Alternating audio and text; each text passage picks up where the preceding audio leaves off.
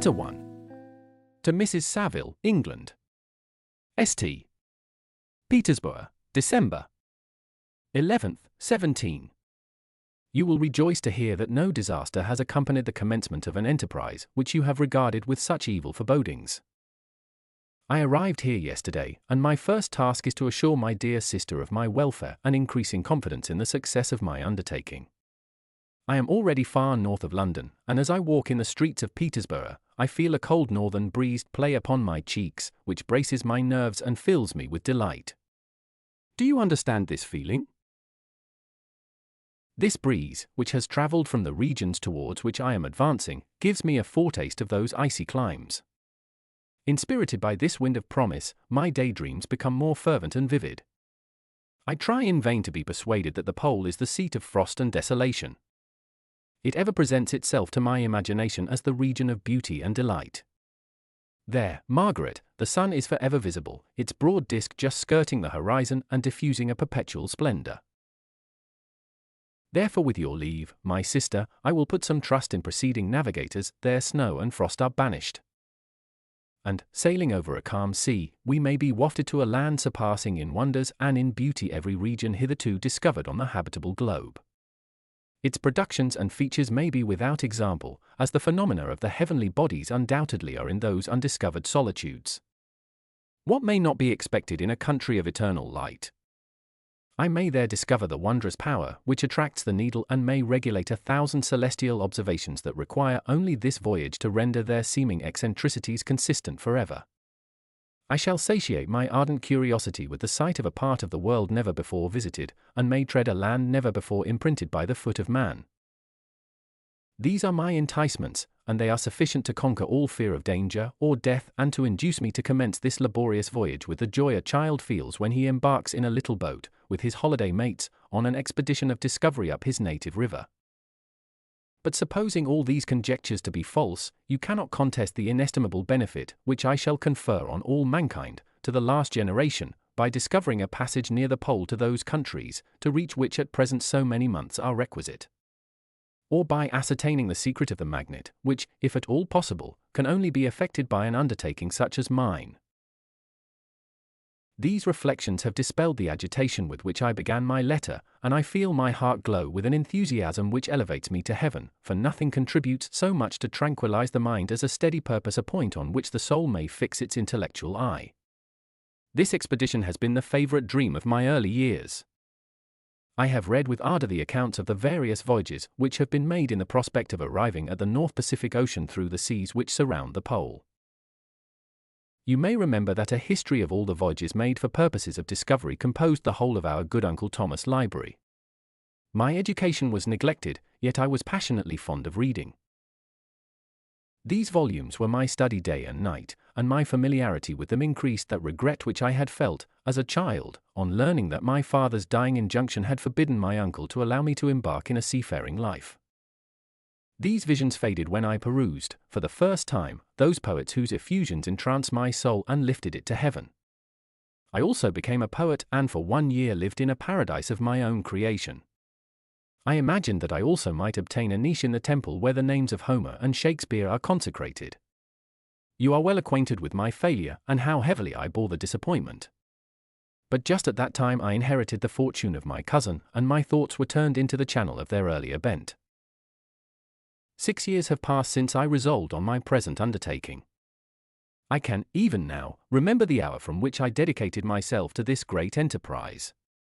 I commenced by inuring my body to hardship. I accompanied the whale fishers on several expeditions to the North Sea. I voluntarily endured cold, famine, thirst, and want of sleep. I often worked harder than the common sailors during the day and devoted my nights to the study of mathematics, the theory of medicine, and those branches of physical science from which a naval adventurer might derive the greatest practical advantage. Twice I actually hired myself as an undermate in a Greenland whaler, and acquitted myself to admiration. I must own I felt a little proud when my captain offered me the second dignity in the vessel and entreated me to remain with the greatest earnestness, so valuable did he consider my services. And now, dear Margaret, do I not deserve to accomplish some great purpose? My life might have been passed in ease and luxury, but I preferred glory to every enticement that wealth placed in my path. Oh, that some encouraging voice would answer in the affirmative. My courage and my resolution is firm. But my hopes fluctuate, and my spirits are often depressed. I am about to proceed on a long and difficult voyage, the emergencies of which will demand all my fortitude. I am required not only to raise the spirits of others, but sometimes to sustain my own, when theirs are failing. This is the most favorable period for traveling in Russia. They fly quickly over the snow in their sledges. The motion is pleasant, and, in my opinion, far more agreeable than that of an English stagecoach. The cold is not excessive if you are wrapped in furs, a dress which I have already adopted, for there is a great difference between walking the deck and remaining seated motionless for hours, when no exercise prevents the blood from actually freezing in your veins. I have no ambition to lose my life on the post road between St. Petersburg and Archangel. I shall depart for the latter town in a fortnight or 3 weeks. And my intention is to hire a ship there, which can easily be done by paying the insurance for the owner, and to engage as many sailors as I think necessary among those who are accustomed to the whale fishing. I do not intend to sail until the month of June. And when shall I return? Ah, dear sister, how can I answer this question? If I succeed, many months, perhaps years, will pass before you and I may meet. If I fail, you will see me again soon, or never. Farewell, my dear, excellent Margaret.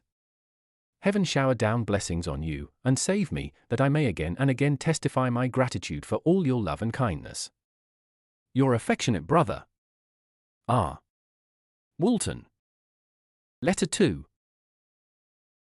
To Mrs. Saville, England.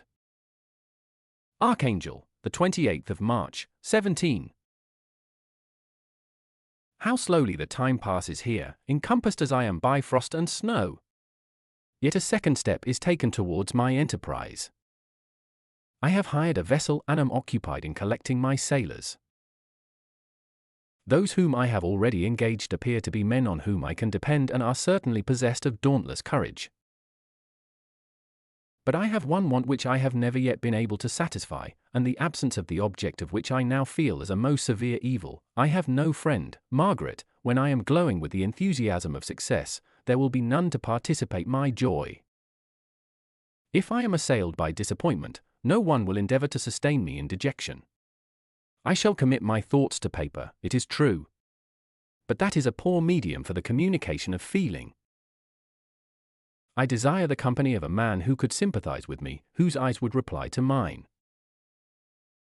You may deem me romantic, my dear sister, but I bitterly feel the want of a friend. I have no one near me, gentle yet courageous, possessed of a cultivated as well as of a capacious mind, whose tastes are like my own, to approve or amend my plans. How would such a friend repair the faults of your poor brother? I am too ardent in execution and too impatient of difficulties. But it is a still greater evil to me that I am self-educated. For the first 14 years of my life I ran wild on a common and read nothing but our Uncle Thomas' books of voyages. At that age I became acquainted with the celebrated poets of our own country. But it was only when it had ceased to be in my power to derive its most important benefits from such a conviction that I perceived the necessity of becoming acquainted with more languages than that of my native country. Now I am 28 and am in reality more illiterate than many schoolboys of 15. It is true that I have thought more and that my daydreams are more extended and magnificent, but they want, as the painters call it, keeping. And I greatly need a friend who would have sense enough not to despise me as romantic, and affection enough for me to endeavor to regulate my mind. Well, these are useless complaints. I shall certainly find no friend on the wide ocean, nor even here in Archangel, among merchants and seamen. Yet some feelings, unallied to the dross of human nature, beat even in these rugged bosoms. My lieutenant, for instance, is a man of wonderful courage and enterprise. He is madly desirous of glory, or rather, to word my phrase more characteristically, of advancement in his profession. He is an Englishman, and in the midst of national and professional prejudices, unsoftened by cultivation, retained some of the noblest endowments of humanity. I first became acquainted with him on board a whale vessel. Finding that he was unemployed in this city, I easily engaged him to assist in my enterprise. The master is a person of an excellent disposition and is remarkable in the ship for his gentleness and the mildness of his discipline. This circumstance, added to his well-known integrity and dauntless courage, made me very desirous to engage him. A youth passed in solitude, my best years spent under your gentle and feminine fosterage, has so refined the groundwork of my character that I cannot overcome an intense distaste to the usual brutality exercised on board ship. I have never believed it to be necessary, and when I heard of a mariner equally noted for his kindliness of heart and the respect and obedience paid to him by his crew, I felt myself peculiarly fortunate in being able to secure his services.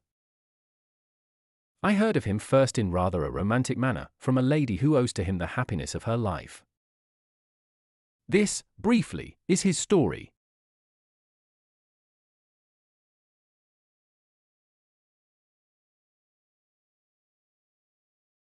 Some years ago he loved a young Russian lady of moderate fortune, and having amassed a considerable sum in prize money, the father of the girl consented to the match. He saw his mistress once before the destined ceremony, but she was bathed in tears, and throwing herself at his feet, entreated him to spare her, confessing at the same time that she loved another, but that he was poor, and that her father would never consent to the union. My generous friend reassured the suppliant, and on being informed of the name of her lover, instantly abandoned his pursuit. He had already bought a farm with his money, on which he had designed to pass the remainder of his life. But he bestowed the whole on his rival, together with the remains of his prize money to purchase stock, and then himself solicited the young woman's father to consent to her marriage with her lover. But the old man decidedly refused, thinking himself bound in honor to my friend, who, when he found the father inexorable, quitted his country, nor returned until he heard that his former mistress was married according to her inclinations. What a noble fellow! You will exclaim. He is so. But then he is wholly uneducated, he is as silent as a Turk, and a kind of ignorant carelessness attends him, which, while it renders his conduct the more astonishing, detracts from the interest and sympathy which otherwise he would command. Yet do not suppose, because I complain a little or because I can conceive a consolation for my toils which I may never know, that I am wavering in my resolutions. Those are as fixed as fate, and my voyage is only now delayed until the weather shall permit my embarkation. The winter has been dreadfully severe, but the spring promises well, and it is considered as a remarkably early season, so that perhaps I may sail sooner than I expected. I shall do nothing rashly, you know me sufficiently to confide in my prudence and considerateness whenever the safety of others is committed to my care. I cannot describe to you my sensations on the near prospect of my undertaking. It is impossible to communicate to you a conception of the trembling sensation, half pleasurable and half fearful, with which I am preparing to depart. I am going to unexplored regions, to the land of mist and snow, but I shall kill no albatross. Therefore do not be alarmed for my safety, or if I should come back to you as worn and woeful as the ancient mariner. You will smile at my illusion, but I will disclose a secret. I have often attributed my attachment to, my passionate enthusiasm for, the dangerous mysteries of ocean to that production of the most imaginative of modern poets. There is something at work in my soul which I do not understand.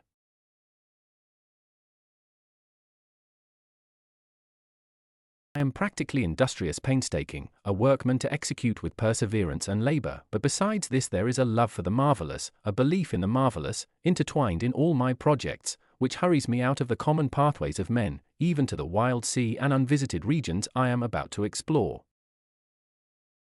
But to return to dearer considerations. Shall I meet you again, after having traversed immense seas, and returned by the most southern cape of Africa or America? I dare not expect such success, yet I cannot bear to look on the reverse of the picture. Continue for the present to write to me by every opportunity. I may receive your letters on some occasions when I need them most to support my spirits. I love you very tenderly. Remember me with affection, should you never hear from me again. Your affectionate brother, Robert Walton. Letter 3. To Mrs. Saville, England. July 7, 17. My dear sister, I write a few lines in haste to say that I am safe and well advanced on my voyage. This letter will reach England by a merchantman now on its homeward voyage from Archangel. More fortunate than I, who may not see my native land, perhaps, for many years. I am, however, in good spirits, my men are bold and apparently firm of purpose, nor do the floating sheets of ice that continually pass us, indicating the dangers of the region towards which we are advancing, appear to dismay them. We have already reached a very high latitude. But it is the height of summer, and although not so warm as in England, the southern gales, which blow us speedily towards those shores which I so ardently desire to attain, breathe a degree of renovating warmth which I had not expected. No incidents have hitherto befallen us that would make a figure in a letter. 1 or 2 stiff gales, and the springing of a leak are accidents which experienced navigators scarcely remember to record, and I shall be well content if nothing worse happen to us during our voyage. Adieu, my dear Margaret. Be assured that for my own sake, as well as yours, I will not rashly encounter danger. I will be cool, persevering, and prudent. But success shall crown my endeavors. Wherefore not? Thus far I have gone, tracing a secure way over the pathless seas, the very stars themselves being witnesses and testimonies of my triumph. Why not still proceed over the untamed yet obedient element? What can stop the determined heart and resolved will of man? My swelling heart involuntarily pours itself out thus. But I must finish. Heaven bless my beloved sister. R.W. Heaven bless my beloved sister. R.W. Letter 4. To Mrs. Saville, England. August 5, 17. So strange an accident has happened to us that I cannot forbear recording it, although it is very probable that you will see me before these papers can come into your possession. Last Monday, July 31st, we were nearly surrounded by ice, which closed in the ship on all sides, scarcely leaving her the sea room in which she floated. Our situation was somewhat dangerous, especially as we were compassed round by a very thick fog. We accordingly lay to, hoping that some change would take place in the atmosphere and weather. About 2 o'clock the mist cleared away, and we beheld, stretched out in every direction, vast and irregular plains of ice, which seemed to have no end. Some of my comrades groaned, and my own mind began to grow watchful with anxious thoughts, when a strange sight suddenly attracted our attention and diverted our solicitude from our own situation. We perceived a low carriage, fixed on a sledge and drawn by dogs, pass on towards the north, at the distance of half a mile. A being which had the shape of a man, but apparently of gigantic stature, sat in the sledge and guided the dogs. We watched the rapid progress of the traveller with our telescopes until he was lost among the distant inequalities of the ice. This appearance excited our unqualified wonder. We were, as we believed, many hundred miles from any land. But this apparition seemed to denote that it was not, in reality, so distant as we had supposed. Shut in, however, by ice, it was impossible to follow his track, which we had observed with the greatest attention. About 2 hours after this occurrence, we heard the ground sea, and before night the ice broke and freed our ship. We, however, lay to until the morning, fearing to encounter in the dark those large loose masses which float about after the breaking up of the ice. I profited of this time to rest for a few hours. In the morning, however, as soon as it was light, I went upon deck and found all the sailors busy on one side of the vessel, apparently talking to someone in the sea. It was, in fact, a sledge, like that we had seen before, which had drifted towards us in the night on a large fragment of ice. Only one dog remained alive. But there was a human being within it whom the sailors were persuading to enter the vessel. He was not, as the other traveller seemed to be, a savage inhabitant of some undiscovered island, but a European. When I appeared on deck the master said, "Here is our captain, and he will not allow you to perish on the open sea." On perceiving me, the stranger addressed me in English, although with a foreign accent. "Before I come on board your vessel," said he, "will you have the kindness to inform me whither you are bound?"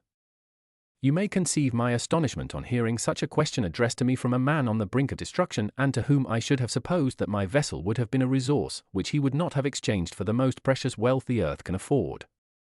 I replied, however, that we were on a voyage of discovery towards the northern pole. Upon hearing this he appeared satisfied and consented to come on board. Good God! Margaret, if you had seen the man who thus capitulated for his safety, your surprise would have been boundless.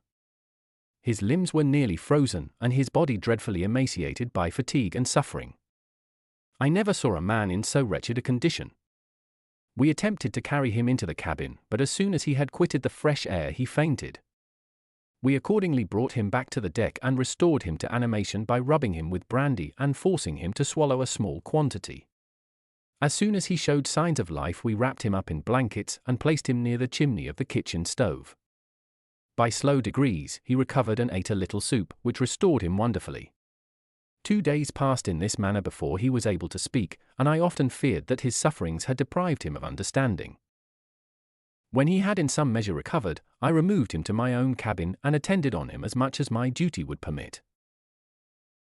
I never saw a more interesting creature. His eyes have generally an expression of wildness, and even madness, but there are moments when, if anyone performs an act of kindness towards him or does him any the most trifling service, his whole countenance is lighted up, as it were, with a beam of benevolence and sweetness that I never saw equalled. But he is generally melancholy and despairing, and sometimes he gnashes his teeth, as if impatient of the weight of woes that oppresses him. When my guest was a little recovered, I had great trouble to keep off the men, who wished to ask him 1,000 questions. But I would not allow him to be tormented by their idle curiosity, in a state of body and mind whose restoration evidently depended upon entire repose. Once, however, the lieutenant asked why he had come so far upon the ice in so strange a vehicle. His countenance instantly assumed an aspect of the deepest gloom, and he replied, "To seek one who fled from me."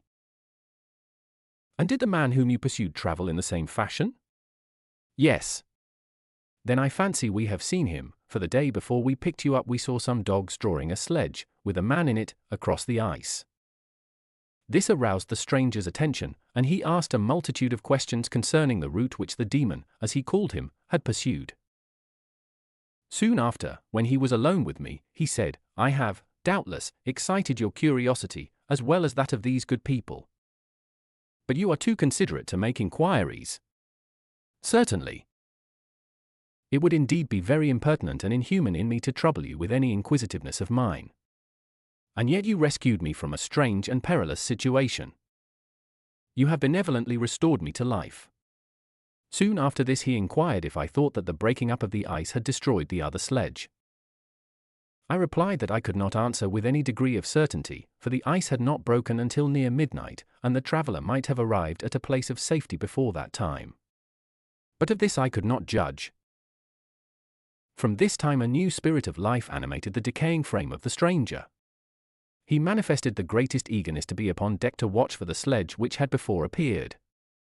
But I have persuaded him to remain in the cabin, for he is far too weak to sustain the rawness of the atmosphere. I have promised that someone should watch for him and give him instant notice if any new object should appear in sight. Such is my journal of what relates to this strange occurrence up to the present day. The stranger has gradually improved in health, but is very silent and appears uneasy when anyone except myself enters his cabin. Yet his manners are so conciliating and gentle that the sailors are all interested in him, although they have had very little communication with him. For my own part, I begin to love him as a brother, and his constant and deep grief fills me with sympathy and compassion. He must have been a noble creature in his better days, being even now in wreck so attractive and amiable. I said in one of my letters, "My dear Margaret," that I should find no friend on the wide ocean. Yet I have found a man who, before his spirit had been broken by misery, I should have been happy to have possessed as the brother of my heart. I shall continue my journal concerning the stranger at intervals, should I have any fresh incidents to record. August 13th, 17. My affection for my guest increases every day. He excites at once my admiration and my pity to an astonishing degree.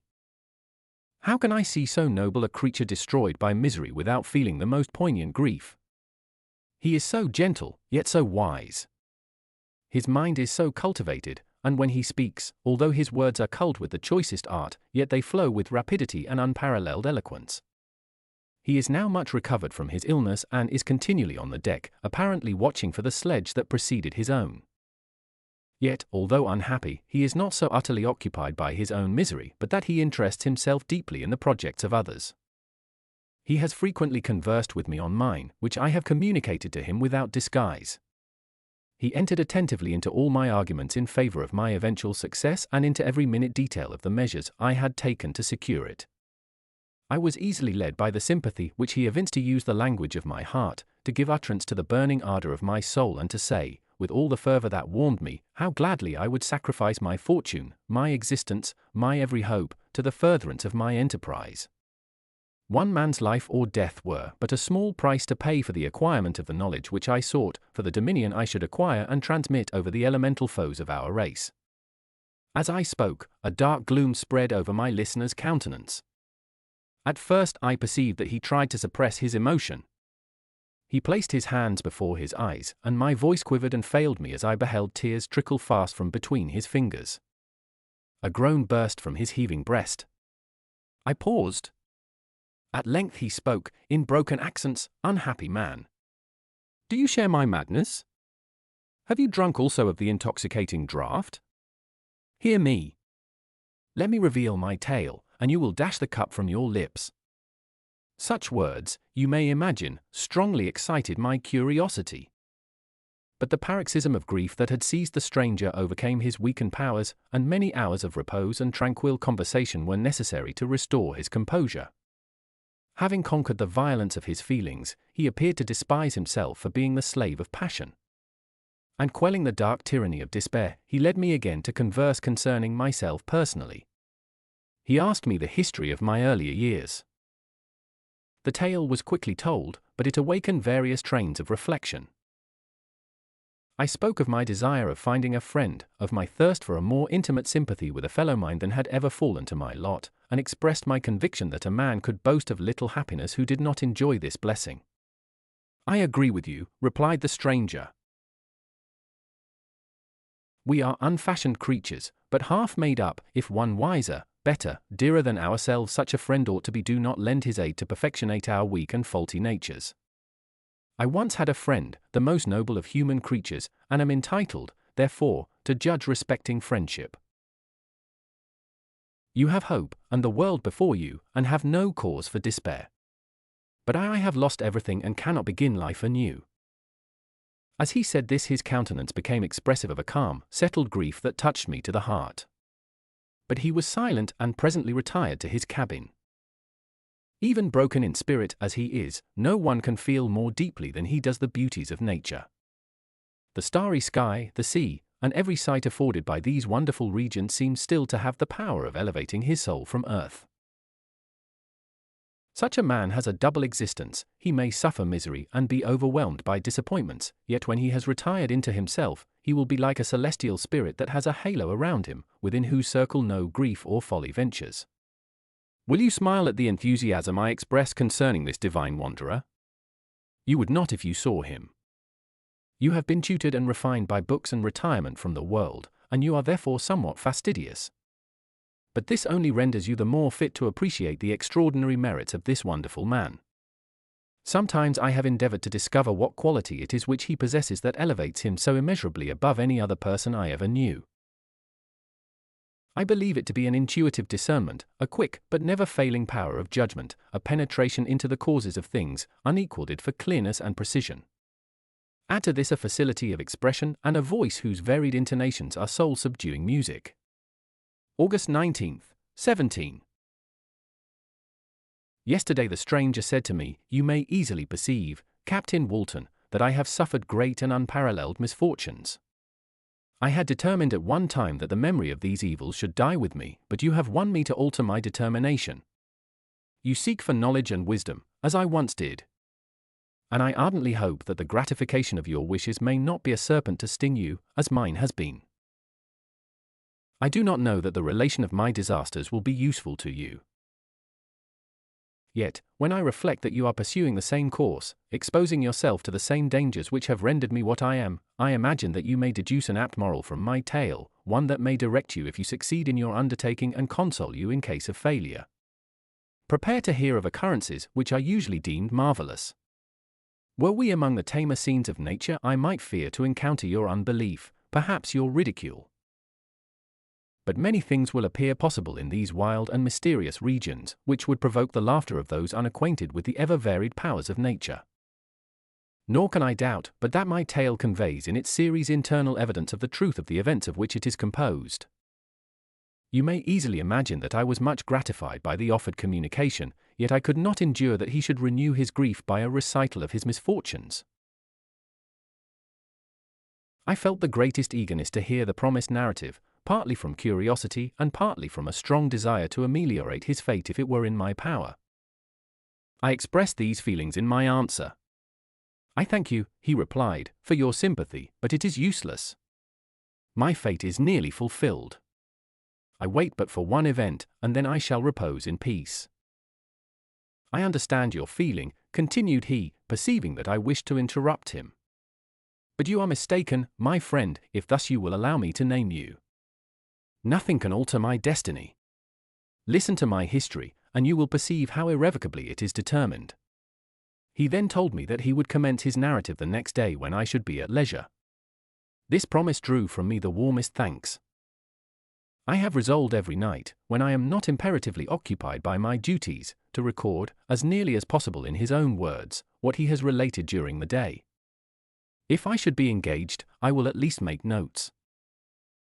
This manuscript will doubtless afford you the greatest pleasure. But to me, who know him, and who hear it from his own lips, with what interest and sympathy shall I read it in some future day? Even now, as I commence my task, his full-toned voice swells in my ears.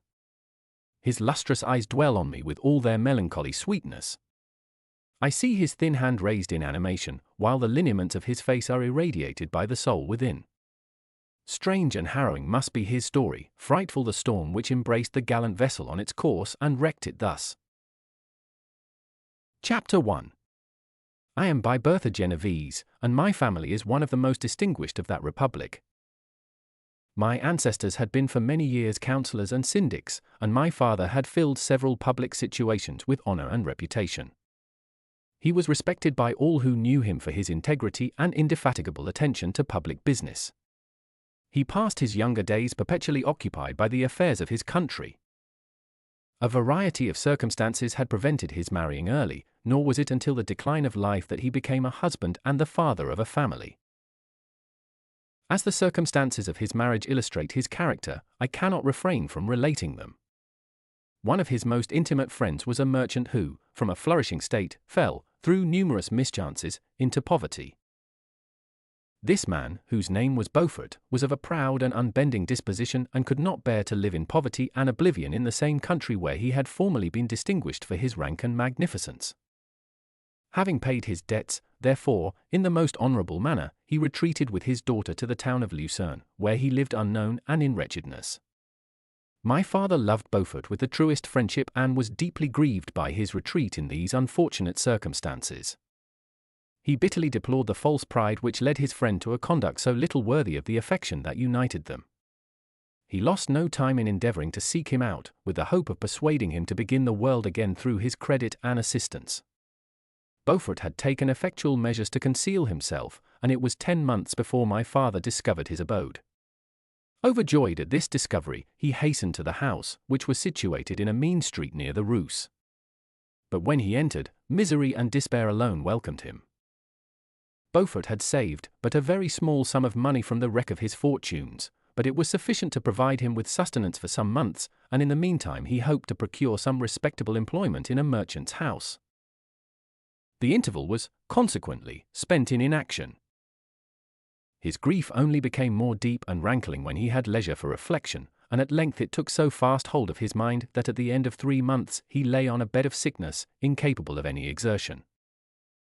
His daughter attended him with the greatest tenderness, but she saw with despair that their little fund was rapidly decreasing and that there was no other prospect of support. But Caroline Beaufort possessed a mind of an uncommon mould, and her courage rose to support her in her adversity. She procured plain work. She plaited straw and by various means contrived to earn a pittance scarcely sufficient to support life. Several months passed in this manner. Her father grew worse. Her time was more entirely occupied in attending him. Her means of subsistence decreased. and in the 10th month her father died in her arms, leaving her an orphan and a beggar. This last blow overcame her, and she knelt by Beaufort's coffin weeping bitterly when my father entered the chamber. He came like a protecting spirit to the poor girl, who committed herself to his care. And after the interment of his friend he conducted her to Geneva and placed her under the protection of a relation. 2 years after this event Caroline became his wife. There was a considerable difference between the ages of my parents, but this circumstance seemed to unite them only closer in bonds of devoted affection. There was a sense of justice in my father's upright mind which rendered it necessary that he should approve highly to love strongly. Perhaps during former years he had suffered from the late discovered unworthiness of one beloved and so was disposed to set a greater value on tried worth.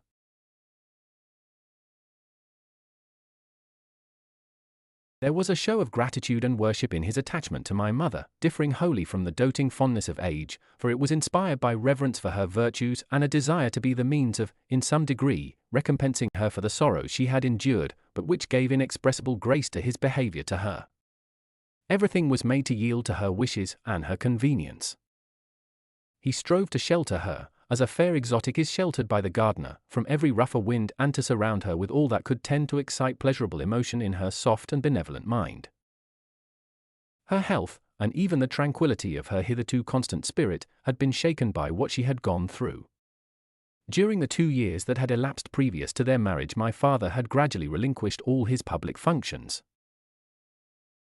And immediately after their union they sought the pleasant climate of Italy, and the change of scene and interest attendant on a tour through that land of wonders, as a restorative for her weakened frame. From Italy they visited Germany and France. I, their eldest child, was born at Naples, and as an infant accompanied them in their rambles. I remained for several years their only child. Much as they were attached to each other, they seemed to draw inexhaustible stores of affection from a very mine of love to bestow them upon me. My mother's tender caresses and my father's smile of benevolent pleasure while regarding me are my first recollections. I was their plaything and their idol, and something better their child, the innocent and helpless creature bestowed on them by heaven, whom to bring up to good, and whose future lot it was in their hands to direct to happiness or misery, according as they fulfilled their duties towards me.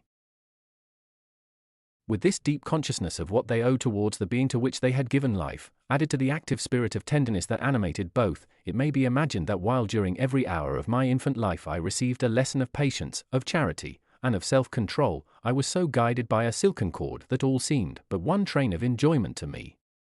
For a long time I was their only care. My mother had much desired to have a daughter, but I continued their single offspring. When I was about 5 years old, while making an excursion beyond the frontiers of Italy, they passed a week on the shores of the Lake of Como.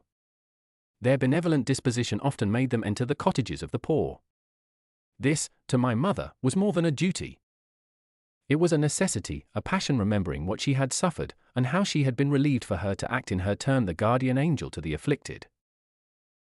During one of their walks a poor cot in the foldings of a vale attracted their notice as being singularly disconsolate, while the number of half-clothed children gathered about it spoke of penury in its worst shape. One day, when my father had gone by himself to Milan, my mother, accompanied by me, visited this abode. She found a peasant and his wife, hard-working, bent down by care and labor, distributing a scanty meal to 5 hungry babes. Among these there was one which attracted my mother far above all the rest. She appeared of a different stock. The 4 others were dark-eyed, hardy little vagrants. This child was thin and very fair. Her hair was the brightest living gold, and despite the poverty of her clothing, seemed to set a crown of distinction on her head. Her brow was clear and ample, her blue eyes cloudless, and her lips and the moulding of her face so expressive of sensibility and sweetness that none could behold her without looking on her as of a distinct species, a being heaven-sent, and bearing a celestial stamp in all her features. The peasant woman, perceiving that my mother fixed eyes of wonder and admiration on this lovely girl, eagerly communicated her history. She was not her child, but the daughter of a Milanese nobleman. Her mother was a German and had died on giving her birth. The infant had been placed with these good people to nurse, they were better off then. They had not been long married, and their eldest child was but just born. The father of their charge was one of those Italians nursed in the memory of the antique glory of Italy, one among the Schiavi Ognea Frumenti, who exerted himself to obtain the liberty of his country. He became the victim of its weakness. Whether he had died or still lingered in the dungeons of Austria was not known. His property was confiscated. His child became an orphan and a beggar. She continued with her foster parents and bloomed in their rude abode, fairer than a garden rose among dark-leaved brambles. When my father returned from Milan, he found playing with me in the hall of our villa a child fairer than pictured cherub, a creature who seemed to shed radiance from her looks and whose form and motions were lighter than the chamois of the hills. The apparition was soon explained. With his permission, my mother prevailed on her rustic guardians to yield their charge to her. They were fond of the sweet orphan. Her presence had seemed a blessing to them, but it would be unfair to her to keep her in poverty and want when Providence afforded her such powerful protection. They consulted their village priest, and the result was that Elizabeth Lavenza became the inmate of my parents' house, my more than sister, the beautiful and adored companion of all my occupations and my pleasures.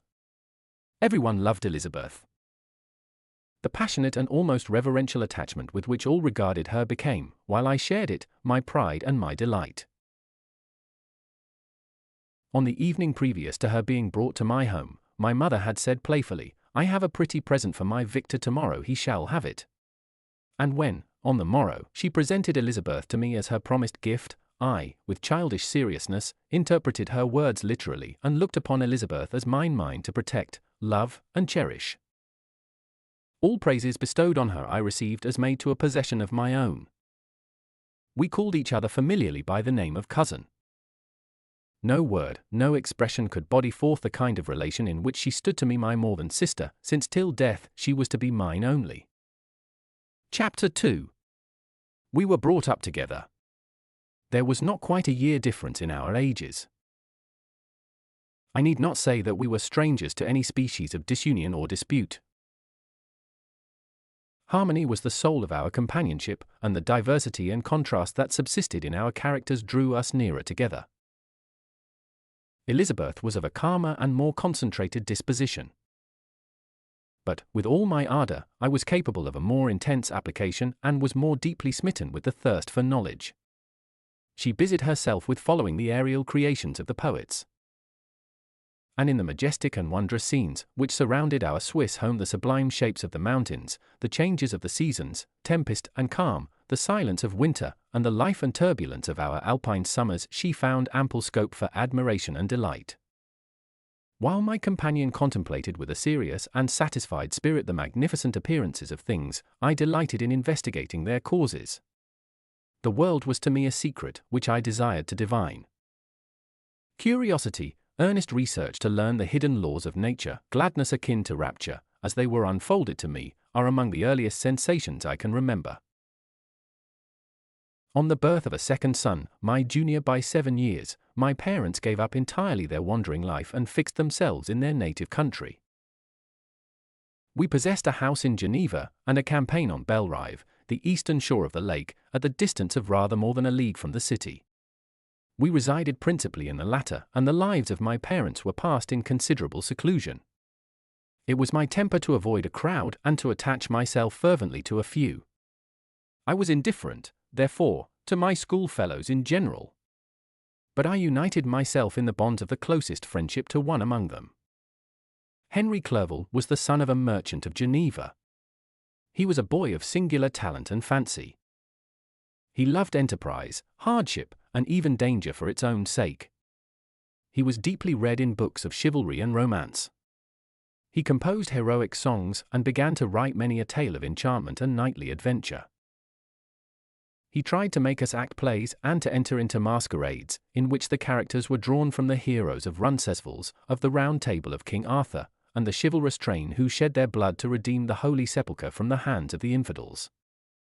No human being could have passed a happier childhood than myself. My parents were possessed by the very spirit of kindness and indulgence. We felt that they were not the tyrants to rule our lot according to their caprice, but the agents and creators of all the many delights which we enjoyed. When I mingled with other families, I distinctly discerned how peculiarly fortunate my lot was, and gratitude assisted the development of filial love. My temper was sometimes violent, and my passions vehement. But by some law in my temperature they were turned not towards childish pursuits but to an eager desire to learn, and not to learn all things indiscriminately. I confess that neither the structure of languages, nor the code of governments, nor the politics of various states possessed attractions for me. It was the secrets of heaven and earth that I desired to learn. And whether it was the outward substance of things or the inner spirit of nature and the mysterious soul of man that occupied me, still my inquiries were directed to the metaphysical, or in its highest sense, the physical secrets of the world. Meanwhile Clerval occupied himself, so to speak, with the moral relations of things. The busy stage of life, the virtues of heroes, and the actions of men were his theme. And his hope and his dream was to become one among those whose names are recorded in story as the gallant and adventurous benefactors of our species. The saintly soul of Elizabeth shone like a shrine-dedicated lamp in our peaceful home. Her sympathy was ours. Her smile, her soft voice, the sweet glance of her celestial eyes, were ever there to bless and animate us. She was the living spirit of love to soften and attract. I might have become sullen in my study, rough through the ardor of my nature, but that she was there to subdue me to a semblance of her own gentleness. And Clerval could aught ill entrench on the noble spirit of Clerval? Yet he might not have been so perfectly humane, so thoughtful in his generosity, so full of kindness and tenderness amidst his passion for adventurous exploit, had she not unfolded to him the real loveliness of beneficence and made the doing good the end and aim of his soaring ambition. I feel exquisite pleasure in dwelling on the recollections of childhood, before misfortune had tainted my mind and changed its bright visions of extensive usefulness into gloomy and narrow reflections upon self. Besides, in drawing the picture of my early days, I also record those events which led, by insensible steps, to my after-tale of misery, for when I would account to myself for the birth of that passion which afterwards ruled my destiny, I find it arise, like a mountain river, from ignoble and almost forgotten sources. But, swelling as it proceeded, it became the torrent which, in its course, has swept away all my hopes and joys. Natural philosophy is the genius that has regulated my fate. I desire, therefore, in this narration, to state those facts which led to my predilection for that science. When I was 13 years of age, we all went on a party of pleasure to the baths near Thonon. The inclemency of the weather obliged us to remain a day confined to the inn. In this house I chanced to find a volume of the works of Cornelius Agrippa. I opened it with apathy. The theory which he attempts to demonstrate and the wonderful facts which he relates soon changed this feeling into enthusiasm. A new light seemed to dawn upon my mind, and bounding with joy, I communicated my discovery to my father. My father looked carelessly at the title page of my book and said, "Ah, Cornelius Agrippa. My dear Victor, do not waste your time upon this. It is sad trash." If, instead of this remark, my father had taken the pains to explain to me that the principles of Agrippa had been entirely exploded and that a modern system of science had been introduced which possessed much greater powers than the ancient, because the powers of the latter were chimerical, while those of the former were real and practical, under such circumstances I should certainly have thrown Agrippa aside and have contented my imagination, warmed as it was, by returning with greater ardor to my former studies. It is even possible that the train of my ideas would never have received the fatal impulse that led to my ruin. But the cursory glance my father had taken of my volume by no means assured me that he was acquainted with its contents, and I continued to read with the greatest avidity. When I returned home my first care was to procure the whole works of this author, and afterwards of Paracelsus and Albertus Magnus. I read and studied the wild fancies of these writers with delight. They appear to me treasures known to few besides myself. I have described myself as always having been imbued with a fervent longing to penetrate the secrets of nature. In spite of the intense labor and wonderful discoveries of modern philosophers, I always came from my studies discontented and unsatisfied. Sir Isaac Newton is said to have avowed that he felt like a child picking up shells beside the great and unexplored ocean of truth. Those of his successors in each branch of natural philosophy with whom I was acquainted appeared even to my boy's apprehensions as tyros engaged in the same pursuit. The untaught peasant beheld the elements around him and was acquainted with their practical uses. The most learned philosopher knew little more. He had partially unveiled the face of nature, but her immortal lineaments were still a wonder and a mystery. He might dissect, anatomize, and give names. But, not to speak of a final cause, causes in their secondary and tertiary grades were utterly unknown to him. I had gazed upon the fortifications and impediments that seemed to keep human beings from entering the citadel of nature, and rashly and ignorantly I had repined. But here were books, and here were men who had penetrated deeper and knew more. I took their word for all that they averred, and I became their disciple. It may appear strange that such should arise in the 18th century. But while I followed the routine of education in the schools of Geneva, I was, to a great degree, self-taught with regard to my favorite studies. My father was not scientific, and I was left to struggle with a child's blindness, added to a student's thirst for knowledge. Under the guidance of my new preceptors, I entered with the greatest diligence into the search of the philosopher's stone and the elixir of life. But the latter soon obtained my undivided attention. Wealth was an inferior object, but what glory would attend the discovery if I could banish disease from the human frame and render man invulnerable to any but a violent death? Nor were these my only visions. The raising of ghosts or devils was a promise liberally accorded by my favorite authors, the fulfillment of which I most eagerly sought. And if my incantations were always unsuccessful, I attributed the failure rather to my own inexperience and mistake than to a want of skill or fidelity in my instructors.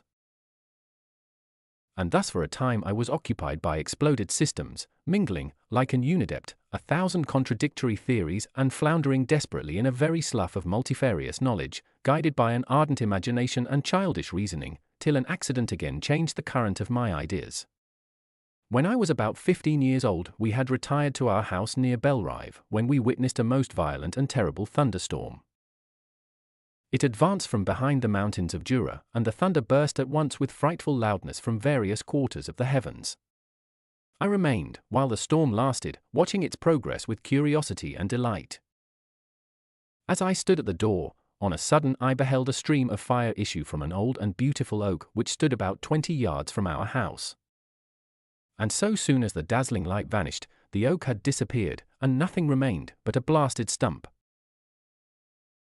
When we visited it the next morning, we found the tree shattered in a singular manner. It was not splintered by the shock, but entirely reduced to thin ribbons of wood. I never beheld anything so utterly destroyed. Before this I was not unacquainted with the more obvious laws of electricity. On this occasion a man of great research in natural philosophy was with us, and excited by this catastrophe, he entered on the explanation of a theory which he had formed on the subject of electricity and galvanism, which was at once new and astonishing to me.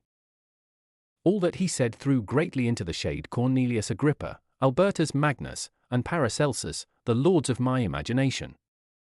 But by some fatality the overthrow of these men disinclined me to pursue my accustomed studies. It seemed to me as if nothing would or could ever be known. All that had so long engaged my attention suddenly grew despicable. By one of those caprices of the mind, which we are perhaps most subject to in early youth, I at once gave up my former occupations, set down natural history and all its progeny as a deformed and abortive creation, and entertained the greatest disdain for a would-be science, which could never even step within the threshold of real knowledge. In this mood of mind I betook myself to the mathematics and the branches of study appertaining to that science as being built upon secure foundations, and so worthy of my consideration. Thus strangely are our souls constructed, and by such slight ligaments are we bound to prosperity or ruin. When I look back, it seems to me as if this almost miraculous change of inclination and will was the immediate suggestion of the guardian angel of my life, the last effort made by the spirit of preservation to avert the storm that was even then hanging in the stars and ready to envelop me. Her victory was announced by an unusual tranquillity and gladness of soul which followed the relinquishing of my ancient and latterly tormenting studies. It was thus that I was to be taught to associate evil with their prosecution, happiness with their disregard. It was a strong effort of the spirit of good, but it was ineffectual. Destiny was too potent, and her immutable laws had decreed my utter and terrible destruction. Chapter 3. When I had attained the age of 17, my parents resolved that I should become a student at the University of Ingolstadt. I had hitherto attended the schools of Geneva, but my father thought it necessary for the completion of my education that I should be made acquainted with other customs than those of my native country. My departure was therefore fixed at an early date, but before the day resolved upon could arrive, the first misfortune of my life occurred, an omen, as it were, of my future misery. Elizabeth had caught the scarlet fever. Her illness was severe, and she was in the greatest danger. During her illness many arguments had been urged to persuade my mother to refrain from attending upon her.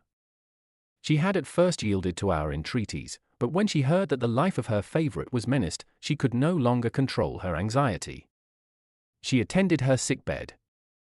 Her watchful attentions triumphed over the malignity of the distemper. Elizabeth was saved, but the consequences of this imprudence were fatal to her preserver. On the third day my mother sickened. Her fever was accompanied by the most alarming symptoms, and the looks of her medical attendants prognosticated the worst event.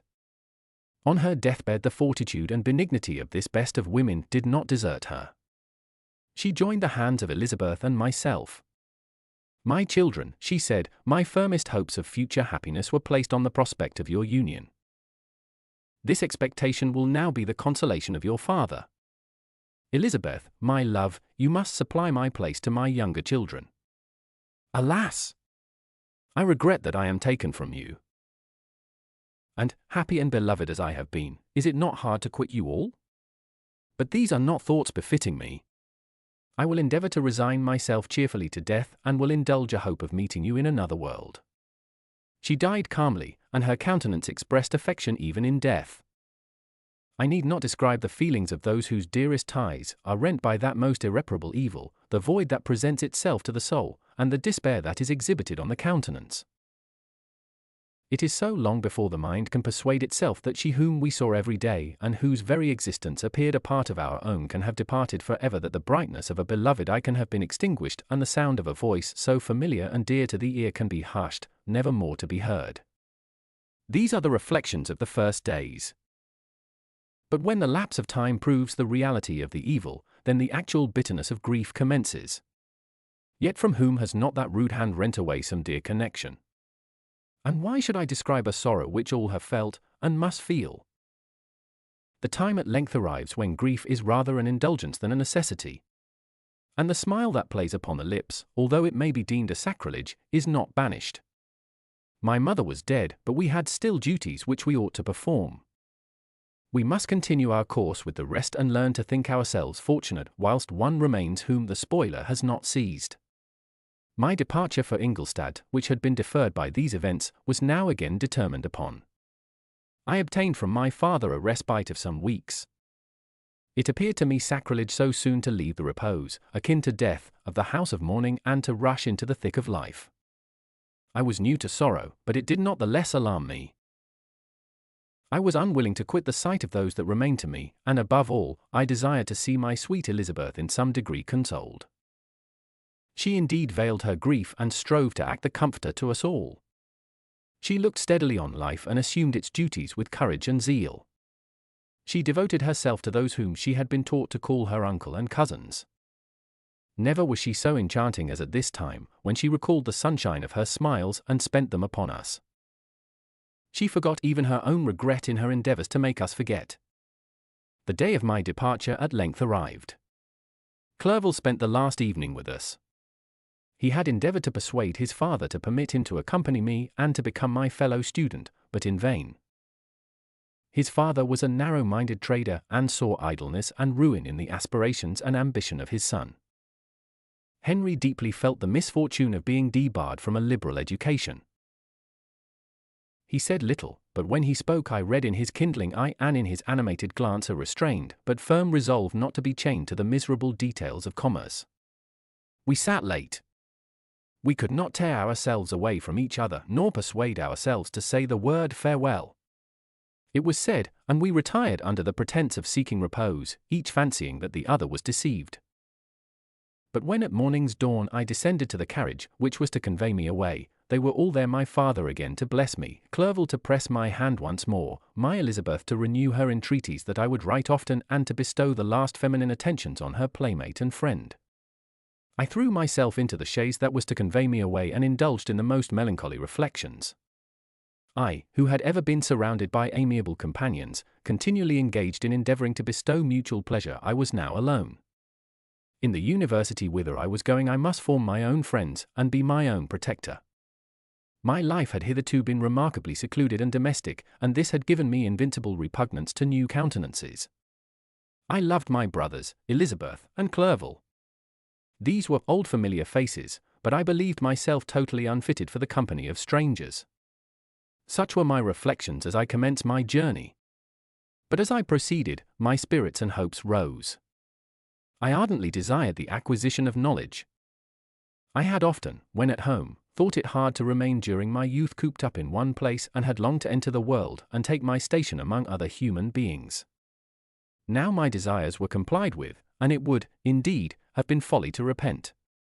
I had sufficient leisure for these and many other reflections during my journey to Ingolstadt, which was long and fatiguing. At length the high white steeple of the town met my eyes. I alighted and was conducted to my solitary apartment to spend the evening as I pleased. The next morning I delivered my letters of introduction and paid a visit to some of the principal professors. Chance, or rather the evil influence, the angel of destruction, which asserted omnipotent sway over me from the moment I turned my reluctant steps from my father's door, led me first to M. Krempe, professor of natural philosophy. He was an uncouth man, but deeply imbued in the secrets of his science. He asked me several questions concerning my progress in the different branches of science appertaining to natural philosophy. I replied carelessly, and partly in contempt, mentioned the names of my alchemists as the principal authors I had studied. The professor stared. "Have you," he said, "really spent your time in studying such nonsense?" I replied in the affirmative. "Every minute," continued M. Krempe with warmth, "every instant that you have wasted on those books is utterly and entirely lost. You have burdened your memory with exploded systems and useless names. Good God! In what desert land have you lived, where no one was kind enough to inform you that these fancies, which you have so greedily imbibed, are 1,000 years old and as musty as they are ancient? I little expected, in this enlightened and scientific age, to find a disciple of Albertus Magnus and Paracelsus.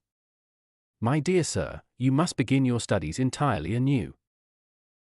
So saying, he stepped aside and wrote down a list of several books treating of natural philosophy which he desired me to procure, and dismissed me after mentioning that in the beginning of the following week he intended to commence a course of lectures upon natural philosophy in its general relations, and that M. Waldman, a fellow professor, would lecture upon chemistry the alternate days that he omitted. I returned home not disappointed, for I have said that I had long considered those authors useless whom the professor reprobated. But I returned not at all the more inclined to recur to these studies in any shape. M. Krempe was a little squat man with a gruff voice and a repulsive countenance. The teacher, therefore, did not prepossess me in favor of his pursuits. In rather a too philosophical and connected a strain, perhaps, I have given an account of the conclusions I had come to concerning them in my early years. As a child I had not been content with the results promised by the modern professors of natural science. With a confusion of ideas only to be accounted for by my extreme youth and my want of a guide on such matters, I had retrod the steps of knowledge along the paths of time and exchanged the discoveries of recent inquirers for the dreams of forgotten alchemists. Besides, I had a contempt for the uses of modern natural philosophy. It was very different when the masters of the science sought immortality and power. Such views, although futile, were grand. But now the scene was changed. The ambition of the inquirer seemed to limit itself to the annihilation of those visions on which my interest in science was chiefly founded. I was required to exchange chimeras of boundless grandeur for realities of little worth. Such were my reflections during the first 2 or 3 days of my residence at Ingolstadt, which were chiefly spent in becoming acquainted with the localities and the principal residents in my new abode. But as the ensuing week commenced, I thought of the information which M. Krempe had given me concerning the lectures. And although I could not consent to go and hear that little conceited fellow deliver sentences out of a pulpit, I recollected what he had said of M. Waldman, whom I had never seen, as he had hitherto been out of town. Partly from curiosity and partly from idleness, I went into the lecturing room, which M. Waldman entered shortly after. This professor was very unlike his colleague. He appeared about 50 years of age, but with an aspect expressive of the greatest benevolence. A few grey hairs covered his temples, but those at the back of his head were nearly black. His person was short but remarkably erect, and his voice the sweetest I had ever heard. He began his lecture by a recapitulation of the history of chemistry and the various improvements made by different men of learning, pronouncing with fervor the names of the most distinguished discoverers. He then took a cursory view of the present state of the science and explained many of its elementary terms. After having made a few preparatory experiments, he concluded with a panegyric upon modern chemistry, the terms of which I shall never forget. The ancient teachers of this science, said he, promised impossibilities and performed nothing. The modern masters promise very little. They know that metals cannot be transmuted and that the elixir of life is a chimera, but these philosophers, whose hands seem only made to dabble in dirt, and their eyes to pore over the microscope or crucible, have indeed performed miracles. They penetrate into the recesses of nature and show how she works in her hiding places. They ascend into the heavens. They have discovered how the blood circulates, and the nature of the air we breathe. They have acquired new and almost unlimited powers. They can command the thunders of heaven, mimic the earthquake, and even mock the invisible world with its own shadows. Such were the professor's words, rather let me say such the words of the fate announced to destroy me. As he went on, I felt as if my soul were grappling with a palpable enemy. One by one the various keys were touched which formed the mechanism of my being. Chord after chord was sounded, and soon my mind was filled with one thought, one conception, one purpose. So much has been done, exclaimed the soul of Frankenstein, more, far more, will I achieve. Treading in the steps already marked, I will pioneer a new way, explore unknown powers, and unfold to the world the deepest mysteries of creation. I closed not my eyes that night. My internal being was in a state of insurrection and turmoil. I felt that order would thence arise, but I had no power to produce it. By degrees, after the morning's dawn, sleep came. I awoke, and my yesternight's thoughts were as a dream. There only remained a resolution to return to my ancient studies and to devote myself to a science for which I believed myself to possess a natural talent. On the same day I paid M. Waldman a visit. His manners in private were even more mild and attractive than in public, for there was a certain dignity in his mien during his lecture which in his own house was replaced by the greatest affability and kindness. I gave him pretty nearly the same account of my former pursuits as I had given to his fellow professor. He heard with attention the little narration concerning my studies, and smiled at the names of Cornelius Agrippa and Paracelsus, but without the contempt that M. Krempe had exhibited. He said that these were men to whose indefatigable zeal modern philosophers were indebted for most of the foundations of their knowledge. They had left to us, as an easier task, to give new names and arrange in connected classifications the facts which they in a great degree had been the instruments of bringing to light. The labors of men of genius, however erroneously directed, scarcely ever fail in ultimately turning to the solid advantage of mankind. I listened to his statement, which was delivered without any presumption or affectation, and then added that his lecture had removed my prejudices against modern chemists. I expressed myself in measured terms, with the modesty and deference due from a youth to his instructor, without letting escape. Inexperience in life would have made me ashamed any of the enthusiasm which stimulated my intended labors. I requested his advice concerning the books I ought to procure. I am happy, said M. Waldman, to have gained a disciple. And if your application equals your ability, I have no doubt of your success. Chemistry is that branch of natural philosophy in which the greatest improvements have been and may be made. It is on that account that I have made it my peculiar study. But at the same time, I have not neglected the other branches of science. A man would make but a very sorry chemist if he attended to that department of human knowledge alone. If your wish is to become really a man of science and not merely a petty experimentalist, I should advise you to apply to every branch of natural philosophy, including mathematics. He then took me into his laboratory and explained to me the uses of his various machines, instructing me as to what I ought to procure and promising me the use of his own when I should have advanced far enough in the science not to derange their mechanism. He also gave me the list of books which I had requested, and I took my leave. Thus ended a day memorable to me. It decided my future destiny. Chapter 4.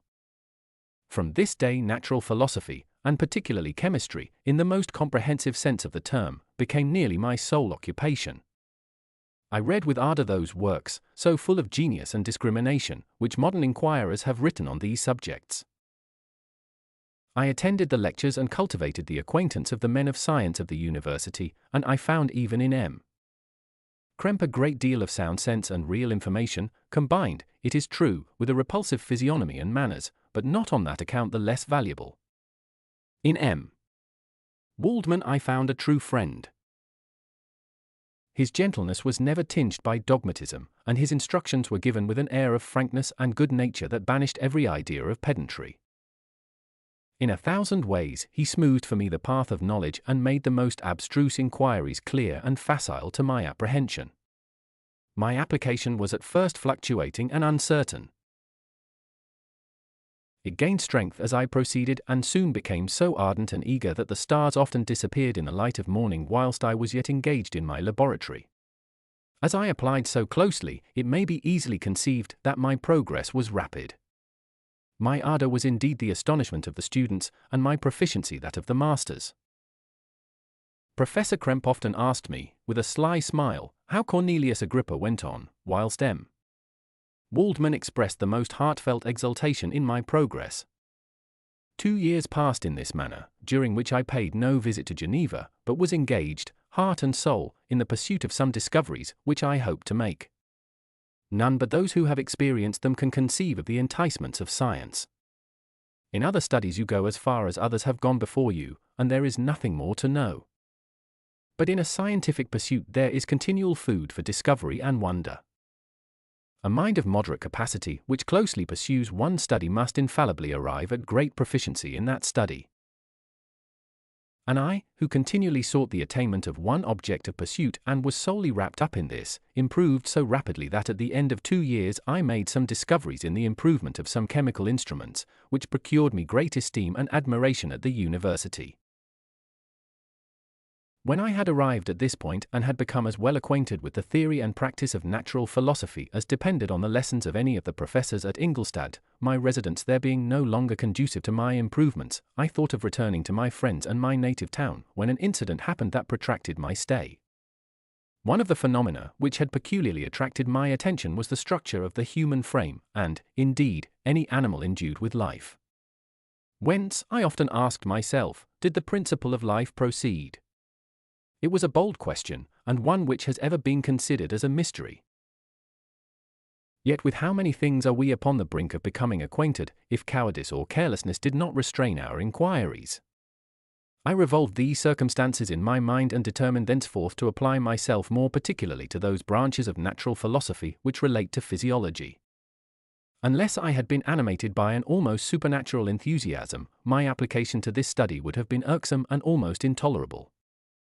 To examine the causes of life, we must first have recourse to death. I became acquainted with the science of anatomy, but this was not sufficient. I must also observe the natural decay and corruption of the human body. In my education my father had taken the greatest precautions that my mind should be impressed with no supernatural horrors.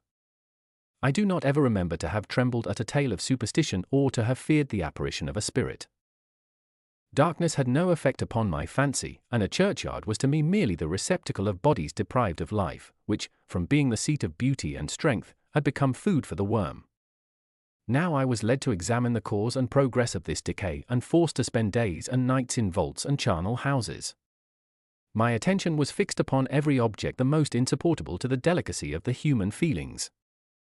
I saw how the fine form of man was degraded and wasted. I beheld the corruption of death succeed to the blooming cheek of life. I saw how the worm inherited the wonders of the eye and brain.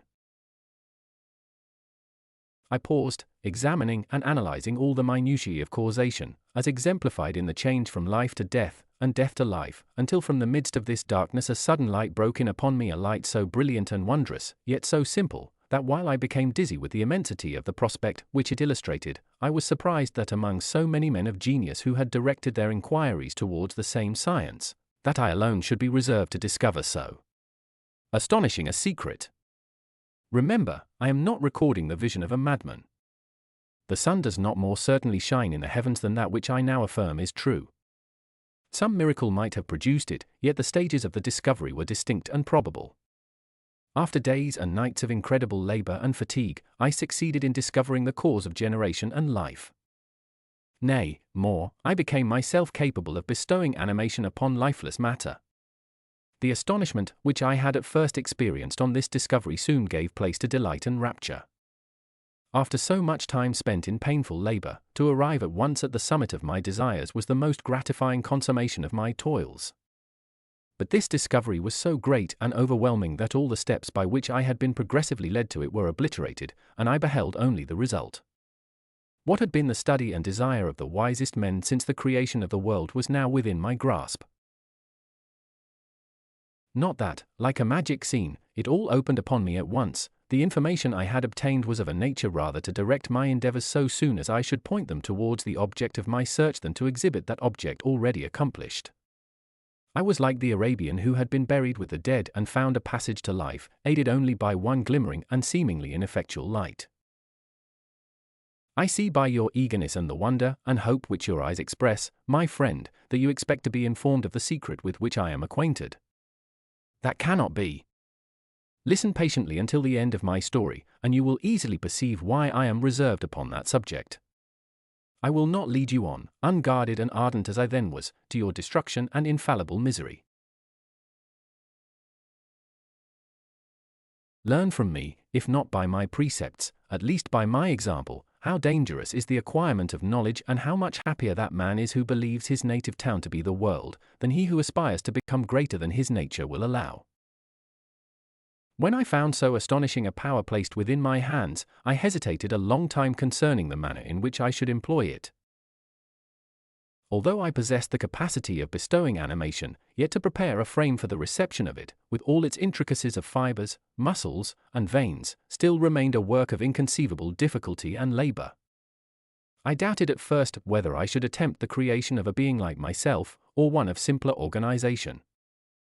But my imagination was too much exalted by my first success to permit me to doubt of my ability to give life to an animal as complex and wonderful as man. The materials at present within my command hardly appeared adequate to so arduous an undertaking, but I doubted not that I should ultimately succeed. I prepared myself for a multitude of reverses. My operations might be incessantly baffled, and at last my work be imperfect, yet when I considered the improvement which every day takes place in science and mechanics, I was encouraged to hope my present attempts would at least lay the foundations of future success. Nor could I consider the magnitude and complexity of my plan as any argument of its impracticability. It was with these feelings that I began the creation of a human being. As the minuteness of the parts formed a great hindrance to my speed, I resolved, contrary to my first intention, to make the being of a gigantic stature, that is to say, about 8 feet in height, and proportionably large. After having formed this determination and having spent some months in successfully collecting and arranging my materials, I began. No one can conceive the variety of feelings which bore me onwards, like a hurricane, in the first enthusiasm of success. Life and death appeared to me ideal bounds, which I should first break through, and pour a torrent of light into our dark world. A new species would bless me as its creator and source. Many happy and excellent natures would owe their being to me. No father could claim the gratitude of his child so completely as I should deserve theirs. Pursuing these reflections, I thought that if I could bestow animation upon lifeless matter, I might in process of time, although I now found it impossible, renew life where death had apparently devoted the body to corruption. These thoughts supported my spirits, while I pursued my undertaking with unremitting ardor. My cheek had grown pale with study, and my person had become emaciated with confinement.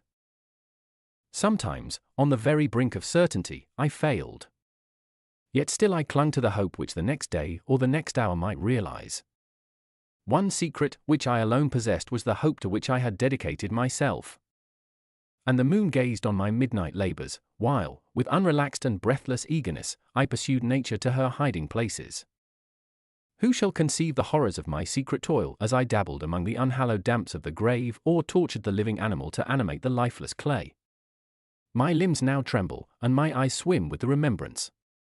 But then a resistless and almost frantic impulse urged me forward. I seemed to have lost all soul or sensation but for this one pursuit. It was indeed but a passing trance, that only made me feel with renewed acuteness so soon as, the unnatural stimulus ceasing to operate, I had returned to my old habits. I collected bones from charnel houses and disturbed, with profane fingers, the tremendous secrets of the human frame. In a solitary chamber, or rather cell, at the top of the house, and separated from all the other apartments by a gallery and staircase, I kept my workshop of filthy creation. My eyeballs were starting from their sockets in attending to the details of my employment. The dissecting room and the slaughterhouse furnished many of my materials. And often did my human nature turn with loathing from my occupation, whilst, still urged on by an eagerness which perpetually increased, I brought my work near to a conclusion. The summer months passed while I was thus engaged, heart and soul, in one pursuit. It was a most beautiful season. Never did the fields bestow a more plentiful harvest or the vines yield a more luxuriant vintage, but my eyes were insensible to the charms of nature. And the same feelings which made me neglect the scenes around me caused me also to forget those friends who were so many miles absent, and whom I had not seen for so long a time. I knew my silence disquieted them, and I well remembered the words of my father, "I know that while you are pleased with yourself you will think of us with affection, and we shall hear regularly from you. You must pardon me if I regard any interruption in your correspondence as a proof that your other duties are equally neglected." I knew well therefore what would be my father's feelings, but I could not tear my thoughts from my employment, loathsome in itself, but which had taken an irresistible hold of my imagination.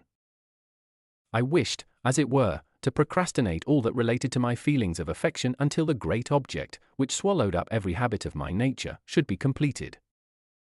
I then thought that my father would be unjust if he ascribed my neglect to vice or faultiness on my part, but I am now convinced that he was justified in conceiving that I should not be altogether free from blame. A human being in perfection ought always to preserve a calm and peaceful mind and never to allow passion or a transitory desire to disturb his tranquillity. I do not think that the pursuit of knowledge is an exception to this rule. If the study to which you apply yourself has a tendency to weaken your affections and to destroy your taste for those simple pleasures in which no alloy can possibly mix, then that study is certainly unlawful, that is to say, not befitting the human mind. If this rule were always observed, if no man allowed any pursuit whatsoever to interfere with the tranquillity of his domestic affections, Greece had not been enslaved, Caesar would have spared his country, America would have been discovered more gradually, and the empires of Mexico and Peru had not been destroyed.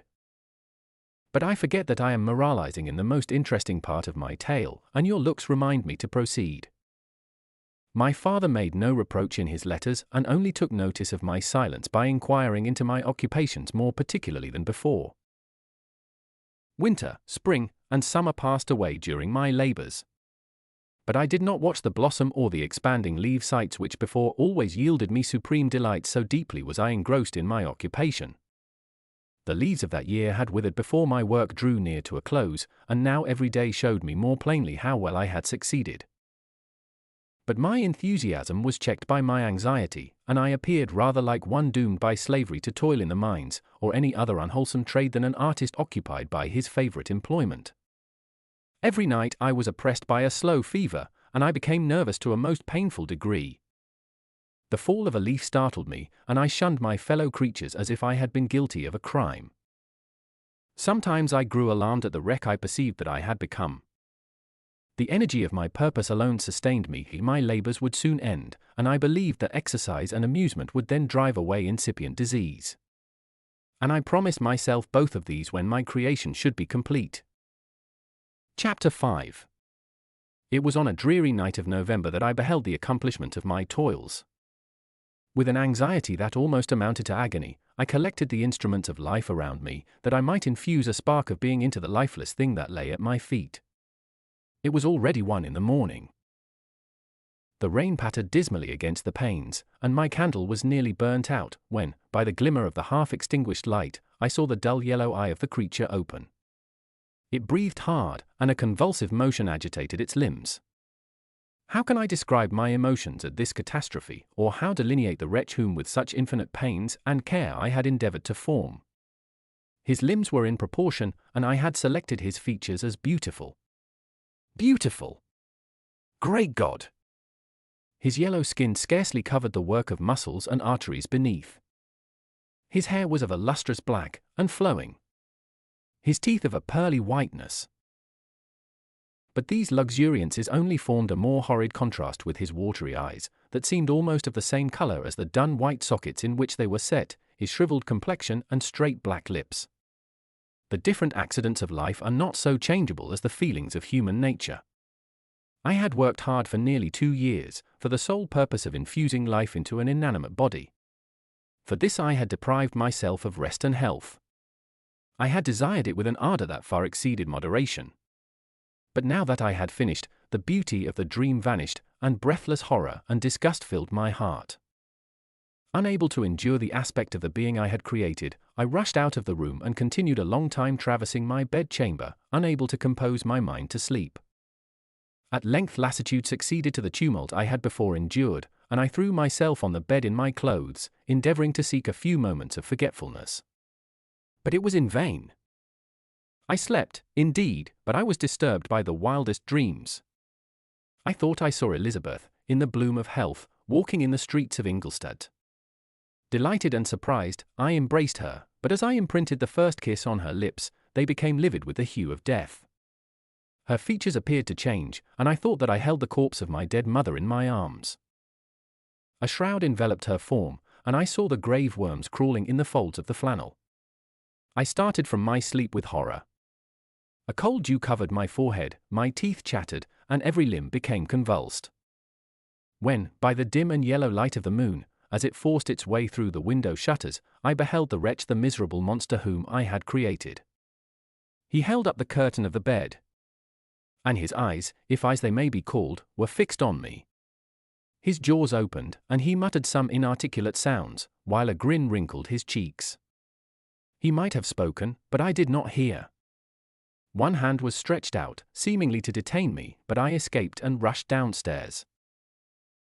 I took refuge in the courtyard belonging to the house which I inhabited, where I remained during the rest of the night, walking up and down in the greatest agitation, listening attentively, catching and fearing each sound as if it were to announce the approach of the demoniacal corpse to which I had so miserably given life.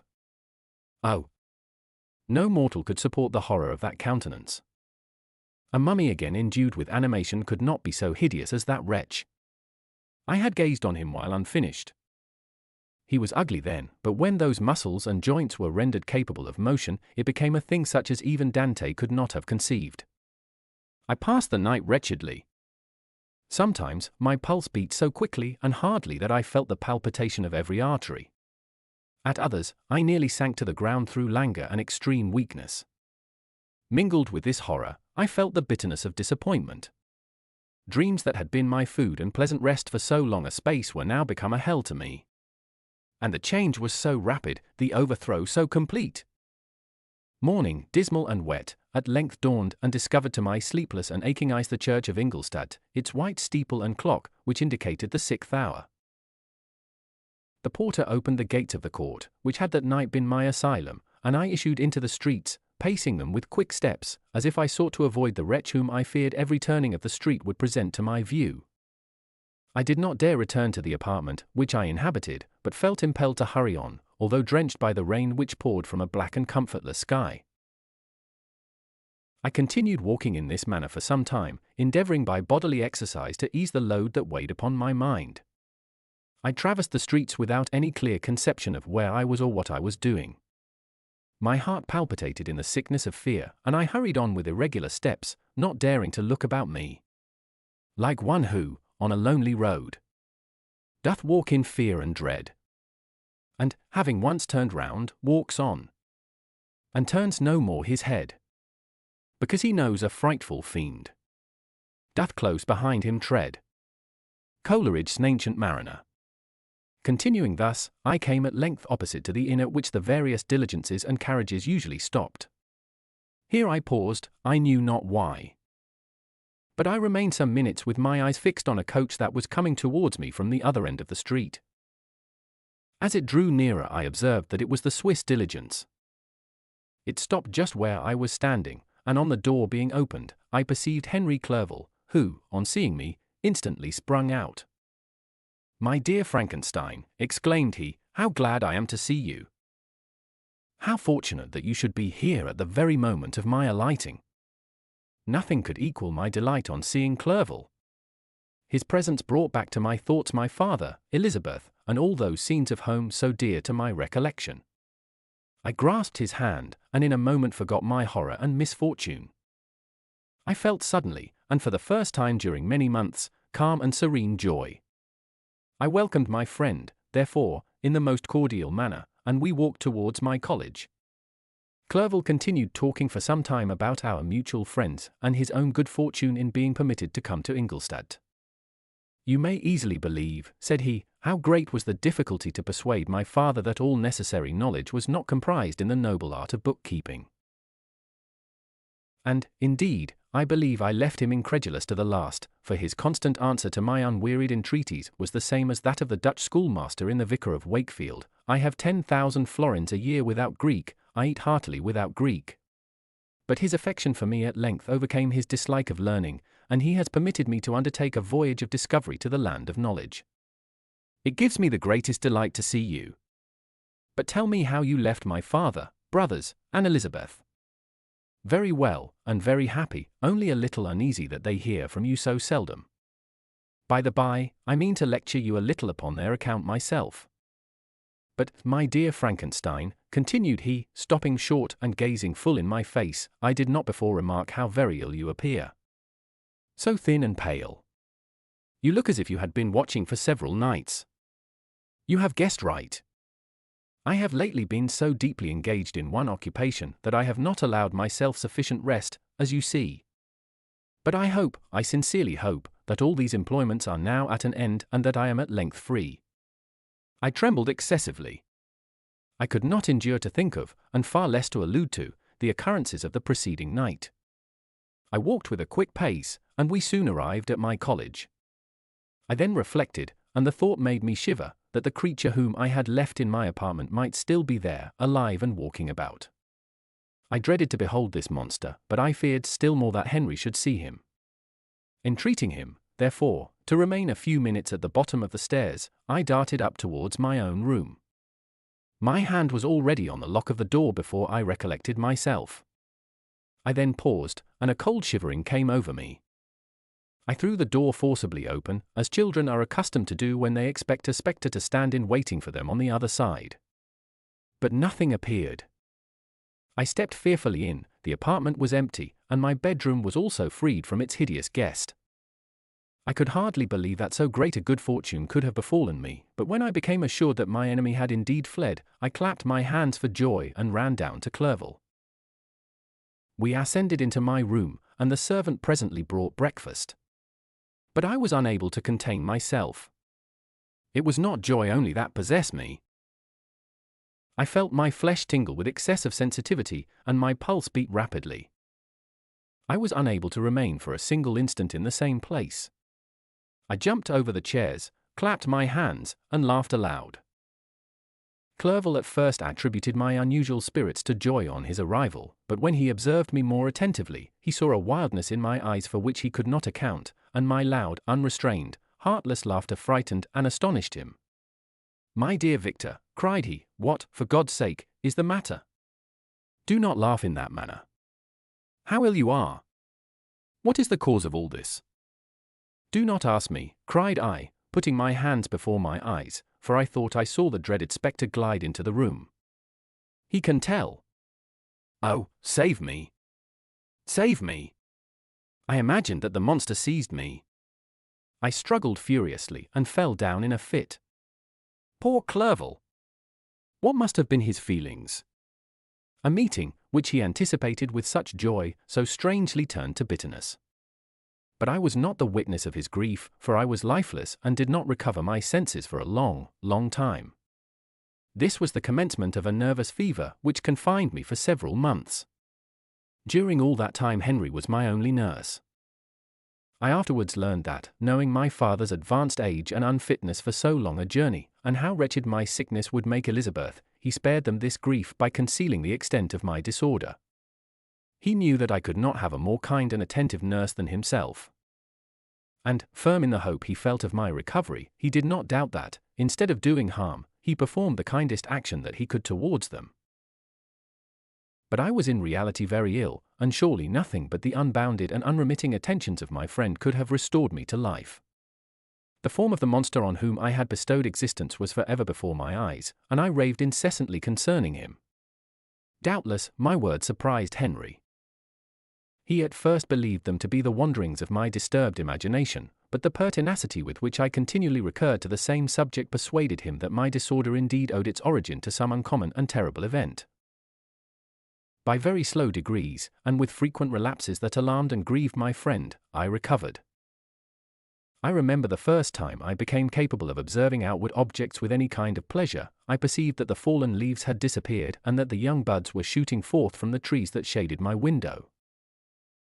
It was a divine spring, and the season contributed greatly to my convalescence. I felt also sentiments of joy and affection revive in my bosom. My gloom disappeared, and in a short time I became as cheerful as before I was attacked by the fatal passion. "Dearest Clerval," exclaimed I, "how kind, how very good you are to me! This whole winter, instead of being spent in study, as you promised yourself, has been consumed in my sick room. How shall I ever repay you? I feel the greatest remorse for the disappointment of which I have been the occasion, but you will forgive me. You will repay me entirely if you do not discompose yourself, but get well as fast as you can. And since you appear in such good spirits, I may speak to you on one subject, may I not?" I trembled. One subject. What could it be? Could he allude to an object on whom I dared not even think? "Compose yourself," said Clerval, who observed my change of colour. "I will not mention it if it agitates you. But your father and cousin would be very happy if they received a letter from you in your own handwriting. They hardly know how ill you have been and are uneasy at your long silence. Is that all, my dear Henry? How could you suppose that my first thought would not fly towards those dear, dear friends whom I love and who are so deserving of my love? If this is your present temper, my friend, you will perhaps be glad to see a letter that has been lying here some days for you. It is from your cousin, I believe."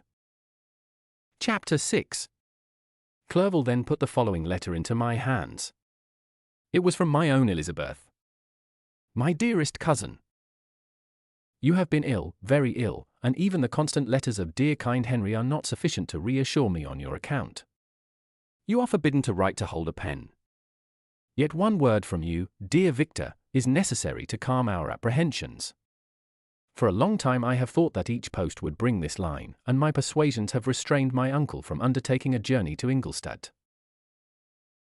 I have prevented his encountering the inconveniences and perhaps dangers of so long a journey, yet how often have I regretted not being able to perform it myself.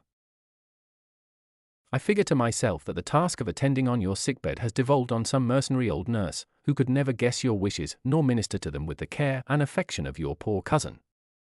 Yet that is over now. Clerval writes that indeed you are getting better. I eagerly hope that you will confirm this intelligence soon in your own handwriting. Get well and return to us. You will find a happy, cheerful home and friends who love you dearly. Your father's health is vigorous, and he asks but to see you, but to be assured that you are well. And not a care will ever cloud his benevolent countenance. How pleased you would be to remark the improvement of our Ernest. He is now 16 and full of activity and spirit. He is desirous to be a true Swiss and to enter into foreign service, but we cannot part with him, at least until his elder brother returns to us. My uncle is not pleased with the idea of a military career in a distant country, but Ernest never had your powers of application. He looks upon study as an odious fetter. His time is spent in the open air, climbing the hills or rowing on the lake. I fear that he will become an idler unless we yield the point and permit him to enter on the profession which he has selected. Little alteration, except the growth of our dear children, has taken place since you left us.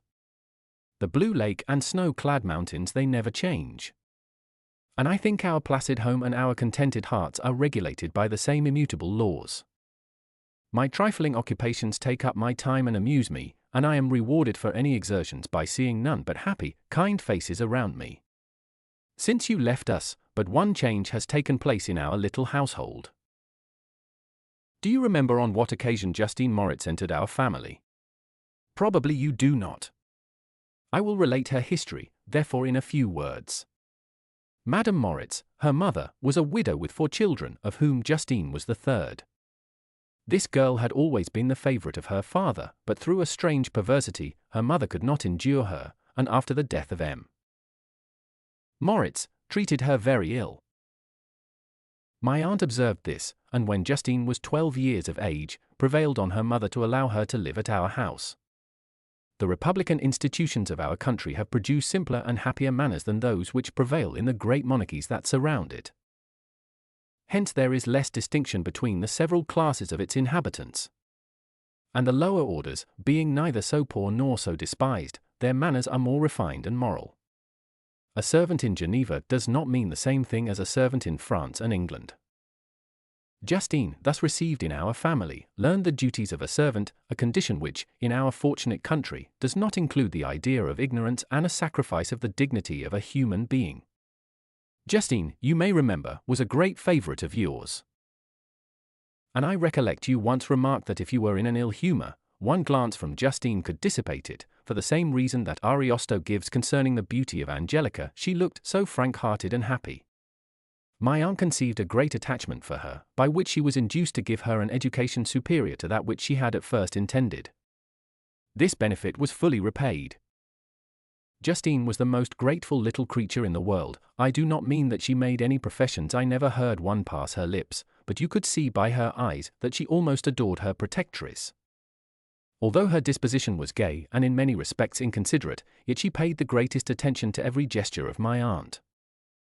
She thought her the model of all excellence and endeavored to imitate her phraseology and manners, so that even now she often reminds me of her. When my dearest aunt died, everyone was too much occupied in their own grief to notice poor Justine, who had attended her during her illness with the most anxious affection. Poor Justine was very ill.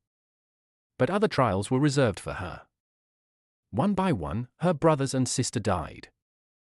And her mother, with the exception of her neglected daughter, was left childless.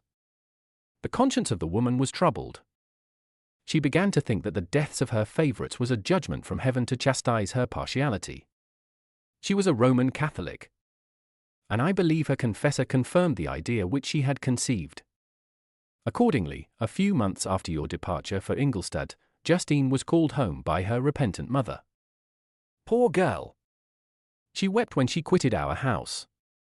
She was much altered since the death of my aunt. Grief had given softness and a winning mildness to her manners, which had before been remarkable for vivacity. Nor was her residence at her mother's house of a nature to restore her gaiety. The poor woman was very vacillating in her repentance. She sometimes begged Justine to forgive her unkindness, but much oftener accused her of having caused the deaths of her brothers and sister. Perpetual fretting at length threw Madame Moritz into a decline, which at first increased her irritability, but she is now at peace forever. She died on the first approach of cold weather, at the beginning of this last winter. Justine has just returned to us. And I assure you I love her tenderly. She is very clever and gentle, and extremely pretty. As I mentioned before, her mien and her expression continually remind me of my dear aunt. I must say also a few words to you, my dear cousin, of little darling William. I wish you could see him. He is very tall of his age, with sweet laughing blue eyes, dark eyelashes, and curling hair. When he smiles, 2 little dimples appear on each cheek, which are rosy with health. He has already had 1 or 2 little wives, but Louisa Byron is his favorite, a pretty little girl of 5 years of age. Now, dear Victor, I dare say you wish to be indulged in a little gossip concerning the good people of Geneva. The pretty Miss Mansfield has already received the congratulatory visits on her approaching marriage with a young Englishman, John Melbourne, Esquire. Her ugly sister, Manon, married M. Du Villard, the rich banker, last autumn. Your favorite schoolfellow, Louis Manoir, has suffered several misfortunes since the departure of Clerval from Geneva. But he has already recovered his spirits, and is reported to be on the point of marrying a lively pretty Frenchwoman, Madame Taverny. She is a widow, and much older than Manoir. But she is very much admired, and a favorite with everybody. I have written myself into better spirits, dear cousin. But my anxiety returns upon me as I conclude. Write, dearest Victor, 1 line 1 word will be a blessing to us. 10,000 thanks to Henry for his kindness, his affection, and his many letters. We are sincerely grateful. Adieu, my cousin. Take care of yourself. And, I entreat you, write. Elizabeth Lavenza. Geneva, March 18, 17. Dear Elizabeth. I exclaimed, when I had read her letter, I will write instantly and relieve them from the anxiety they must feel. I wrote, and this exertion greatly fatigued me. But my convalescence had commenced and proceeded regularly. In another fortnight I was able to leave my chamber. One of my first duties on my recovery was to introduce Clerval to the several professors of the university. In doing this, I underwent a kind of rough usage, ill-befitting the wounds that my mind had sustained. Ever since the fatal night, the end of my labours, and the beginning of my misfortunes, I had conceived a violent antipathy even to the name of natural philosophy. When I was otherwise quite restored to health, the sight of a chemical instrument would renew all the agony of my nervous symptoms. Henry saw this, and had removed all my apparatus from my view. He had also changed my apartment. For he perceived that I had acquired a dislike for the room which had previously been my laboratory. But these cares of Clerval were made of no avail when I visited the professors. M. Waldman inflicted torture when he praised, with kindness and warmth, the astonishing progress I had made in the sciences. He soon perceived that I disliked the subject.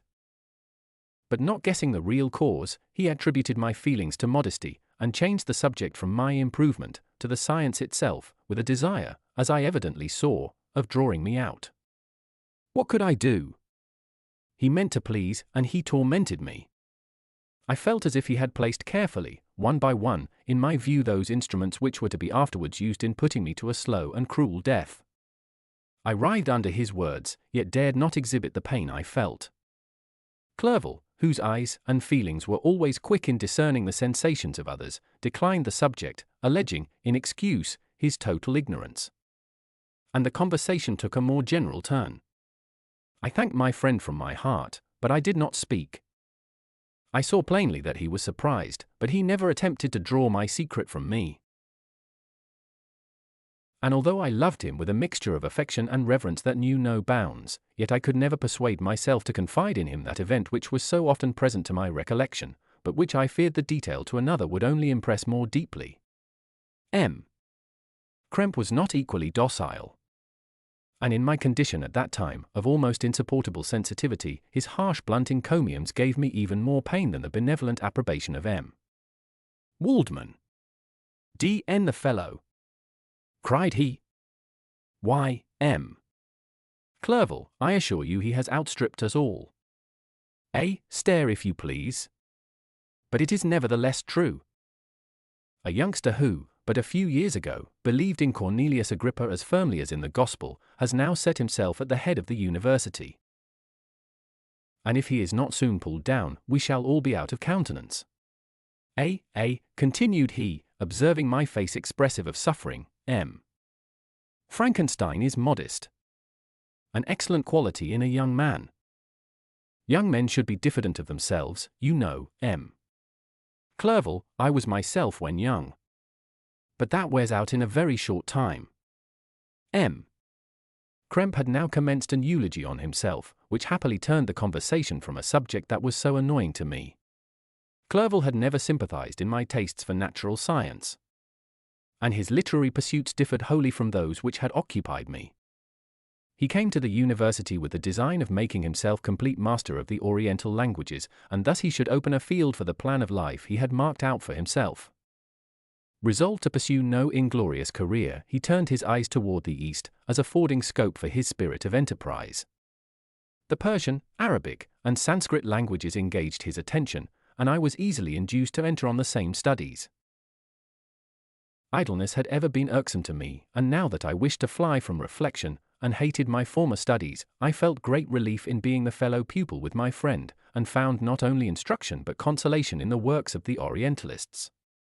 I did not, like him, attempt a critical knowledge of their dialects, for I did not contemplate making any other use of them than temporary amusement. I read merely to understand their meaning, and they well repaid my labours. Their melancholy is soothing, and their joy elevating, to a degree I never experienced in studying the authors of any other country. When you read their writings, life appears to consist in a warm sun and a garden of roses, in the smiles and frowns of a fair enemy, and the fire that consumes your own heart. How different from the manly and heroical poetry of Greece and Rome! Summer passed away in these occupations, and my return to Geneva was fixed for the latter end of autumn. But being delayed by several accidents, winter and snow arrived, the roads were deemed impassable, and my journey was retarded until the ensuing spring. I felt this delay very bitterly, for I longed to see my native town and my beloved friends. My return had only been delayed so long, from an unwillingness to leave Clerval in a strange place, before he had become acquainted with any of its inhabitants. The winter, however, was spent cheerfully, and although the spring was uncommonly late, when it came its beauty compensated for its dilatoriness. The month of May had already commenced, and I expected the letter daily which was to fix the date of my departure, when Henry proposed a pedestrian tour in the environs of Ingolstadt, that I might bid a personal farewell to the country I had so long inhabited.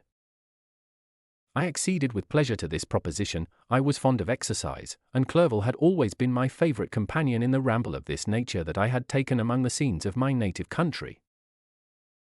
We passed a fortnight in these perambulations. My health and spirits had long been restored, and they gained additional strength from the salubrious air I breathed, the natural incidents of our progress, and the conversation of my friend. Study had before secluded me from the intercourse of my fellow creatures, and rendered me unsocial. But Clerval called forth the better feelings of my heart. He again taught me to love the aspect of nature, and the cheerful faces of children.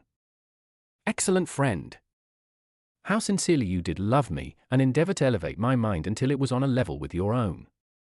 A selfish pursuit had cramped and narrowed me, until your gentleness and affection warmed and opened my senses. I became the same happy creature who, a few years ago, loved and beloved by all, had no sorrow or care. When happy, inanimate nature had the power of bestowing on me the most delightful sensations. A serene sky and verdant fields filled me with ecstasy. The present season was indeed divine. The flowers of spring bloomed in the hedges, while those of summer were already in bud. I was undisturbed by thoughts which during the preceding year had pressed upon me, notwithstanding my endeavours to throw them off, with an invincible burden. Henry rejoiced in my gaiety, and sincerely sympathized in my feelings. He exerted himself to amuse me, while he expressed the sensations that filled his soul. The resources of his mind on this occasion were truly astonishing. His conversation was full of imagination. And very often, in imitation of the Persian and Arabic writers, he invented tales of wonderful fancy and passion. At other times he repeated my favorite poems, or drew me out into arguments, which he supported with great ingenuity. We returned to our college on a Sunday afternoon. The peasants were dancing, and every one we met appeared gay and happy. My own spirits were high, and I bounded along with feelings of unbridled joy and hilarity. Chapter 7. On my return, I found the following letter from my father.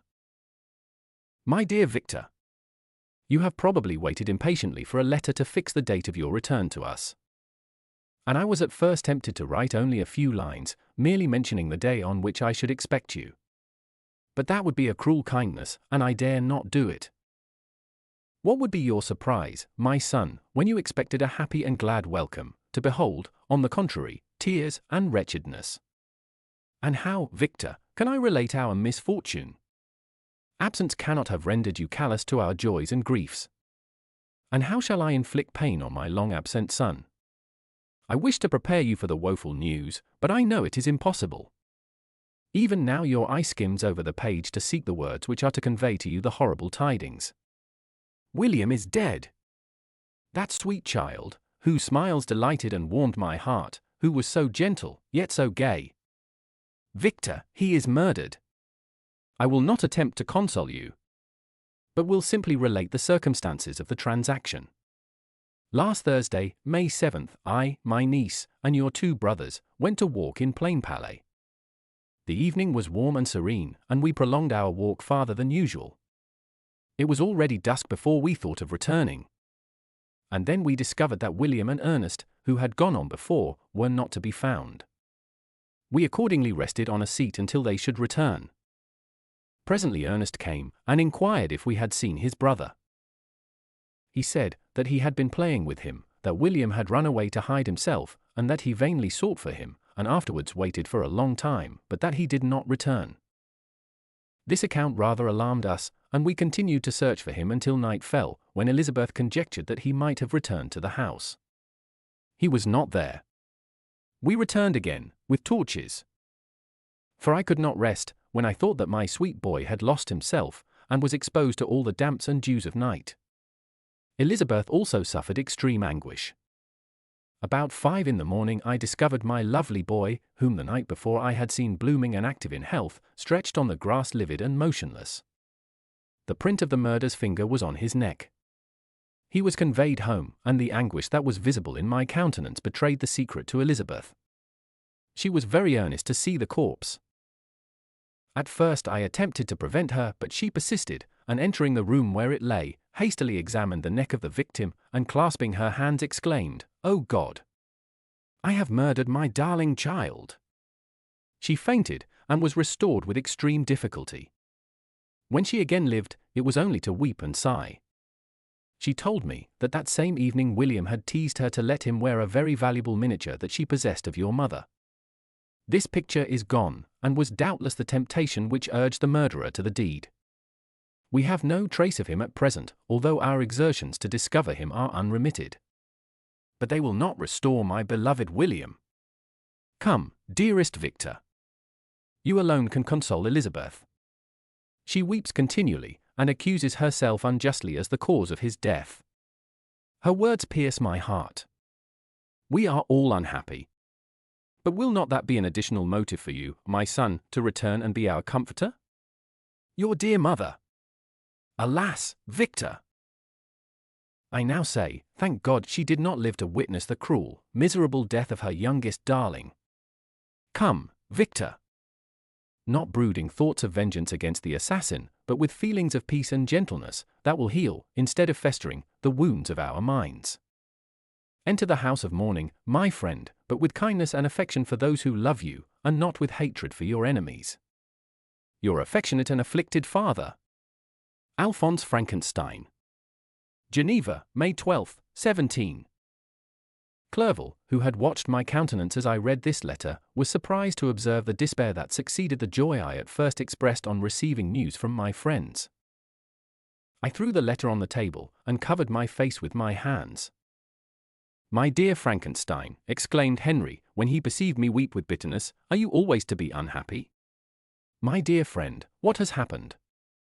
I motioned him to take up the letter, while I walked up and down the room in the extremest agitation. Tears also gushed from the eyes of Clerval, as he read the account of my misfortune. I can offer you no consolation, my friend, said he. Your disaster is irreparable. What do you intend to do? To go instantly to Geneva. Come with me, Henry, to order the horses. During our walk, Clerval endeavored to say a few words of consolation. He could only express his heartfelt sympathy. Poor William! Said he, dear lovely child, he now sleeps with his angel mother. Who that had seen him bright and joyous in his young beauty, but must weep over his untimely loss. To die so miserably. To feel the murderer's grasp. How much more a murder that could destroy radiant innocence? Poor little fellow! One only consolation have we. His friends mourn and weep, but he is at rest. The pang is over, his sufferings are at an end forever. A sod covers his gentle form, and he knows no pain. He can no longer be a subject for pity. We must reserve that for his miserable survivors. Clerval spoke thus as we hurried through the streets. The words impressed themselves on my mind, and I remembered them afterwards in solitude. But now, as soon as the horses arrived, I hurried into a cabriolet, and bade farewell to my friend. My journey was very melancholy. At first I wished to hurry on, for I longed to console and sympathize with my loved and sorrowing friends. But when I drew near my native town, I slackened my progress. I could hardly sustain the multitude of feelings that crowded into my mind. I passed through scenes familiar to my youth, but which I had not seen for nearly 6 years. How altered everything might be during that time! One sudden and desolating change had taken place. But 1,000 little circumstances might have by degrees worked other alterations, which, although they were done more tranquilly, might not be the less decisive. Fear overcame me. I dared no advance, dreading 1,000 nameless evils that made me tremble, although I was unable to define them. I remained 2 days at Lausanne, in this painful state of mind. I contemplated the lake, the waters were placid. All around was calm. And the snowy mountains, the palaces of nature, were not changed. By degrees the calm and heavenly scene restored me, and I continued my journey towards Geneva. The road ran by the side of the lake, which became narrower as I approached my native town. I discovered more distinctly the black sides of Jura, and the bright summit of Mont Blanc. I wept like a child. Dear mountains! My own beautiful lake! How do you welcome your wanderer? Your summits are clear. The sky and lake are blue and placid. Is this to prognosticate peace, or to mock at my unhappiness? I fear, my friend, that I shall render myself tedious by dwelling on these preliminary circumstances. But they were days of comparative happiness, and I think of them with pleasure. My country, my beloved country! Who but a native can tell the delight I took in again beholding thy streams, thy mountains, and, more than all, thy lovely lake? Yet, as I drew nearer home, grief and fear again overcame me. Night also closed around. And when I could hardly see the dark mountains, I felt still more gloomily. The picture appeared a vast and dim scene of evil, and I foresaw obscurely that I was destined to become the most wretched of human beings. Alas! I prophesied truly, and failed only in one single circumstance, that in all the misery I imagined and dreaded, I did not conceive the 100th part of the anguish I was destined to endure. It was completely dark when I arrived in the environs of Geneva. The gates of the town were already shut, and I was obliged to pass the night at Sekheron, a village at the distance of half a league from the city. The sky was serene, and, as I was unable to rest, I resolved to visit the spot where my poor William had been murdered. As I could not pass through the town, I was obliged to cross the lake in a boat to arrive at Plainpalais. During this short voyage I saw the lightning playing on the summit of Mont Blanc in the most beautiful figures. The storm appeared to approach rapidly, and, on landing, I ascended a low hill, that I might observe its progress. It advanced. The heavens were clouded, and I soon felt the rain coming slowly in large drops, but its violence quickly increased. I quitted my seat, and walked on, although the darkness and storm increased every minute, and the thunder burst with a terrific crash over my head. It was echoed from Salive, the Juras, and the Alps of Savoy. Vivid flashes of lightning dazzled my eyes, illuminating the lake, making it appear like a vast sheet of fire. Then for an instant everything seemed of a pitchy darkness, until the eye recovered itself from the preceding flash. The storm, as is often the case in Switzerland, appeared at once in various parts of the heavens. The most violent storm hung exactly north of the town, over the part of the lake which lies between the promontory of Belrive and the village of Coppet. Another storm enlightened Jura with faint flashes, and another darkened and sometimes disclosed the Mole, a peaked mountain to the east of the lake. While I watched the tempest, so beautiful yet terrific, I wandered on with a hasty step. This noble war in the sky elevated my spirits. I clasped my hands, and exclaimed aloud, "William, dear angel! This is thy funeral, this thy dirge." As I said these words, I perceived in the gloom a figure which stole from behind a clump of trees near me. I stood fixed, gazing intently. I could not be mistaken. A flash of lightning illuminated the object, and discovered its shape plainly to me. Its gigantic stature, and the deformity of its aspect more hideous than belongs to humanity, instantly informed me that it was the wretch, the filthy demon, to whom I had given life.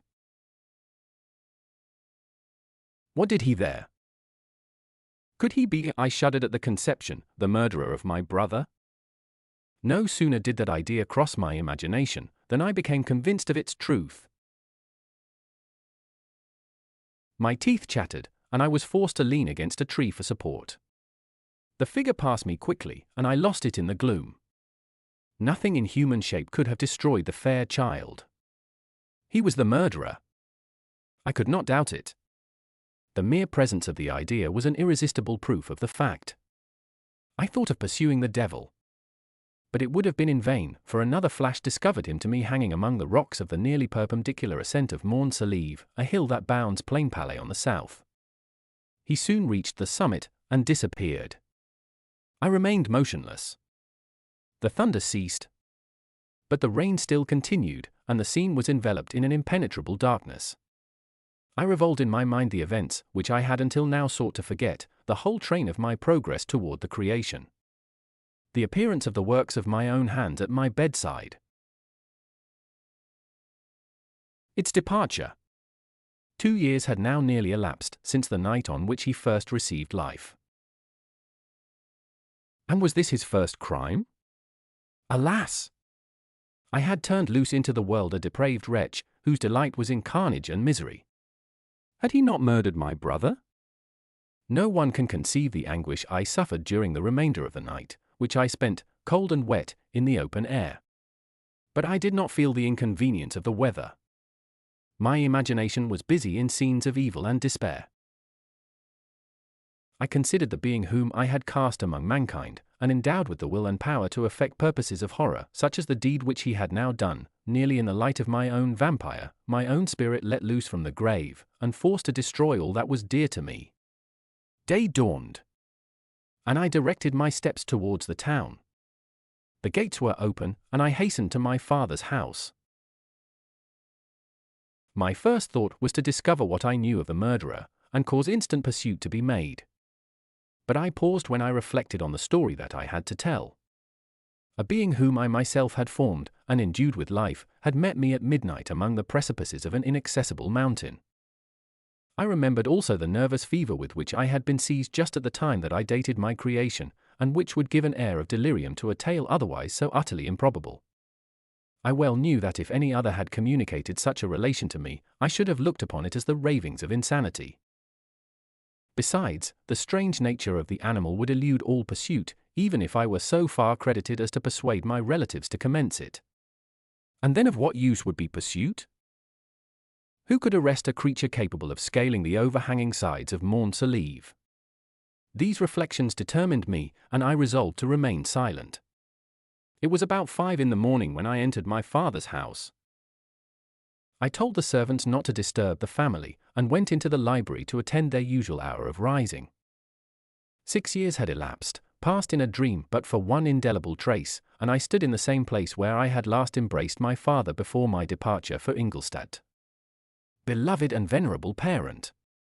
He still remained to me. I gazed on the picture of my mother, which stood over the mantelpiece. It was an historical subject, painted at my father's desire, and represented Caroline Beaufort in an agony of despair, kneeling by the coffin of her dead father. Her garb was rustic, and her cheek pale. But there was an air of dignity and beauty that hardly permitted the sentiment of pity. Below this picture was a miniature of William, and my tears flowed when I looked upon it. While I was thus engaged, Ernest entered. He had heard me arrive, and hastened to welcome me. "Welcome, my dearest Victor," said he. "Ah! I wish you had come 3 months ago, and then you would have found us all joyous and delighted. You come to us now to share a misery which nothing can alleviate. Yet your presence will, I hope, revive our father who seems sinking under his misfortune. And your persuasions will induce poor Elizabeth to cease her vain and tormenting self-accusations. Poor William! He was our darling and our pride." Tears, unrestrained, fell from my brother's eyes. A sense of mortal agony crept over my frame. Before, I had only imagined the wretchedness of my desolated home. The reality came on me as a new, and a not less terrible, disaster. I tried to calm Ernest. I inquired more minutely concerning my father, and here I named my cousin. "She most of all," said Ernest, "requires consolation. She accused herself of having caused the death of my brother, and that made her very wretched. But since the murderer has been discovered—" The murderer discovered! Good God! How can that be? Who could attempt to pursue him? It is impossible. one might as well try to overtake the winds, or confine a mountain stream with a straw. I saw him too.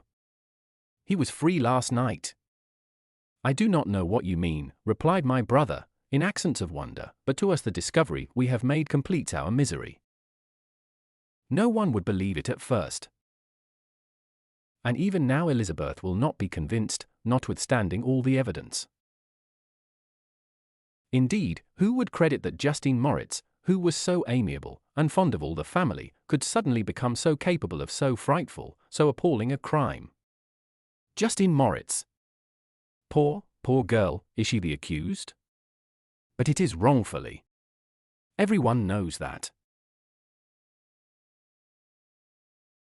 No one believes it, surely, Ernest? No one did at first. But several circumstances came out that have almost forced conviction upon us. And her own behavior has been so confused as to add to the evidence of facts a weight that, I fear, leaves no hope for doubt. But she will be tried today, and you will then hear all.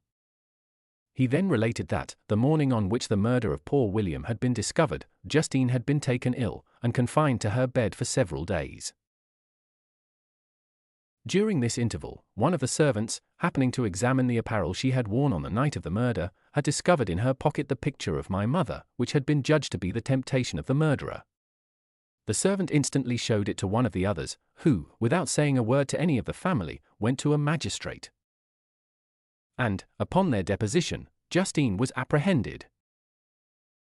On being charged with the fact, the poor girl confirmed the suspicion in a great measure by her extreme confusion of manner. This was a strange tale, but it did not shake my faith. And I replied earnestly, "You are all mistaken. I know the murderer. Justine, poor, good Justine, is innocent." At that instant my father entered. I saw unhappiness deeply impressed on his countenance, but he endeavored to welcome me cheerfully.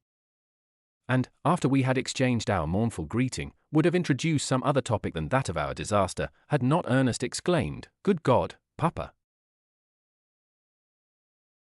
Victor says that he knows who was the murderer of poor William." "We do also, unfortunately," replied my father, "for indeed I had rather have been forever ignorant than have discovered so much depravity and ungratitude in one I valued so highly." "My dear father, you are mistaken. Justine is innocent. If she is, God forbid that she should suffer as guilty. She is to be tried today, and I sincerely hope, that she will be acquitted." This speech calmed me. I was firmly convinced in my own mind that Justine, and indeed every human being, was guiltless of this murder. I had no fear, therefore, that any circumstantial evidence could be brought forward strong enough to convict her. My tale was not one to announce publicly. Its astounding horror would be looked upon as madness by the vulgar. Did anyone indeed exist, except I, the Creator, who would believe, unless his senses convinced him, in the existence of the living monument of presumption and rash ignorance which I had let loose upon the world? We were soon joined by Elizabeth. Time had altered her since I last beheld her. It had endowed her with loveliness surpassing the beauty of her childish years. There was the same candor, the same vivacity, but it was allied to an expression more full of sensibility and intellect. She welcomed me with the greatest affection. "Your arrival, my dear cousin," said she, "fills me with hope. You perhaps will find some means to justify my poor guiltless Justine. Alas! Who is safe, if she be convicted of crime? I rely on her innocence as certainly as I do upon my own. Our misfortune is doubly hard to us. We have not only lost that lovely darling boy, but this poor girl, whom I sincerely love, is to be torn away by even a worse fate. If she is condemned, I never shall know joy more. But she will not, I am sure she will not. And then I shall be happy again, even after the sad death of my little William." "She is innocent, my Elizabeth," said I, "and that shall be proved. Fear nothing, but let your spirits be cheered by the assurance of her acquittal." "How kind and generous you are!" "Everyone else believes in her guilt, and that made me wretched, for I knew that it was impossible, and to see everyone else prejudiced in so deadly a manner rendered me hopeless and despairing." She wept. "Dearest niece," said my father, "dry your tears. If she is, as you believe, innocent, rely on the justice of our laws, and the activity with which I shall prevent the slightest shadow of partiality." Chapter 8. We passed a few sad hours until 11 o'clock, when the trial was to commence. My father and the rest of the family being obliged to attend as witnesses, I accompanied them to the court. During the whole of this wretched mockery of justice I suffered living torture. It was to be decided whether the result of my curiosity and lawless devices would cause the death of two of my fellow beings, one a smiling babe full of innocence and joy, the other far more dreadfully murdered, with every aggravation of infamy that could make the murder memorable in horror. Justine also was a girl of merit and possessed qualities which promised to render her life happy. Now all was to be obliterated in an ignominious grave, and I the cause.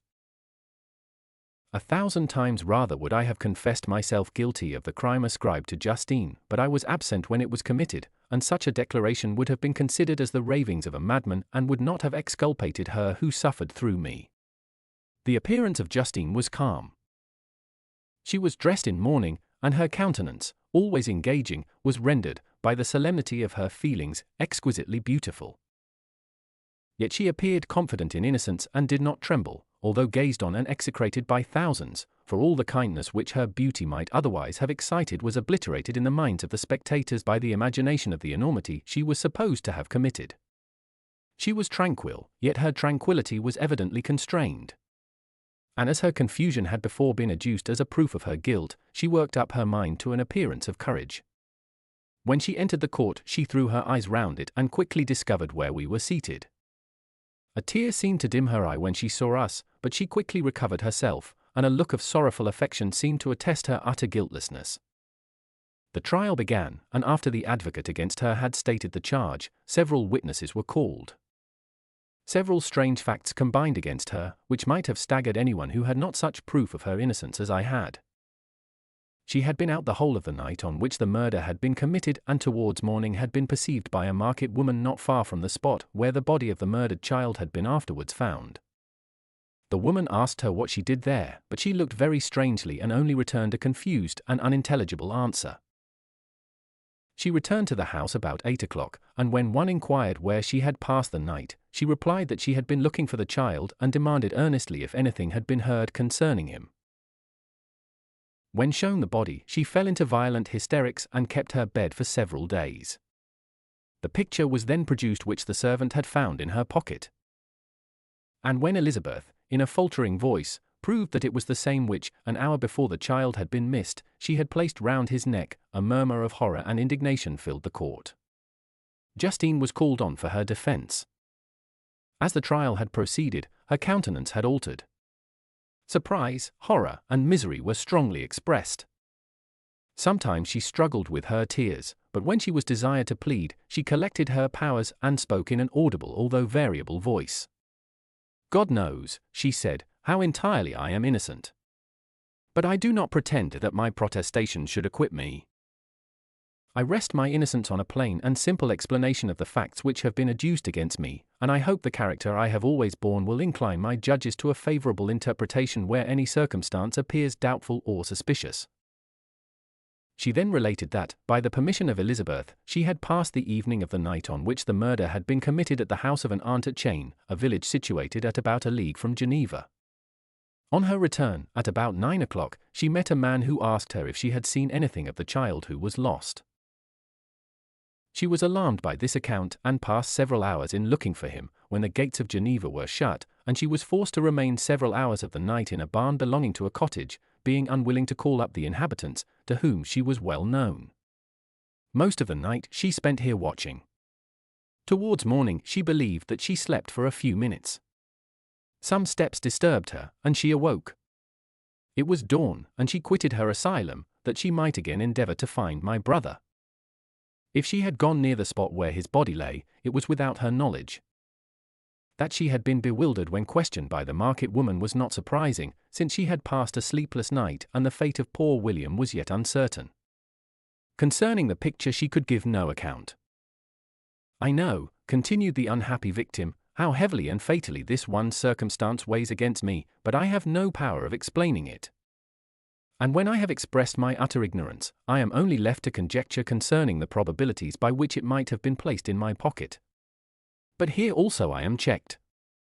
I believe that I have no enemy on earth, and none surely would have been so wicked as to destroy me wantonly. Did the murderer place it there? I know of no opportunity afforded him for so doing. Or, if I had, why should he have stolen the jewel, to part with it again so soon? I commit my cause to the justice of my judges, yet I see no room for hope. I beg permission to have a few witnesses examined concerning my character, and if their testimony shall not overweigh my supposed guilt, I must be condemned, although I would pledge my salvation on my innocence. Several witnesses were called who had known her for many years, and they spoke well of her. But fear and hatred of the crime of which they supposed her guilty rendered them timorous and unwilling to come forward. Elizabeth saw even this last resource, her excellent dispositions and irreproachable conduct, about to fail the accused, when, although violently agitated, she desired permission to address the court. "I am," said she, "the cousin of the unhappy child who was murdered, or rather his sister, for I was educated by and have lived with his parents ever since and even long before his birth. It may therefore be judged indecent in me to come forward on this occasion, but when I see a fellow creature about to perish through the cowardice of her pretended friends, I wish to be allowed to speak, that I may say what I know of her character. I am well acquainted with the accused. I have lived in the same house with her, at one time for 5 and at another for nearly 2 years. During all that period she appeared to me the most amiable and benevolent of human creatures. She nursed Madame Frankenstein, my aunt, in her last illness, with the greatest affection and care, and afterwards attended her own mother during a tedious illness, in a manner that excited the admiration of all who knew her, after which she again lived in my uncle's house, where she was beloved by all the family. She was warmly attached to the child who is now dead, and acted towards him like a most affectionate mother. For my own part, I do not hesitate to say that, notwithstanding all the evidence produced against her, I believe and rely on her perfect innocence. She had no temptation for such an action.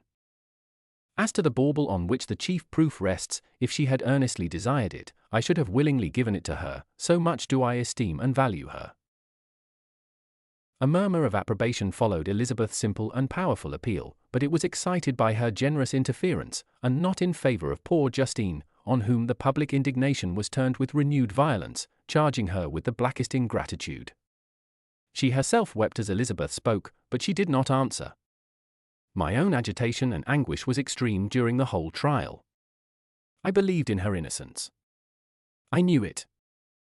Could the demon who had, I did not for a minute doubt, murdered my brother also in his hellish sport have betrayed the innocent to death and ignominy? I could not sustain the horror of my situation, and when I perceived that the popular voice and the countenances of the judges had already condemned my unhappy victim, I rushed out of the court in agony. The tortures of the accused did not equal mine. She was sustained by innocence, but the fangs of remorse tore my bosom and would not forego their hold. I passed a night of unmingled wretchedness. In the morning I went to the court. My lips and throat were parched. I dared not ask the fatal question, but I was known, and the officer guessed the cause of my visit. The ballots had been thrown. They were all black, and Justine was condemned. I cannot pretend to describe what I then felt. I had before experienced sensations of horror, and I have endeavored to bestow upon them adequate expressions, but words cannot convey an idea of the heart-sickening despair that I then endured. The person to whom I addressed myself added that Justine had already confessed her guilt. That evidence, he observed, was hardly required in so glaring a case, but I am glad of it, and, indeed, none of our judges like to condemn a criminal upon circumstantial evidence, be it ever so decisive. This was strange and unexpected intelligence. What could it mean? Had my eyes deceived me? And was I really as mad as the whole world would believe me to be if I disclosed the object of my suspicions? I hastened to return home, and Elizabeth eagerly demanded the result. "My cousin," replied I, "it is decided as you may have expected. All judges had rather that 10 innocent should suffer than that 1 guilty should escape. But she has confessed." This was a dire blow to poor Elizabeth, who had relied with firmness upon Justine's innocence. "Alas!" said she. How shall I ever again believe in human goodness? Justine, whom I loved and esteemed as my sister, how could she put on those smiles of innocence only to betray? Her mild eye seemed incapable of any severity or guile, and yet she has committed a murder. Soon after we heard that the poor victim had expressed a desire to see my cousin. My father wished her not to go, but said that he left it to her own judgment and feelings to decide. Yes, said Elizabeth, I will go, although she is guilty. And you, Victor, shall accompany me. I cannot go alone. The idea of this visit was torture to me, yet I could not refuse. We entered the gloomy prison chamber and beheld Justine sitting on some straw at the farther end. Her hands were manacled, and her head rested on her knees. She rose on seeing us enter, and when we were left alone with her, she threw herself at the feet of Elizabeth, weeping bitterly. My cousin wept also. "Oh, Justine," said she, "why did you rob me of my last consolation? I relied on your innocence, and although I was then very wretched, I was not so miserable as I am now. And do you also believe that I am so very, very wicked? Do you also join with my enemies to crush me, to condemn me as a murderer?" Her voice was suffocated with sobs. "Rise, my poor girl," said Elizabeth. "Why do you kneel, if you are innocent? I am not one of your enemies. I believed you guiltless, notwithstanding every evidence, until I heard that you had yourself declared your guilt. That report, you say, is false. And be assured, dear Justine, that nothing can shake my confidence in you for a moment, but your own confession. I did confess, but I confessed a lie. I confessed that I might obtain absolution. But now that falsehood lies heavier at my heart than all my other sins. The God of heaven forgive me. Ever since I was condemned, my confessor has besieged me. He threatened and menaced, until I almost began to think that I was the monster that he said I was. He threatened excommunication and hellfire in my last moments if I continued obdurate. Dear lady, I had none to support me. All looked on me as a wretch doomed to ignominy and perdition. What could I do? In an evil hour I subscribed to a lie. And now only am I truly miserable." She paused, weeping, and then continued, "I thought with horror, my sweet lady, that you should believe your Justine, whom your blessed aunt had so highly honored, and whom you loved, was a creature capable of a crime which none but the devil himself could have perpetrated. Dear William! Dearest blessed child! I soon shall see you again in heaven, where we shall all be happy. And that consoles me, going as I am to suffer ignominy and death. Oh, Justine! Forgive me for having for one moment distrusted you. Why did you confess? But do not mourn, dear girl. Do not fear. I will proclaim, I will prove your innocence. I will melt the stony hearts of your enemies by my tears and prayers. You shall not die. You, my playfellow, my companion, my sister, perish on the scaffold. No. No. I never could survive so horrible a misfortune." Justine shook her head mournfully. "I do not fear to die," she said. "That pang is past. God raises my weakness and gives me courage to endure the worst. I leave a sad and bitter world. And if you remember me, and think of me as of one unjustly condemned, I am resigned to the fate awaiting me. Learn from me, dear lady, to submit in patience to the will of heaven."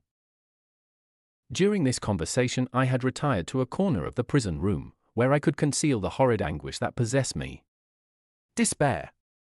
Who dared talk of that?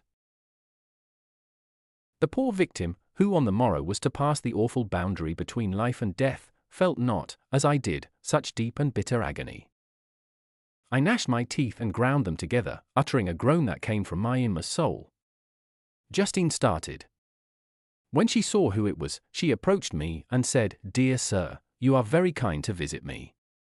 You, I hope, do not believe that I am guilty." I could not answer. "No, Justine," said Elizabeth. "He is more convinced of your innocence than I was, for even when he heard that you had confessed, he did not credit it. I truly thank him. In these last moments I feel the sincerest gratitude towards those who think of me with kindness. How sweet is the affection of others to such a wretch as I am! It removes more than half my misfortune, and I feel as if I could die in peace now that my innocence is acknowledged by you, dear lady, and your cousin." Thus the poor sufferer tried to comfort others and herself. She indeed gained the resignation she desired. But I, the true murderer, felt the never-dying worm alive in my bosom, which allowed of no hope or consolation. Elizabeth also wept and was unhappy, but hers also was the misery of innocence, which, like a cloud that passes over the fair moon, for a while hides, but cannot tarnish its brightness. Anguish and despair had penetrated into the core of my heart. I bore a hell within me which nothing could extinguish. We stayed several hours with Justine, and it was with great difficulty that Elizabeth could tear herself away. "I wish," cried she, "that I were to die with you. I cannot live in this world of misery." Justine assumed an air of cheerfulness, while she with difficulty repressed her bitter tears. She embraced Elizabeth and said in a voice of half-suppressed emotion, "Farewell, sweet lady, dearest Elizabeth, my beloved and only friend. May heaven, in its bounty, bless and preserve you. May this be the last misfortune that you will ever suffer. Live, and be happy, and make others so." And on the morrow Justine died. Elizabeth's heart-rending eloquence failed to move the judges from their settled conviction in the criminality of the saintly sufferer. My passionate and indignant appeals were lost upon them. And when I received their cold answers and heard the harsh, unfeeling reasoning of these men, my purposed avowal died away on my lips. Thus I might proclaim myself a madman, but not revoke the sentence passed upon my wretched victim. She perished on the scaffold as a murderess. From the tortures of my own heart, I turned to contemplate the deep and voiceless grief of my Elizabeth. This also was my doing. And my father's woe, and the desolation of that late so smiling home, all was the work of my thrice accursed hands. Ye weep, unhappy ones, but these are not your last tears. Again shall you raise the funeral wail, and the sound of your lamentations shall again and again be heard. Frankenstein, your son, your kinsman, your early, much-loved friend. He who would spend each vital drop of blood for your sakes, who has no thought nor sense of joy except as it is mirrored also in your dear countenances, who would fill the air with blessings and spend his life in serving you, he bids you weep, to shed countless tears. Happy beyond his hopes, if thus inexorable fate be satisfied, and if the destruction pause before the peace of the grave have succeeded to your sad torments. Thus spoke my prophetic soul, as, torn by remorse, horror, and despair, I beheld those I loved spend vain sorrow upon the graves of William and Justine, the first hapless victims to my unhallowed arts. Chapter 9. Nothing is more painful to the human mind than, after the feelings have been worked up by a quick succession of events, the dead calmness of inaction and certainty which follows and deprives the soul both of hope and fear. Justine died, she rested, and I was alive. The blood flowed freely in my veins, but a weight of despair and remorse pressed on my heart which nothing could remove. Sleep fled from my eyes. I wandered like an evil spirit, for I had committed deeds of mischief beyond description horrible, and more, much more, I persuaded myself, was yet behind. Yet my heart overflowed with kindness and the love of virtue. I had begun life with benevolent intentions and thirsted for the moment when I should put them in practice and make myself useful to my fellow beings. Now all was blasted. Instead of that serenity of conscience which allowed me to look back upon the past with self-satisfaction, and from thence to gather promise of new hopes, I was seized by remorse and the sense of guilt, which hurried me away to a hell of intense tortures such as no language can describe.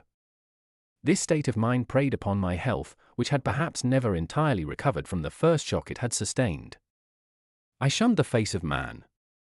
All sound of joy or complacency was torture to me. Solitude was my only consolation, deep, dark, death-like solitude. My father observed with pain the alteration perceptible in my disposition and habits, and endeavored by arguments deduced from the feelings of his serene conscience and guiltless life to inspire me with fortitude and awaken in me the courage to dispel the dark cloud which brooded over me. "Do you think, Victor," said he, "that I do not suffer also? No one could love a child more than I loved your brother." Tears came into his eyes as he spoke, but is it not a duty to the survivors that we should refrain from augmenting their unhappiness by an appearance of immoderate grief? It is also a duty owed to yourself, for excessive sorrow prevents improvement or enjoyment, or even the discharge of daily usefulness, without which no man is fit for society. This advice, although good, was totally inapplicable to my case. I should have been the first to hide my grief and console my friends if remorse had not mingled its bitterness, and terror its alarm, with my other sensations. Now I could only answer my father with a look of despair and endeavor to hide myself from his view. About this time we retired to our house at Belrive. This change was particularly agreeable to me. The shutting of the gates regularly at 10 o'clock and the impossibility of remaining on the lake after that hour had rendered our residence within the walls of Geneva very irksome to me. I was now free. Often, after the rest of the family had retired for the night, I took the boat and passed many hours upon the water. Sometimes, with my sails set, I was carried by the wind. And sometimes, after rowing into the middle of the lake, I left the boat to pursue its own course and gave way to my own miserable reflections. I was often tempted, when all was at peace around me, and I the only unquiet thing that wandered restless in a scene so beautiful and heavenly if I except some bat, or the frogs, whose harsh and interrupted croaking was heard only when I approached the shore often, I say, I was tempted to plunge into the silent lake, that the waters might close over me and my calamities forever. But I was restrained when I thought of the heroic and suffering Elizabeth, whom I tenderly loved, and whose existence was bound up in mine. I thought also of my father and surviving brother. Should I by my base desertion leave them exposed and unprotected to the malice of the fiend whom I had let loose among them? At these moments I wept bitterly and wished that peace would revisit my mind only that I might afford them consolation and happiness. But that could not be. Remorse extinguished every hope. I had been the author of unalterable evils, and I lived in daily fear lest the monster whom I had created should perpetrate some new wickedness. I had an obscure feeling that all was not over, and that he would still commit some signal crime, which by its enormity should almost efface the recollection of the past. There was always scope for fear so long as anything I loved remained behind. My abhorrence of this fiend cannot be conceived. When I thought of him I gnashed my teeth, my eyes became inflamed, and I ardently wished to extinguish that life which I had so thoughtlessly bestowed. When I reflected on his crimes and malice, my hatred and revenge burst all bounds of moderation. I would have made a pilgrimage to the highest peak of the Andes, could I, when there, have precipitated him to their base. I wished to see him again, that I might wreak the utmost extent of abhorrence on his head and avenge the deaths of William and Justine. Our house was the house of mourning. My father's health was deeply shaken by the horror of the recent events. Elizabeth was sad and desponding. She no longer took delight in her ordinary occupations. All pleasure seemed to her sacrilege toward the dead.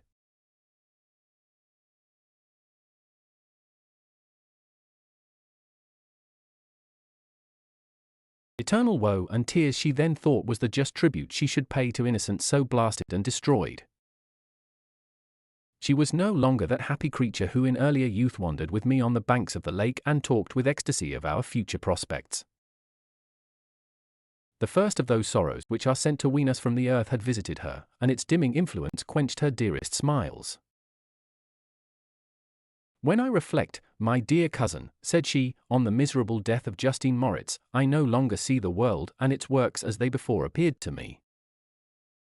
Before, I looked upon the accounts of vice and injustice that I read in books or heard from others as tales of ancient days or imaginary evils. At least they were remote and more familiar to reason than to the imagination.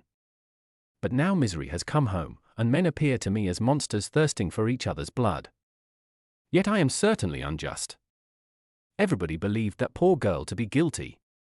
And if she could have committed the crime for which she suffered, assuredly she would have been the most depraved of human creatures. For the sake of a few jewels, to have murdered the son of her benefactor and friend, a child whom she had nursed from its birth, and appeared to love as if it had been her own. I could not consent to the death of any human being, but certainly I should have thought such a creature unfit to remain in the society of men. But she was innocent. I know, I feel she was innocent. You are of the same opinion, and that confirms me. Alas! Victor, when falsehood can look so like the truth, who can assure themselves of certain happiness? I feel as if I were walking on the edge of a precipice, towards which thousands are crowding and endeavoring to plunge me into the abyss. William and Justine were assassinated, and the murderer escapes. He walks about the world free, and perhaps respected. But even if I were condemned to suffer on the scaffold for the same crimes, I would not change places with such a wretch. I listened to this discourse with the extremest agony. I, not indeed, but in effect, was the true murderer. Elizabeth read my anguish in my countenance, and kindly taking my hand, said, "My dearest friend, you must calm yourself. These events have affected me, God knows how deeply. But I am not so wretched as you are. There is an expression of despair, and sometimes of revenge, in your countenance that makes me tremble. Dear Victor, banish these dark passions. Remember the friends around you, who centre all their hopes in you. Have we lost the power of rendering you happy? Ah! While we love, while we are true to each other, here in this land of peace and beauty, your native country, we may reap every tranquil blessing what can disturb our peace." And could not such words from her whom I fondly prized before every other gift of fortune suffice to chase away the fiend that lurked in my heart? Even as she spoke I drew near to her, as if in terror, lest at that very moment the destroyer had been near to rob me of her. Thus not the tenderness of friendship, nor the beauty of earth, nor of heaven, could redeem my soul from woe. The very accents of love were ineffectual. I was encompassed by a cloud which no beneficial influence could penetrate. The wounded deer dragging its fainting limbs to some untrodden brake, there to gaze upon the arrow which had pierced it, and to die, was but a type of me.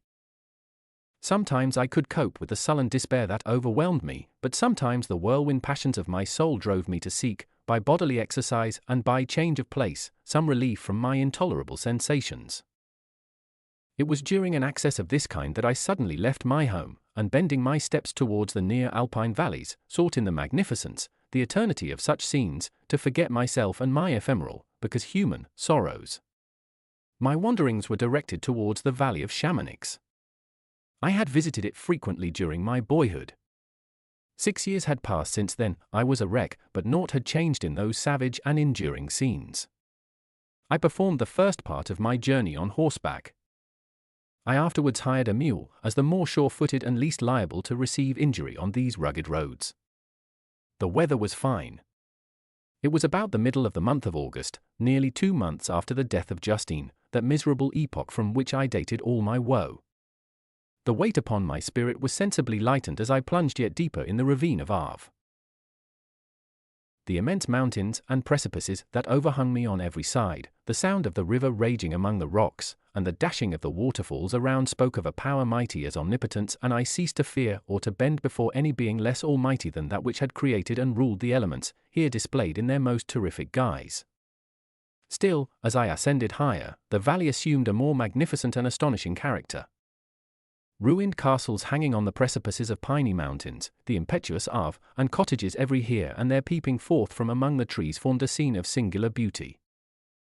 But it was augmented and rendered sublime by the mighty Alps, whose white and shining pyramids and domes towered above all, as belonging to another earth, the habitations of another race of beings. I passed the bridge of Pelisire, where the ravine, which the river forms, opened before me, and I began to ascend the mountain that overhangs it. Soon after, I entered the valley of Chamonix. This valley is more wonderful and sublime, but not so beautiful and picturesque as that of Servox, through which I had just passed. The high and snowy mountains were its immediate boundaries, but I saw no more ruined castles and fertile fields. Immense glacier approached the road. I heard the rumbling thunder of the falling avalanche and marked the smoke of its passage. Mont Blanc, the supreme and magnificent Mont Blanc, raised itself from the surrounding aiguilles, and its tremendous dome overlooked the valley. A tingling long-lost sense of pleasure often came across me during this journey. Some turn in the road, some new object suddenly perceived and recognized, reminded me of days gone by, and were associated with the light-hearted gaiety of boyhood. The very winds whispered in soothing accents, and maternal nature bade me weep no more. Then again the kindly influence ceased to act. I found myself fettered again to grief and indulging in all the misery of reflection. Then I spurred on my animal, striving so to forget the world, my fears, and more than all, myself, or, in a more desperate fashion, I alighted and threw myself on the grass, weighed down by horror and despair. At length I arrived at the village of Chamonix. Exhaustion succeeded to the extreme fatigue both of body and of mind which I had endured. For a short space of time I remained at the window watching the pallid lightnings that played above Mont Blanc and listening to the rushing of the Arve, which pursued its noisy way beneath. The same lulling sounds acted as a lullaby to my too keen sensations. When I placed my head upon my pillow, sleep crept over me. I felt it as it came and blessed the giver of oblivion.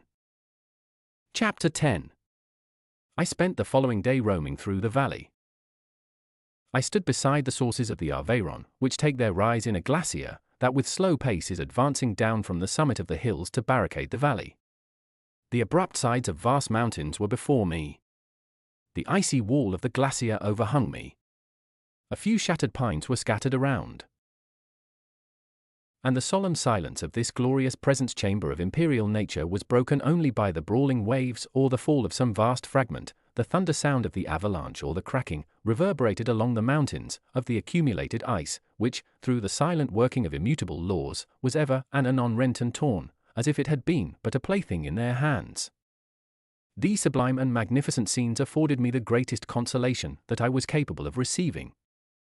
They elevated me from all littleness of feeling, and although they did not remove my grief, they subdued and tranquilized it. In some degree, also, they diverted my mind from the thoughts over which it had brooded for the last month. I retired to rest at night. My slumbers, as it were, waited on and ministered to by the assemblance of grand shapes which I had contemplated during the day. They congregated round me. The unstained snowy mountain top, the glittering pinnacle, the pine woods, and ragged bare ravine, the eagle, soaring amidst the clouds, they all gathered round me and bade me be at peace. Where had they fled when the next morning I awoke? All of soul-inspiriting fled with sleep, and dark melancholy clouded every thought. The rain was pouring in torrents, and thick mists hid the summits of the mountains, so that I even saw not the faces of those mighty friends. Still I would penetrate their misty veil and seek them in their cloudy retreats.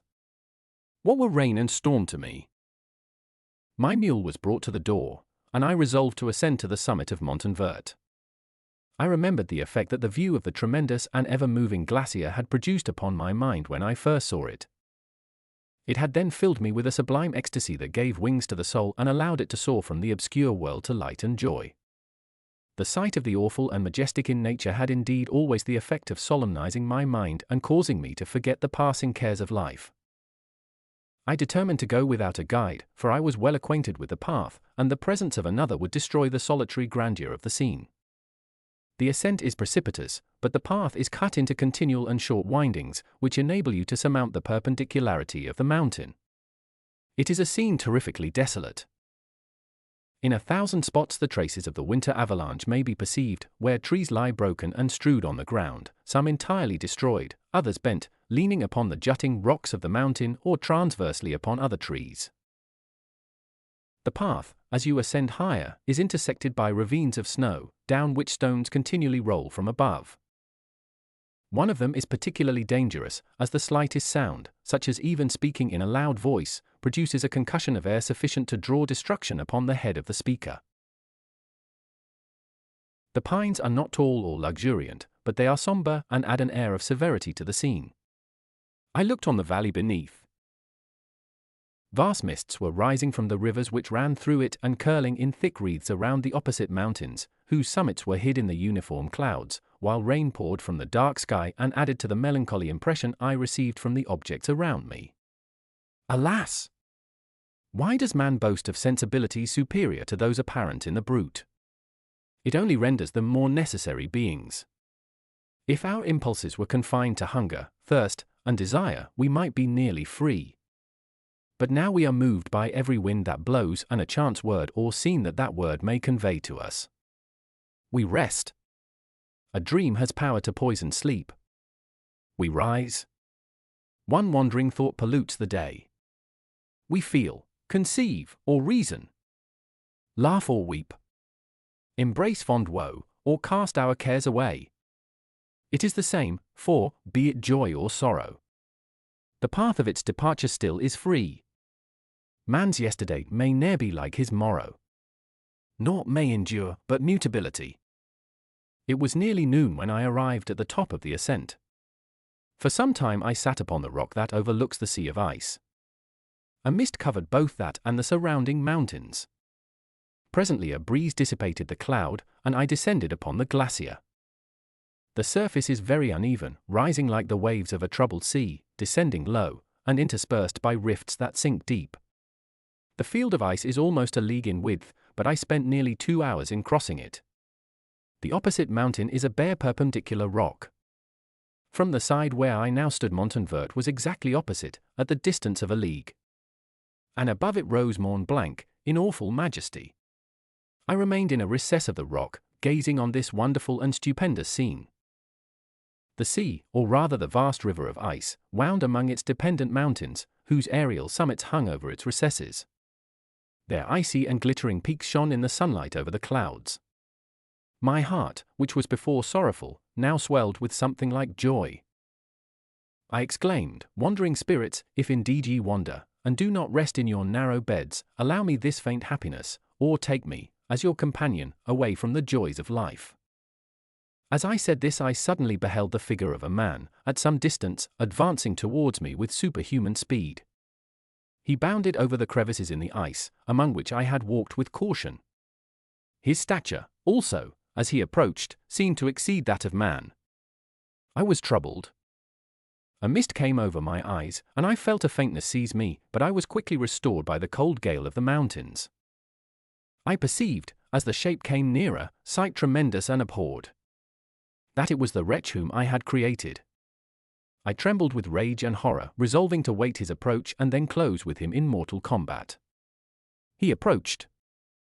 His countenance bespoke bitter anguish, combined with disdain and malignity, while its unearthly ugliness rendered it almost too horrible for human eyes. But I scarcely observed this. Rage and hatred had at first deprived me of utterance, and I recovered only to overwhelm him with words expressive of furious detestation and contempt. "Devil," I exclaimed, "do you dare approach me? And do not you fear the fierce vengeance of my arm wreaked on your miserable head? Begone, vile insect! Or rather, stay, that I may trample you to dust. And, oh, that I could, with the extinction of your miserable existence, restore those victims whom you have so diabolically murdered." "I expected this reception," said the demon. "All men hate the wretched. How, then, must I be hated, who am miserable beyond all living things? Yet you, my creator, detest and spurn me, thy creature, to whom thou art bound by ties only dissoluble by the annihilation of one of us. You purpose to kill me. How dare you sport thus with life? Do your duty towards me, and I will do mine towards you and the rest of mankind. If you will comply with my conditions, I will leave them and you at peace. But if you refuse, I will glut the maw of death, until it be satiated with the blood of your remaining friends. Abhorred monster! Fiend that thou art! The tortures of hell are too mild a vengeance for thy crimes. Wretched devil! You reproach me with your creation. Come on, then, that I may extinguish the spark which I so negligently bestowed." My rage was without bounds. I sprang on him, impelled by all the feelings which can arm one being against the existence of another. He easily eluded me and said, "Be calm. I entreat you to hear me before you give vent to your hatred on my devoted head. Have I not suffered enough, that you seek to increase my misery? Life, although it may only be an accumulation of anguish, is dear to me, and I will defend it. Remember, thou hast made me more powerful than thyself. My height is superior to thine, my joints more supple. But I will not be tempted to set myself in opposition to thee. I am thy creature, and I will be even mild and docile to my natural lord and king if thou wilt also perform thy part, the which thou owest me. Oh, Frankenstein, be not equitable to every other and trample upon me alone, to whom thy justice, and even thy clemency and affection, is most due. Remember that I am thy creature. I ought to be thy Adam, but I am rather the fallen angel, whom thou drivest from joy for no misdeed. Everywhere I see bliss, from which I alone am irrevocably excluded. I was benevolent and good. Misery made me a fiend. Make me happy, and I shall again be virtuous. Begone! I will not hear you. There can be no community between you and me. We are enemies. Begone, or let us try our strength in a fight, in which one must fall. How can I move thee? Will no entreaties cause thee to turn a favourable eye upon thy creature, who implores thy goodness and compassion? Believe me, Frankenstein, I was benevolent. My soul glowed with love and humanity. But am I not alone, miserably alone? You, my creator, abhor me. What hope can I gather from your fellow creatures, who owe me nothing? They spurn and hate me. The desert mountains and dreary glacier are my refuge. I have wandered here many days. The caves of ice, which I only do not fear, are a dwelling to me, and the only one which man does not grudge. These bleak skies I hail, for they are kinder to me than your fellow beings. If the multitude of mankind knew of my existence, they would do as you do, and arm themselves for my destruction. Shall I not then hate them who abhor me? I will keep no terms with my enemies. I am miserable, and they shall share my wretchedness. Yet it is in your power to recompense me, and deliver them from an evil which it only remains for you to make so great, that not only you and your family, but thousands of others, shall be swallowed up in the whirlwinds of its rage. Let your compassion be moved, and do not disdain me. Listen to my tale. When you have heard that, abandon or commiserate me, as you shall judge that I deserve. But hear me. The guilty are allowed, by human laws, bloody as they are, to speak in their own defense before they are condemned. Listen to me, Frankenstein. You accuse me of murder, and yet you would, with a satisfied conscience, destroy your own creature. Oh, praise the eternal justice of man! Yet I ask you not to spare me. Listen to me, and then, if you can, and if you will, destroy the work of your hands. Why do you call to my remembrance, I rejoined, circumstances of which I shudder to reflect, that I have been the miserable origin and author? Cursed be the day, abhorred devil, in which you first saw light. Cursed, although I curse myself, be the hands that formed you. You have made me wretched beyond expression. You have left me no power to consider whether I am just to you or not. Begone! Relieve me from the sight of your detested form. Thus I relieve thee, my creator, he said, and placed his hated hands before my eyes, which I flung from me with violence. Thus I take from thee a sight which you abhor. Still thou canst listen to me, and grant me thy compassion. By the virtues that I once possessed, I demand this from you. Hear my tale. It is long and strange, and the temperature of this place is not fitting to your fine sensations. Come to the hut upon the mountain. The sun is yet high in the heavens.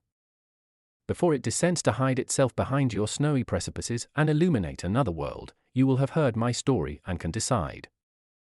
On you it rests, whether I quit forever the neighborhood of man and lead a harmless life, or become the scourge of your fellow creatures and the author of your own speedy ruin. As he said this, he led the way across the ice. I followed. My heart was full, and I did not answer him, but as I proceeded, I weighed the various arguments that he had used and determined at least to listen to his tale. I was partly urged by curiosity, and compassion confirmed my resolution. I had hitherto supposed him to be the murderer of my brother, and I eagerly sought a confirmation or denial of this opinion.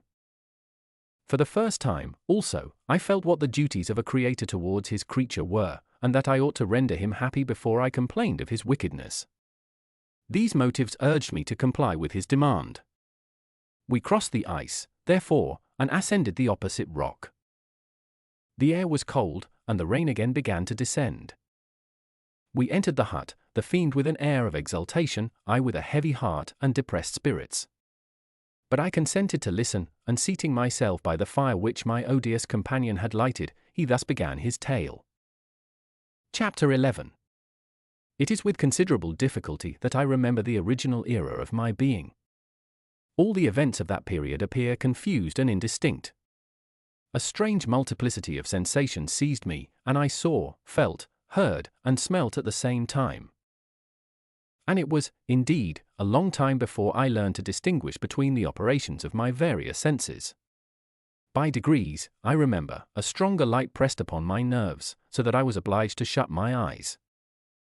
Darkness then came over me and troubled me, but hardly had I felt this when, by opening my eyes, as I now suppose, the light poured in upon me again. I walked and, I believe, descended, but I presently found a great alteration in my sensations. Before, dark and opaque bodies had surrounded me, impervious to my touch or sight. But I now found that I could wander on at liberty, with no obstacles which I could not either surmount or avoid. The light became more and more oppressive to me, and the heat wearying me as I walked, I sought a place where I could receive shade. This was the forest near Ingolstadt. And here I lay by the side of a brook resting from my fatigue, until I felt tormented by hunger and thirst. This roused me from my nearly dormant state, and I ate some berries which I found hanging on the trees or lying on the ground. I slaked my thirst at the brook, and then lying down, was overcome by sleep. It was dark when I awoke. I felt cold also, and half frightened, as it were, instinctively, finding myself so desolate. Before I had quitted your apartment, on a sensation of cold, I had covered myself with some clothes, but these were insufficient to secure me from the dews of night. I was a poor, helpless, miserable wretch. I knew, and could distinguish, nothing. But feeling pain invade me on all sides, I sat down and wept. Soon a gentle light stole over the heavens and gave me a sensation of pleasure. I started up and beheld a radiant form rise from among the trees. The moon, I gazed with a kind of wonder. It moved slowly, but it enlightened my path, and I again went out in search of berries. I was still cold when under one of the trees I found a huge cloak, with which I covered myself, and sat down upon the ground. No distinct ideas occupied my mind. All was confused. I felt light, and hunger, and thirst, and darkness. Innumerable sounds rang in my ears, and on all sides various scents saluted me. The only object that I could distinguish was the bright moon, and I fixed my eyes on that with pleasure. Several changes of day and night passed, and the orb of night had greatly lessened, when I began to distinguish my sensations from each other. I gradually saw plainly the clear stream that supplied me with drink and the trees that shaded me with their foliage. I was delighted when I first discovered that a pleasant sound, which often saluted my ears, proceeded from the throats of the little winged animals who had often intercepted the light from my eyes. I began also to observe, with greater accuracy, the forms that surrounded me and to perceive the boundaries of the radiant roof of light which canopied me. Sometimes I tried to imitate the pleasant songs of the birds, but was unable. Sometimes I wished to express my sensations in my own mode, but the uncouth and inarticulate sounds which broke from me frightened me into silence again. The moon had disappeared from the night, and again, with a lessened form, showed itself, while I still remained in the forest. My sensations had by this time become distinct, and my mind received every day additional ideas. My eyes became accustomed to the light and to perceive objects in their right forms. I distinguished the insect from the herb, and by degrees, one herb from another. I found that the sparrow uttered none but harsh notes, whilst those of the blackbird and thrush were sweet and enticing. One day, when I was oppressed by cold, I found a fire which had been left by some wandering beggars, and was overcome with delight at the warmth I experienced from it. In my joy I thrust my hand into the live embers, but quickly drew it out again with a cry of pain. How strange, I thought, that the same cause should produce such opposite effects. I examined the materials of the fire, and to my joy found it to be composed of wood. I quickly collected some branches, but they were wet and would not burn. I was pained at this and sat still watching the operation of the fire. The wet wood which I had placed near the heat dried and itself became inflamed. I reflected on this, and by touching the various branches, I discovered the cause and busied myself in collecting a great quantity of wood, that I might dry it and have a plentiful supply of fire. When night came on and brought sleep with it, I was in the greatest fear lest my fire should be extinguished. I covered it carefully with dry wood and leaves, and placed wet branches upon it. And then, spreading my cloak, I lay on the ground and sank into sleep. It was morning when I awoke, and my first care was to visit the fire. I uncovered it, and a gentle breeze quickly fanned it into a flame. I observed this also and contrived a fan of branches, which roused the embers when they were nearly extinguished. When night came again, I found, with pleasure, that the fire gave light as well as heat, and that the discovery of this element was useful to me in my food, for I found some of the offals that the travelers had left had been roasted, and tasted much more savory than the berries I gathered from the trees. I tried, therefore, to dress my food in the same manner, placing it on the live embers. I found that the berries were spoiled by this operation, and the nuts and roots much improved.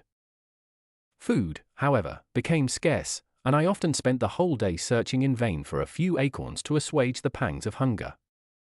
When I found this, I resolved to quit the place that I had hitherto inhabited, to seek for one where the few wants I experienced would be more easily satisfied. In this emigration I exceedingly lamented the loss of the fire, which I had obtained through accident, and knew not how to reproduce it. I gave several hours to the serious consideration of this difficulty, but I was obliged to relinquish all attempt to supply it, and wrapping myself up in my cloak, I struck across the wood towards the setting sun. I passed 3 days in these rambles, and at length discovered the open country. A great fall of snow had taken place the night before, and the fields were of one uniform white. The appearance was disconsolate, and I found my feet chilled by the cold damp substance that covered the ground. It was about 7 in the morning, and I longed to obtain food and shelter. At length I perceived a small hut, on a rising ground, which had doubtless been built for the convenience of some shepherd. This was a new sight to me, and I examined the structure with great curiosity. Finding the door open, I entered. An old man sat in it, near a fire, over which he was preparing his breakfast. He turned on hearing a noise, and perceiving me, shrieked loudly, and quitting the hut, ran across the fields with a speed of which his debilitated form hardly appeared capable. His appearance, different from any I had ever before seen, and his flight somewhat surprised me. But I was enchanted by the appearance of the hut. Here the snow and rain could not penetrate. The ground was dry, and it presented to me then as exquisite and divine a retreat as pandemonium appeared to the demons of hell after their sufferings in the lake of fire. I greedily devoured the remnants of the shepherd's breakfast, which consisted of bread, cheese, milk, and wine. The latter, however, I did not like. Then, overcome by fatigue, I lay down among some straw and fell asleep. It was noon when I awoke, and allured by the warmth of the sun, which shone brightly on the white ground, I determined to recommence my travels. And, depositing the remains of the peasant's breakfast in a wallet I found, I proceeded across the fields for several hours, until at sunset I arrived at a village. How miraculous did this appear! The huts, the neater cottages, and stately houses engaged my admiration by turns. The vegetables in the gardens, the milk and cheese that I saw placed at the windows of some of the cottages, allured my appetite. One of the best of these I entered, but I had hardly placed my foot within the door before the children shrieked, and one of the women fainted. The whole village was roused. Some fled, some attacked me, until, grievously bruised by stones and many other kinds of missile weapons, I escaped to the open country and fearfully took refuge in a low hovel, quite bare, and making a wretched appearance after the palaces I had beheld in the village. This hovel, however, joined a cottage of a neat and pleasant appearance, but after my late dearly bought experience, I dared not enter it. My place of refuge was constructed of wood, but so low that I could with difficulty sit upright in it. No wood, however, was placed on the earth, which formed the floor, but it was dry. And although the wind entered it by innumerable chinks, I found it an agreeable asylum from the snow and rain. Here, then, I retreated and lay down happy to have found a shelter, however miserable, from the inclemency of the season, and still more from the barbarity of man. As soon as morning dawned I crept from my kennel, that I might view the adjacent cottage and discover if I could remain in the habitation I had found. It was situated against the back of the cottage and surrounded on the sides, which were exposed by a pigsty and a clear pool of water. One part was open, and by that I had crept in. But now I covered every crevice by which I might be perceived with stones and wood, yet in such a manner that I might move them on occasion to pass out. All the light I enjoyed came through the sty, and that was sufficient for me. Having thus arranged my dwelling and carpeted it with clean straw, I retired, for I saw the figure of a man at a distance, and I remembered too well my treatment the night before to trust myself in his power. I had first, however, provided for my sustenance for that day by a loaf of coarse bread, which I purloined, and a cup with which I could drink more conveniently than from my hand of the pure water which flowed by my retreat. The floor was a little raised, so that it was kept perfectly dry, and by its vicinity to the chimney of the cottage it was tolerably warm. Being thus provided, I resolved to reside in this hovel until something should occur which might alter my determination. It was indeed a paradise compared to the bleak forest, my former residence, the rain-dropping branches, and dank earth. I ate my breakfast with pleasure, and was about to remove a plank to procure myself a little water when I heard a step, and looking through a small chink, I beheld a young creature, with a pail on her head, passing before my hovel. The girl was young and of gentle demeanour, unlike what I have since found cottagers and farmhouse servants to be. Yet she was meanly dressed, a coarse blue petticoat and a linen jacket being her only garb. Her fair hair was plaited, but not adorned, she looked patient yet sad. I lost sight of her, and in about a quarter of an hour she returned bearing the pail, which was now partly filled with milk. As she walked along, seemingly incommoded by the burden, a young man met her, whose countenance expressed a deeper despondence. Uttering a few sounds with an air of melancholy, he took the pail from her head and bore it to the cottage himself. She followed, and they disappeared. Presently I saw the young man again, with some tools in his hand, cross the field behind the cottage. And the girl was also busied, sometimes in the house and sometimes in the yard. On examining my dwelling, I found that one of the windows of the cottage had formerly occupied a part of it, but the panes had been filled up with wood. In one of these was a small and almost imperceptible chink through which the eye could just penetrate. Through this crevice a small room was visible, whitewashed and clean, but very bare of furniture. In one corner, near a small fire, sat an old man, leaning his head on his hands in a disconsolate attitude. The young girl was occupied in arranging the cottage. But presently she took something out of a drawer, which employed her hands, and she sat down beside the old man, who, taking up an instrument, began to play and to produce sound sweeter than the voice of the thrush or the nightingale. It was a lovely sight, even to me, poor wretch who had never beheld aught beautiful before. The silver hair and benevolent countenance of the aged cottager won my reverence, while the gentle manners of the girl enticed my love. He played a sweet mournful air which I perceived drew tears from the eyes of his amiable companion, of which the old man took no notice, until she sobbed audibly. He then pronounced a few sounds, and the fair creature, leaving her work, knelt at his feet. He raised her, and smiled with such kindness and affection that I felt sensations of a peculiar and overpowering nature. They were a mixture of pain and pleasure, such as I had never before experienced, either from hunger or cold, warmth or food. And I withdrew from the window, unable to bear these emotions. Soon after this the young man returned, bearing on his shoulders a load of wood. The girl met him at the door, helped to relieve him of his burden, and taking some of the fuel into the cottage, placed it on the fire. Then she and the youth went apart into a nook of the cottage, and he showed her a large loaf and a piece of cheese. She seemed pleased and went into the garden for some roots and plants, which she placed in water, and then upon the fire. She afterwards continued her work, whilst the young man went into the garden and appeared busily employed in digging and pulling up roots. After he had been employed thus about an hour, the young woman joined him and they entered the cottage together. The old man had, in the meantime, been pensive, but on the appearance of his companions he assumed a more cheerful air, and they sat down to eat. The meal was quickly dispatched. The young woman was again occupied in arranging the cottage. The old man walked before the cottage in the sun for a few minutes, leaning on the arm of the youth. Nothing could exceed in beauty the contrast between these two excellent creatures. One was old, with silver hairs and a countenance beaming with benevolence and love. The younger was slight and graceful in his figure, and his features were moulded with the finest symmetry, yet his eyes and attitude expressed the utmost sadness and despondency. The old man returned to the cottage, and the youth, with tools different from those he had used in the morning, directed his steps across the fields. Night quickly shut in, but to my extreme wonder, I found that the cottagers had a means of prolonging light by the use of tapers, and was delighted to find that the setting of the sun did not put an end to the pleasure I experienced in watching my human neighbors. In the evening the young girl and her companion were employed in various occupations, which I did not understand. And the old man again took up the instrument which produced the divine sounds that had enchanted me in the morning.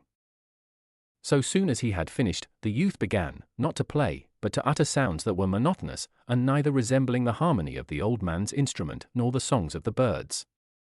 I since found that he read aloud, but at that time I knew nothing of the science of words or letters.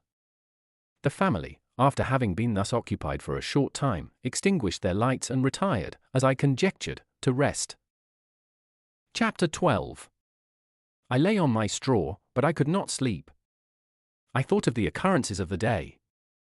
What chiefly struck me was the gentle manners of these people, and I longed to join them, but dared not. I remembered too well the treatment I had suffered the night before from the barbarous villagers, and resolved, whatever course of conduct I might hereafter think it right to pursue, that for the present I would remain quietly in my hovel, watching and endeavoring to discover the motives which influenced their actions. The cottagers arose the next morning before the sun. The young woman arranged the cottage and prepared the food, and the youth departed after the first meal. This day was passed in the same routine as that which preceded it. The young man was constantly employed out of doors, and the girl in various laborious occupations within. The old man, whom I soon perceived to be blind, employed his leisure hours on his instrument or in contemplation. Nothing could exceed the love and respect which the younger cottagers exhibited towards their venerable companion. They performed towards him every little office of affection and duty with gentleness, and he rewarded them by his benevolent smiles. They were not entirely happy. The young man and his companion often went apart and appeared to weep. I saw no cause for their unhappiness, but I was deeply affected by it. If such lovely creatures were miserable, it was less strange that I, an imperfect and solitary being, should be wretched. Yet why were these gentle beings unhappy? They possessed a delightful house, for such it was in my eyes, and every luxury. They had a fire to warm them when chill and delicious viands when hungry. They were dressed in excellent clothes. And, still more, they enjoyed one another's company and speech, interchanging each day looks of affection and kindness. What did their tears imply? Did they really express pain? I was at first unable to solve these questions, but perpetual attention and time explained to me many appearances which were at first enigmatic. A considerable period elapsed before I discovered one of the causes of the uneasiness of this amiable family. It was poverty, and they suffered that evil in a very distressing degree. Their nourishment consisted entirely of the vegetables of their garden and the milk of one cow, which gave very little during the winter, when its masters could scarcely procure food to support it. They often, I believe, suffered the pangs of hunger very poignantly, especially the two younger cottagers, for several times they placed food before the old man when they reserved none for themselves. This trait of kindness moved me sensibly. I had been accustomed, during the night, to steal a part of their store for my own consumption, but when I found that in doing this I inflicted pain on the cottagers, I abstained and satisfied myself with berries, nuts, and roots which I gathered from a neighboring wood. I discovered also another means through which I was enabled to assist their labors. I found that the youth spent a great part of each day in collecting wood for the family fire, and during the night I often took his tools, the use of which I quickly discovered, and brought home firing sufficient for the consumption of several days. I remember, the first time that I did this, the young woman, when she opened the door in the morning, appeared greatly astonished on seeing a great pile of wood on the outside. She uttered some words in a loud voice, and the youth joined her, who also expressed surprise. I observed, with pleasure, that he did not go to the forest that day, but spent it in repairing the cottage and cultivating the garden. By degrees I made a discovery of still greater moment. I found that these people possessed a method of communicating their experience and feelings to one another by articulate sounds. I perceived that the words they spoke sometimes produced pleasure or pain, smiles or sadness, in the minds and countenances of the hearers. This was indeed a godlike science, and I ardently desired to become acquainted with it. But I was baffled in every attempt I made for this purpose. Their pronunciation was quick, and the words they uttered, not having any apparent connection with visible objects, I was unable to discover any clue by which I could unravel the mystery of their reference. By great application, however, and after having remained during the space of several revolutions of the moon in my hovel, I discovered the names that were given to some of the most familiar objects of discourse.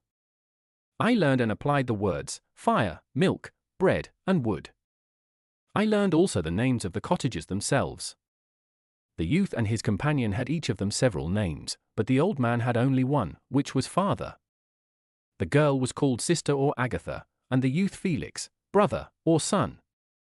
I cannot describe the delight I felt when I learned the ideas appropriated to each of these sounds and was able to pronounce them. I distinguished several other words without being able as yet to understand or apply them, such as good, dearest, unhappy. I spent the winter in this manner. The gentle manners and beauty of the cottagers greatly endeared them to me. When they were unhappy, I felt depressed. When they rejoiced, I sympathized in their joys. I saw few human beings besides them, and if any other happened to enter the cottage, their harsh manners and rude gait only enhanced to me the superior accomplishments of my friends. The old man, I could perceive, often endeavored to encourage his children, as sometimes I found that he called them, to cast off their melancholy. He would talk in a cheerful accent, with an expression of goodness that bestowed pleasure even upon me. Agatha listened with respect, her eyes sometimes filled with tears, which she endeavored to wipe away unperceived. But I generally found that her countenance and tone were more cheerful after having listened to the exhortations of her father. It was not thus with Felix. He was always the saddest of the group, and even to my unpracticed senses, he appeared to have suffered more deeply than his friends. But if his countenance was more sorrowful, his voice was more cheerful than that of his sister, especially when he addressed the old man. I could mention innumerable instances which, although slight, marked the dispositions of these amiable cottagers. In the midst of poverty and want, Felix carried with pleasure to his sister the first little white flower that peeped out from beneath the snowy ground. Early in the morning, before she had risen, he cleared away the snow that obstructed her path to the milk house, drew water from the well, and brought the wood from the outhouse, where, to his perpetual astonishment, he found his store always replenished by an invisible hand. In the day, I believe, he worked sometimes for a neighboring farmer, because he often went forth and did not return until dinner, yet brought no wood with him. At other times he worked in the garden, but as there was little to do in the frosty season, he read to the old man and Agatha. This reading had puzzled me extremely at first, but by degrees I discovered that he uttered many of the same sounds when he read as when he talked. I conjectured, therefore, that he found on the paper signs for speech which he understood, and I ardently longed to comprehend these also. But how was that possible when I did not even understand the sounds for which they stood as signs? I improved, however, sensibly in this science, but not sufficiently to follow up any kind of conversation, although I applied my whole mind to the endeavor, for I easily perceived that, although I eagerly longed to discover myself to the cottagers, I ought not to make the attempt until I had first become master of their language, which knowledge might enable me to make them overlook the deformity of my figure, for with this also the contrast perpetually presented to my eyes had made me acquainted. I had admired the perfect forms of my cottagers, their grace, beauty, and delicate complexions. But how was I terrified when I viewed myself in a transparent pool? At first I started back, unable to believe that it was indeed I who was reflected in the mirror. And when I became fully convinced that I was in reality the monster that I am, I was filled with the bitterest sensations of despondence and mortification. Alas! I did not yet entirely know the fatal effects of this miserable deformity. As the sun became warmer and the light of day longer, the snow vanished, and I beheld the bare trees and the black earth. From this time Felix was more employed, and the heart-moving indications of impending famine disappeared. Their food, as I afterwards found, was coarse, but it was wholesome. And they procured a sufficiency of it. Several new kinds of plants sprang up in the garden, which they dressed. And these signs of comfort increased daily as the season advanced. The old man, leaning on his son, walked each day at noon, when it did not rain, as I found it was called when the heavens poured forth its waters. This frequently took place, but a high wind quickly dried the earth, and the season became far more pleasant than it had been. My mode of life in my hovel was uniform. During the morning I attended the motions of the cottagers, and when they were dispersed in various occupations, I slept. The remainder of the day was spent in observing my friends. When they had retired to rest, if there was any moon or the night was starlight, I went into the woods and collected my own food and fuel for the cottage. When I returned, as often as it was necessary, I cleared their path from the snow and performed those offices that I had seen done by Felix. I afterwards found that these labors, performed by an invisible hand, greatly astonished them. And once or twice I heard them, on these occasions, utter the words good spirit, wonderful. But I did not then understand the signification of these terms. My thoughts now became more active, and I longed to discover the motives and feelings of these lovely creatures. I was inquisitive to know why Felix appeared so miserable and Agatha so sad. I thought, foolish wretch, that it might be in my power to restore happiness to these deserving people. When I slept or was absent, the forms of the venerable blind father, the gentle Agatha, and the excellent Felix flitted before me. I looked upon them as superior beings who would be the arbiters of my future destiny. I formed in my imagination 1,000 pictures of presenting myself to them, and their reception of me. I imagined that they would be disgusted, until, by my gentle demeanor and conciliating words, I should first win their favor and afterwards their love. These thoughts exhilarated me and led me to apply with fresh ardor to the acquiring the art of language. My organs were indeed harsh, but supple. And although my voice was very unlike the soft music of their tones, yet I pronounced such words as I understood with tolerable ease. It was as the ass and the lap dog. Yet surely the gentle ass, whose intentions were affectionate, although his manners were rude, deserved better treatment than blows and execration. The pleasant showers and genial warmth of spring greatly altered the aspect of the earth. Men who before this change seemed to have been hid in caves dispersed themselves and were employed in various arts of cultivation. The birds sang in more cheerful notes, and the leaves began to bud forth on the trees. Happy, happy earth! Fit habitation for gods, which, so short a time before, was bleak, damp, and unwholesome. My spirits were elevated by the enchanting appearance of nature. The past was blotted from my memory, the present was tranquil, and the future gilded by bright rays of hope and anticipations of joy. Chapter 13. I now hasten to the more moving part of my story. I shall relate events that impress me with feelings which, from what I had been, have made me what I am. Spring advanced rapidly. The weather became fine and the skies cloudless. It surprised me that what before was desert and gloomy should now bloom with the most beautiful flowers and verdure.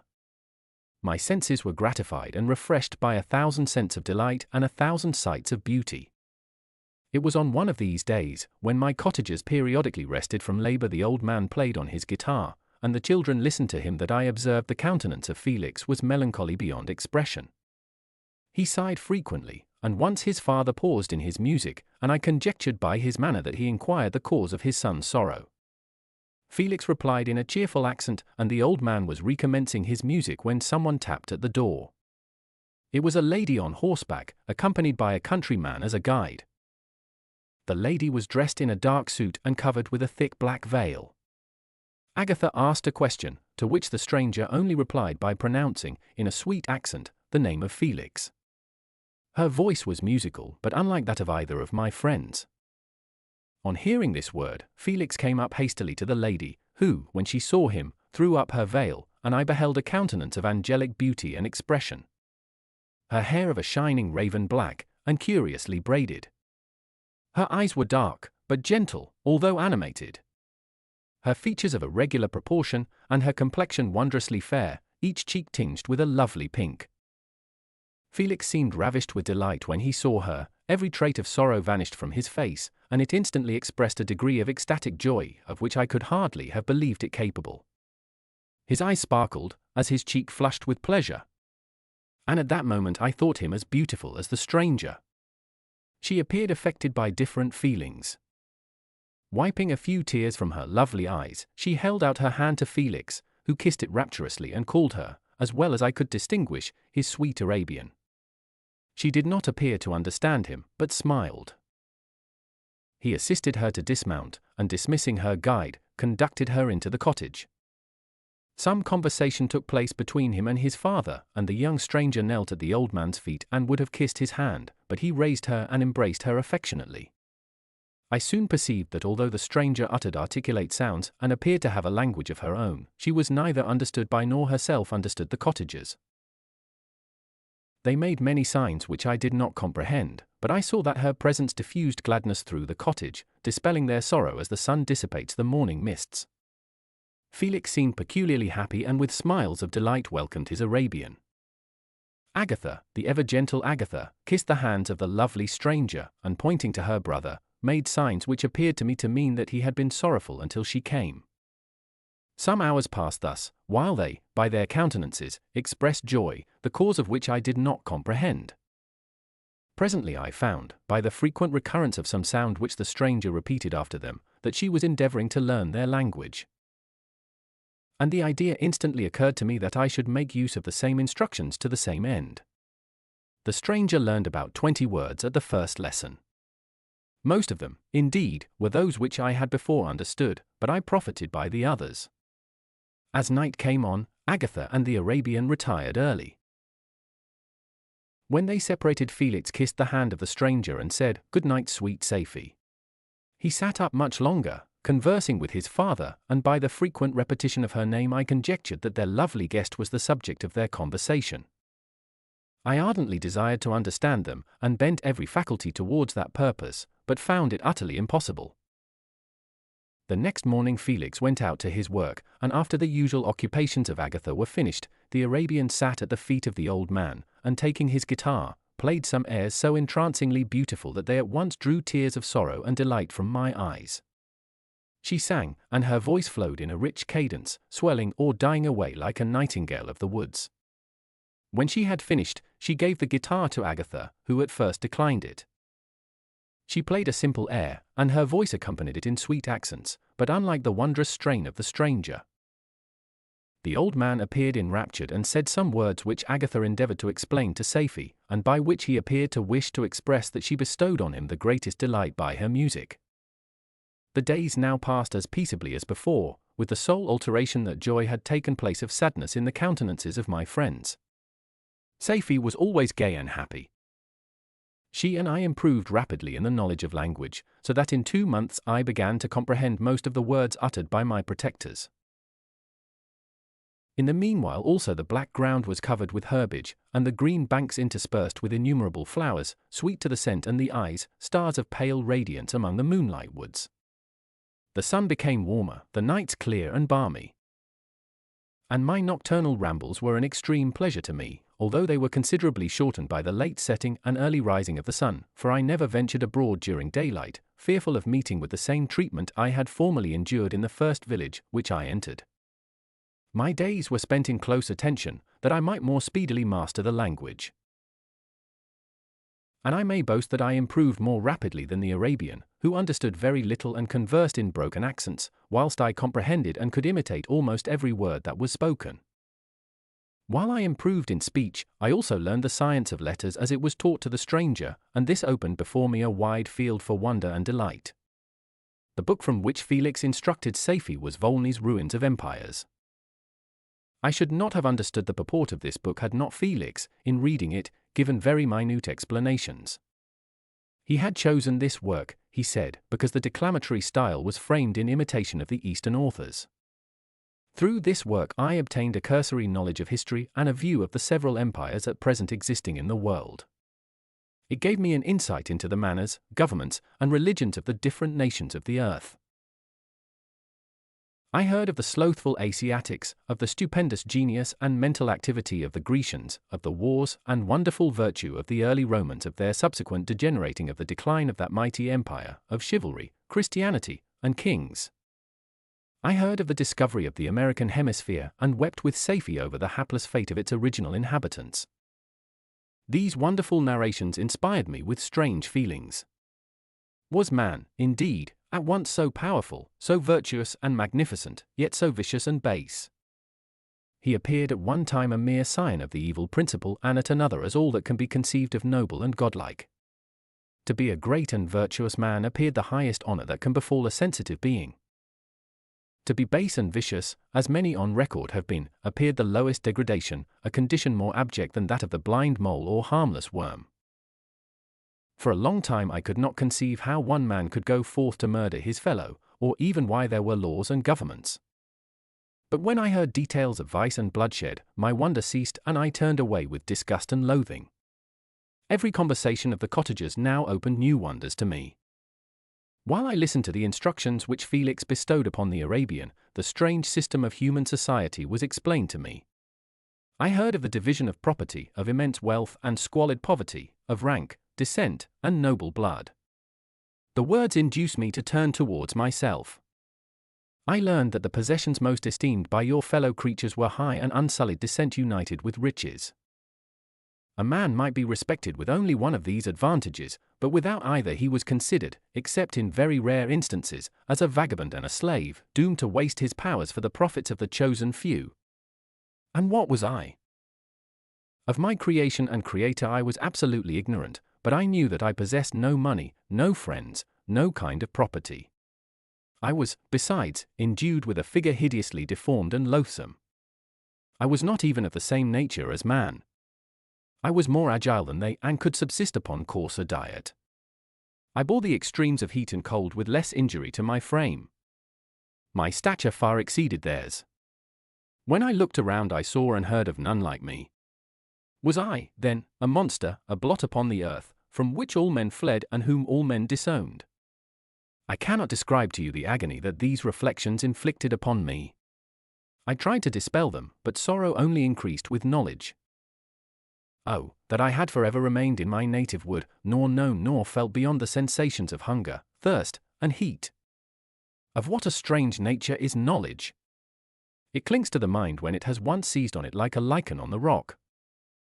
I wished sometimes to shake off all thought and feeling, but I learned that there was but one means to overcome the sensation of pain, and that was death, a state which I feared yet did not understand. I admired virtue and good feelings and loved the gentle manners and amiable qualities of my cottagers, but I was shut out from intercourse with them, except through means which I obtained by stealth, when I was unseen and unknown, and which rather increased than satisfied the desire I had of becoming one among my fellows. The gentle words of Agatha and the animated smiles of the charming Arabian were not for me. The mild exhortations of the old man and the lively conversation of the loved Felix were not for me. Miserable, unhappy wretch! Other lessons were impressed upon me even more deeply. I heard of the difference of sexes, and the birth and growth of children, how the father doted on the smiles of the infant, and the lively sallies of the older child, how all the life and cares of the mother were wrapped up in the precious charge, how the mind of youth expanded and gained knowledge of brother, sister, and all the various relationships which bind one human being to another in mutual bonds. But where were my friends and relations? No father had watched my infant days, no mother had blessed me with smiles and caresses. Or if they had, all my past life was now a blot, a blind vacancy in which I distinguished nothing. From my earliest remembrance I had been as I then was in height and proportion. I had never yet seen a being resembling me or who claimed any intercourse with me. What was I? The question again recurred, to be answered only with groans. I will soon explain to what these feelings tended, but allow me now to return to the cottagers, whose story excited in me such various feelings of indignation, delight, and wonder, but which all terminated in additional love and reverence for my protectors, for so I loved, in an innocent, half-painful self-deceit, to call them. Chapter 14. Some time elapsed before I learned the history of my friends. It was one which could not fail to impress itself deeply on my mind, unfolding as it did a number of circumstances, each interesting and wonderful to one so utterly inexperienced as I was. The name of the old man was de Lacy.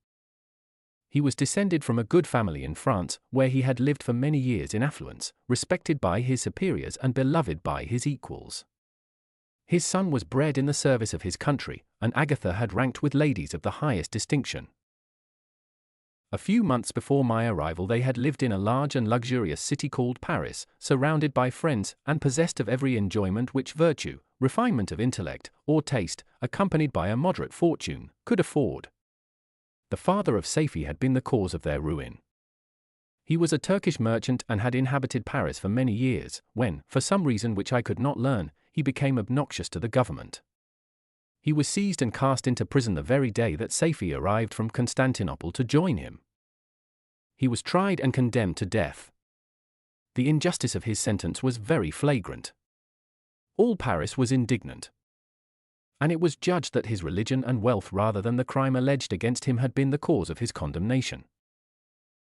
Felix had accidentally been present at the trial. His horror and indignation were uncontrollable when he heard the decision of the court. He made, at that moment, a solemn vow to deliver him and then looked around for the means. After many fruitless attempts to gain admittance to the prison, he found a strongly grated window in an unguarded part of the building, which lighted the dungeon of the unfortunate Mohammedan, who, loaded with chains, waited in despair the execution of the barbarous sentence. Felix visited the grate at night and made known to the prisoner his intentions in his favor. The Turk, amazed and delighted, endeavored to kindle the zeal of his deliverer by promises of reward and wealth. Felix rejected his offers with contempt, yet when he saw the lovely Safie, who was allowed to visit her father and who by her gestures expressed her lively gratitude, the youth could not help owning to his own mind that the captive possessed a treasure which would fully reward his toil and hazard. The Turk quickly perceived the impression that his daughter had made on the heart of Felix and endeavored to secure him more entirely in his interests by the promise of her hand in marriage so soon as he should be conveyed to a place of safety. Felix was too delicate to accept this offer, yet he looked forward to the probability of the event as to the consummation of his happiness.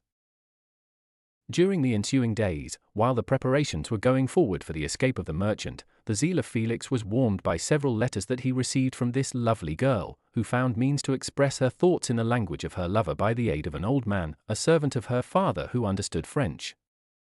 She thanked him in the most ardent terms for his intended services towards her parent, and at the same time she gently deplored her own fate.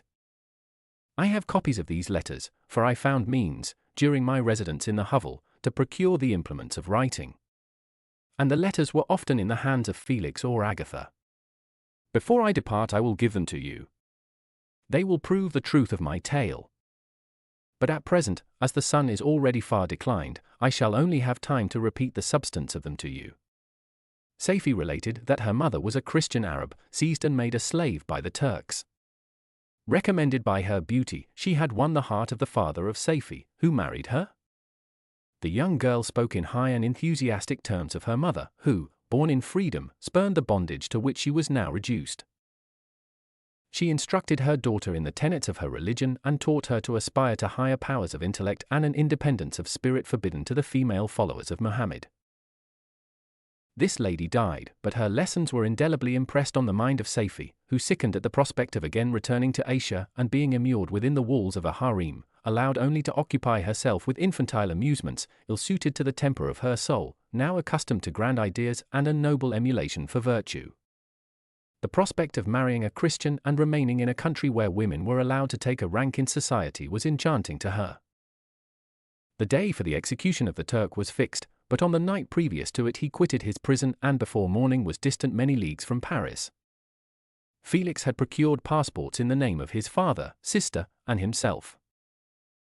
He had previously communicated his plan to the former, who aided the deceit by quitting his house, under the pretense of a journey, and concealed himself, with his daughter, in an obscure part of Paris. Felix conducted the fugitives through France to Lyons and across Morne-Cenis to Lagorne, where the merchant had decided to wait a favorable opportunity of passing into some part of the Turkish dominions. Safie resolved to remain with her father until the moment of his departure, before which time the Turk renewed his promise that she should be united to his deliverer. And Felix remained with them in expectation of that event. And in the meantime he enjoyed the society of the Arabian, who exhibited towards him the simplest and tenderest affection. They conversed with one another through the means of an interpreter, and sometimes with the interpretation of looks. And Safie sang to him the divine airs of her native country. The Turk allowed this intimacy to take place and encouraged the hopes of the youthful lovers, while in his heart he had formed far other plans. He loathed the idea that his daughter should be united to a Christian, but he feared the resentment of Felix if he should appear lukewarm, for he knew that he was still in the power of his deliverer if he should choose to betray him to the Italian state which they inhabited. He revolved 1,000 plans by which he should be enabled to prolong the deceit until it might be no longer necessary, and secretly to take his daughter with him when he departed. His plans were facilitated by the news which arrived from Paris. The government of France were greatly enraged at the escape of their victim and spared no pains to detect and punish his deliverer. The plot of Felix was quickly discovered, and De Lacy and Agatha were thrown into prison. The news reached Felix and roused him from his dream of pleasure. His blind and aged father and his gentle sister lay in a noisome dungeon while he enjoyed the free air and the society of her whom he loved. This idea was torture to him. He quickly arranged with the Turk that if the latter should find a favorable opportunity for escape before Felix could return to Italy, Safie should remain as a boarder at a convent at Leghorn. And then, quitting the lovely Arabian, he hastened to Paris and delivered himself up to the vengeance of the law, hoping to free de Lacy and Agatha by this proceeding. He did not succeed. They remained confined for 5 months before the trial took place, the result of which deprived them of their fortune and condemned them to a perpetual exile from their native country. They found a miserable asylum in the cottage in Germany, where I discovered them. Felix soon learned that the treacherous Turk, for whom he and his family endured such unheard of oppression, on discovering that his deliverer was thus reduced to poverty and ruin, became a traitor to good feeling and honor, and had quitted Italy with his daughter, insultingly sending Felix a pittance of money to aid him, as he said, in some plan of future maintenance. Such were the events that preyed on the heart of Felix and rendered him, when I first saw him, the most miserable of his family.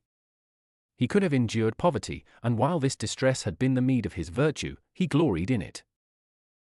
But the ingratitude of the Turk and the loss of his beloved Safie were misfortunes more bitter and irreparable. The arrival of the Arabian now infused new life into his soul. When the news reached Leghorn that Felix was deprived of his wealth and rank, the merchant commanded his daughter to think no more of her lover, but to prepare to return to her native country. The generous nature of Safie was outraged by this command. She attempted to expostulate with her father, but he left her angrily, reiterating his tyrannical mandate. A few days after, the Turk entered his daughter's apartment and told her hastily that he had reason to believe that his residence at Leghorn had been divulged and that he should speedily be delivered up to the French government. He had consequently hired a vessel to convey him to Constantinople, for which city he should sail in a few hours.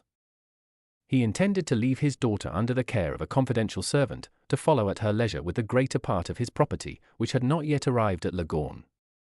When alone, Safie resolved in her own mind the plan of conduct that it would become her to pursue in this emergency. A residence in Turkey was abhorrent to her. Her religion and her feelings were alike averse to it. By some papers of her father which fell into her hands, she heard of the exile of her lover and learnt the name of the spot where he then resided. She hesitated some time, but at length she formed her determination. Taking with her some jewels that belonged to her and a sum of money, she quitted Italy with an attendant, a native of Leghorn, but who understood the common language of Turkey, and departed for Germany. She arrived in safety at a town about 20 leagues from the cottage of de Lacy, when her attendant fell dangerously ill. Safie nursed her with the most devoted affection, but the poor girl died, and the Arabian was left alone, unacquainted with the language of the country and utterly ignorant of the customs of the world. She fell, however, into good hands. The Italian had mentioned the name of the spot for which they were bound, and after her death the woman of the house in which they had lived took care that Safie should arrive in safety at the cottage of her lover. Chapter 15. Such was the history of my beloved cottagers. It impressed me deeply. I learned, from the views of social life which it developed, to admire their virtues and to deprecate the vices of mankind.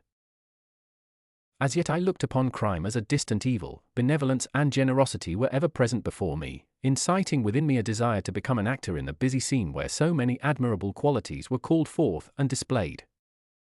But in giving an account of the progress of my intellect, I must not omit a circumstance which occurred in the beginning of the month of August of the same year.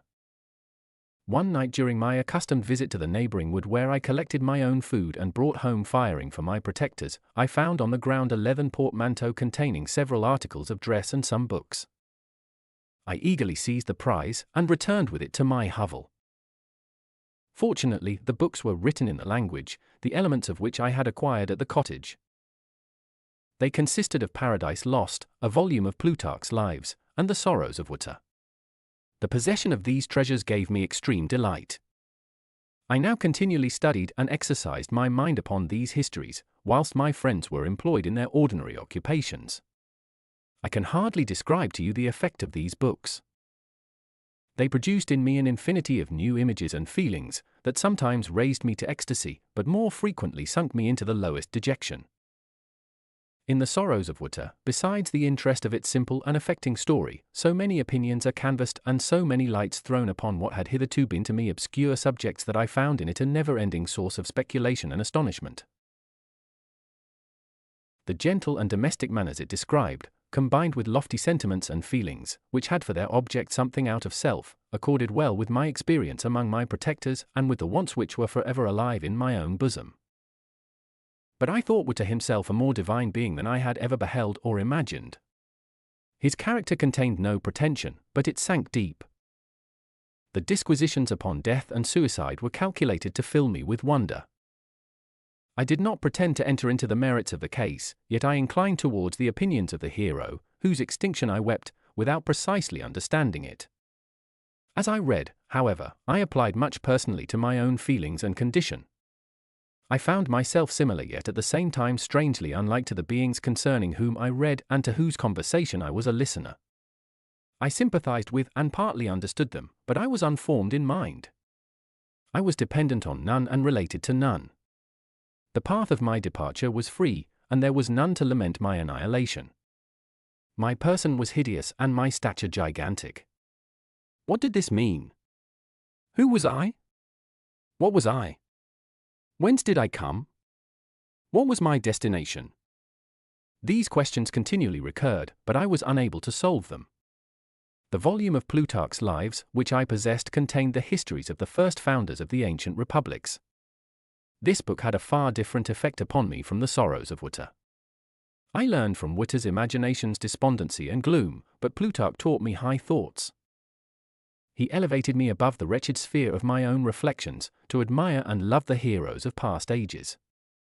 Many things I read surpass my understanding and experience. I had a very confused knowledge of kingdoms, wide extents of country, mighty rivers, and boundless seas. But I was perfectly unacquainted with towns and large assemblages of men. The cottage of my protectors had been the only school in which I had studied human nature, but this book developed new and mightier scenes of action. I read of men concerned in public affairs, governing or massacring their species. I felt the greatest ardor for virtue rise within me, and abhorrence for vice, as far as I understood the signification of those terms, relative as they were, as I applied them, to pleasure and pain alone. Induced by these feelings, I was of course led to admire peaceable lawgivers, Numa, Solon, and Lycurgus, in preference to Romulus and Theseus. The patriarchal lives of my protectors caused these impressions to take a firm hold on my mind. Perhaps, if my first introduction to humanity had been made by a young soldier, burning for glory and slaughter, I should have been imbued with different sensations. But Paradise Lost excited different and far deeper emotions. I read it, as I had read the other volumes which had fallen into my hands, as a true history. It moved every feeling of wonder and all that the picture of an omnipotent God warring with his creatures was capable of exciting. I often referred the several situations, as their similarity struck me, to my own. Like Adam, I was apparently united by no link to any other being in existence. But his state was far different from mine in every other respect.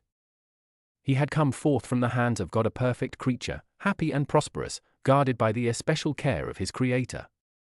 He was allowed to converse with and acquire knowledge from beings of a superior nature, but I was wretched, helpless, and alone.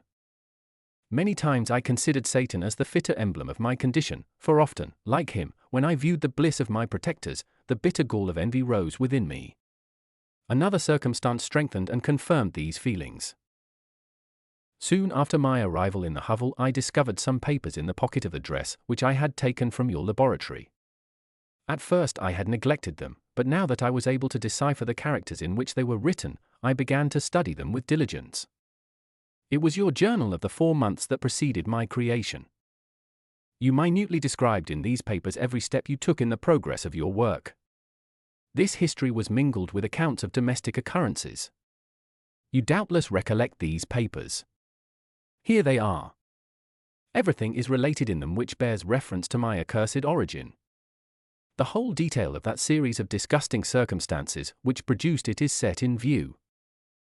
The minutest description of my odious and loathsome person is given, in language which painted your own horrors and rendered mine indelible. I sickened as I read. Hateful day when I received life! I exclaimed in agony. Accursed Creator! Why did you form a monster so hideous that even you turned from me in disgust? God, in pity, made man beautiful and alluring, after his own image. But my form is a filthy type of yours, more horrid even from the very resemblance. Satan had his companions, fellow devils, to admire and encourage him, but I am solitary and abhorred. These were the reflections of my hours of despondency and solitude. But when I contemplated the virtues of the cottagers, their amiable and benevolent dispositions, I persuaded myself that when they should become acquainted with my admiration of their virtues, they would compassionate me and overlook my personal deformity. Could they turn from their door one, however monstrous, who solicited their compassion and friendship? I resolved, at least, not to despair, but in every way to fit myself for an interview with them which would decide my fate. I postponed this attempt for some months longer, for the importance attached to its success inspired me with a dread lest I should fail. Besides, I found that my understanding improved so much with every day's experience that I was unwilling to commence this undertaking until a few more months should have added to my sagacity. Several changes, in the meantime, took place in the cottage. The presence of safety diffused happiness among its inhabitants, and I also found that a greater degree of plenty reigned there. Felix and Agatha spent more time in amusement and conversation, and were assisted in their labors by servants. They did not appear rich, but they were contented and happy. Their feelings were serene and peaceful, while mine became every day more tumultuous. Increase of knowledge only discovered to me more clearly what a wretched outcast I was. I cherished hope, it is true, but it vanished when I beheld my person reflected in water or my shadow in the moonshine, even as that frail image and that inconstant shade. I endeavored to crush these fears, and to fortify myself for the trial which in a few months I resolved to undergo. And sometimes I allowed my thoughts, unchecked by reason, to ramble in the fields of paradise, and dared to fancy amiable and lovely creatures sympathizing with my feelings and cheering my gloom. Their angelic countenances breathed smiles of consolation. But it was all a dream. No Eve soothed my sorrows nor shared my thoughts. I was alone. I remembered Adam's supplication to his Creator. But where was mine? He had abandoned me, and in the bitterness of my heart I cursed him. Autumn passed thus. I saw, with surprise and grief, the leaves decay and fall, and nature again assume the barren and bleak appearance it had worn when I first beheld the woods and the lovely moon. Yet I did not heed the bleakness of the weather. I was better fitted by my conformation for the endurance of cold and heat.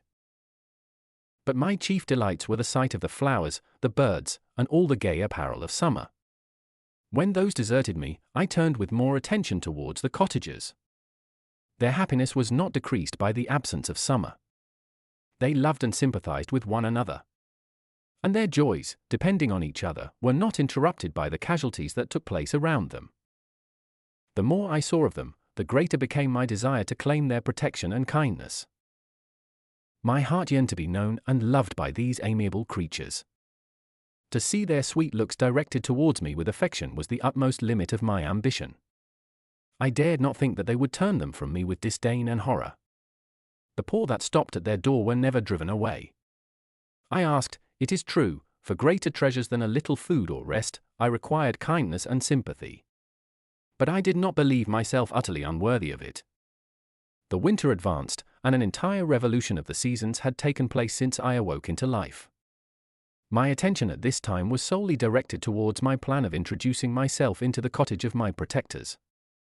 I revolved many projects, but that on which I finally fixed was to enter the dwelling when the blind old man should be alone. I had sagacity enough to discover that the unnatural hideousness of my person was the chief object of horror with those who had formerly beheld me. My voice, although harsh, had nothing terrible in it. I thought, therefore, that if in the absence of his children I could gain the goodwill and mediation of the old de Lacy, I might by his means be tolerated by my younger protectors. One day, when the sun shone on the red leaves that strewed the ground and diffused cheerfulness, although it denied warmth, Safie, Agatha, and Felix departed on a long country walk, and the old man, at his own desire, was left alone in the cottage. When his children had departed, he took up his guitar and played several mournful but sweet airs, more sweet and mournful than I had ever heard him play before. At first his countenance was illuminated with pleasure, but as he continued, thoughtfulness and sadness succeeded. At length, laying aside the instrument, he sat absorbed in reflection. My heart beat quick. This was the hour and moment of trial, which would decide my hopes or realize my fears. The servants were gone to a neighboring fair. All was silent in and around the cottage. It was an excellent opportunity.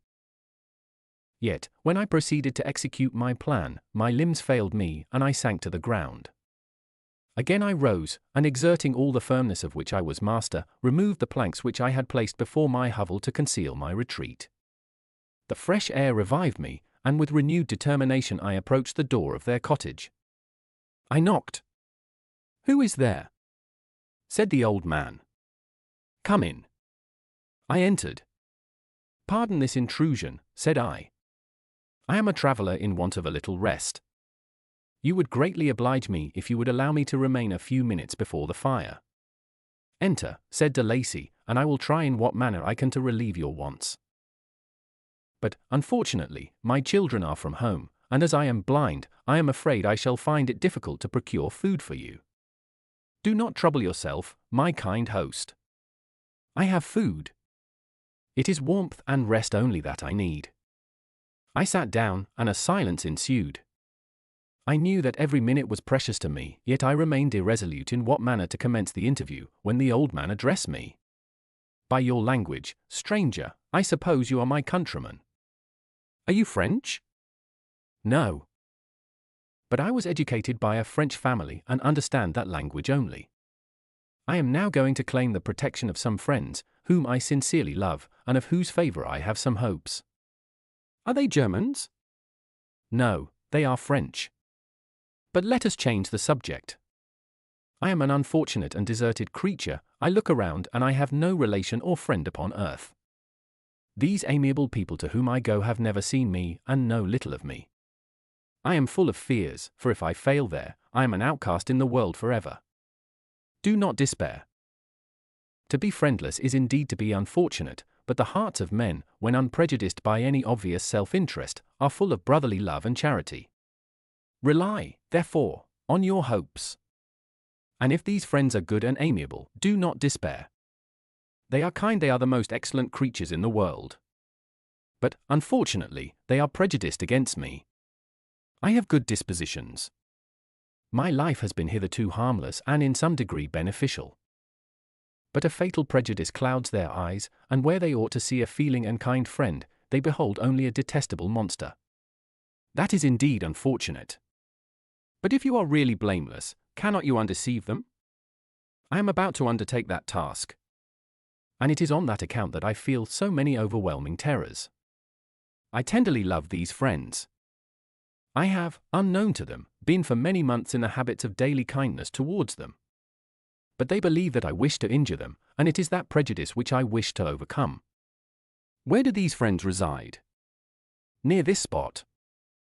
The old man paused and then continued, "If you will unreservedly confide to me the particulars of your tale, I perhaps may be of use in undeceiving them.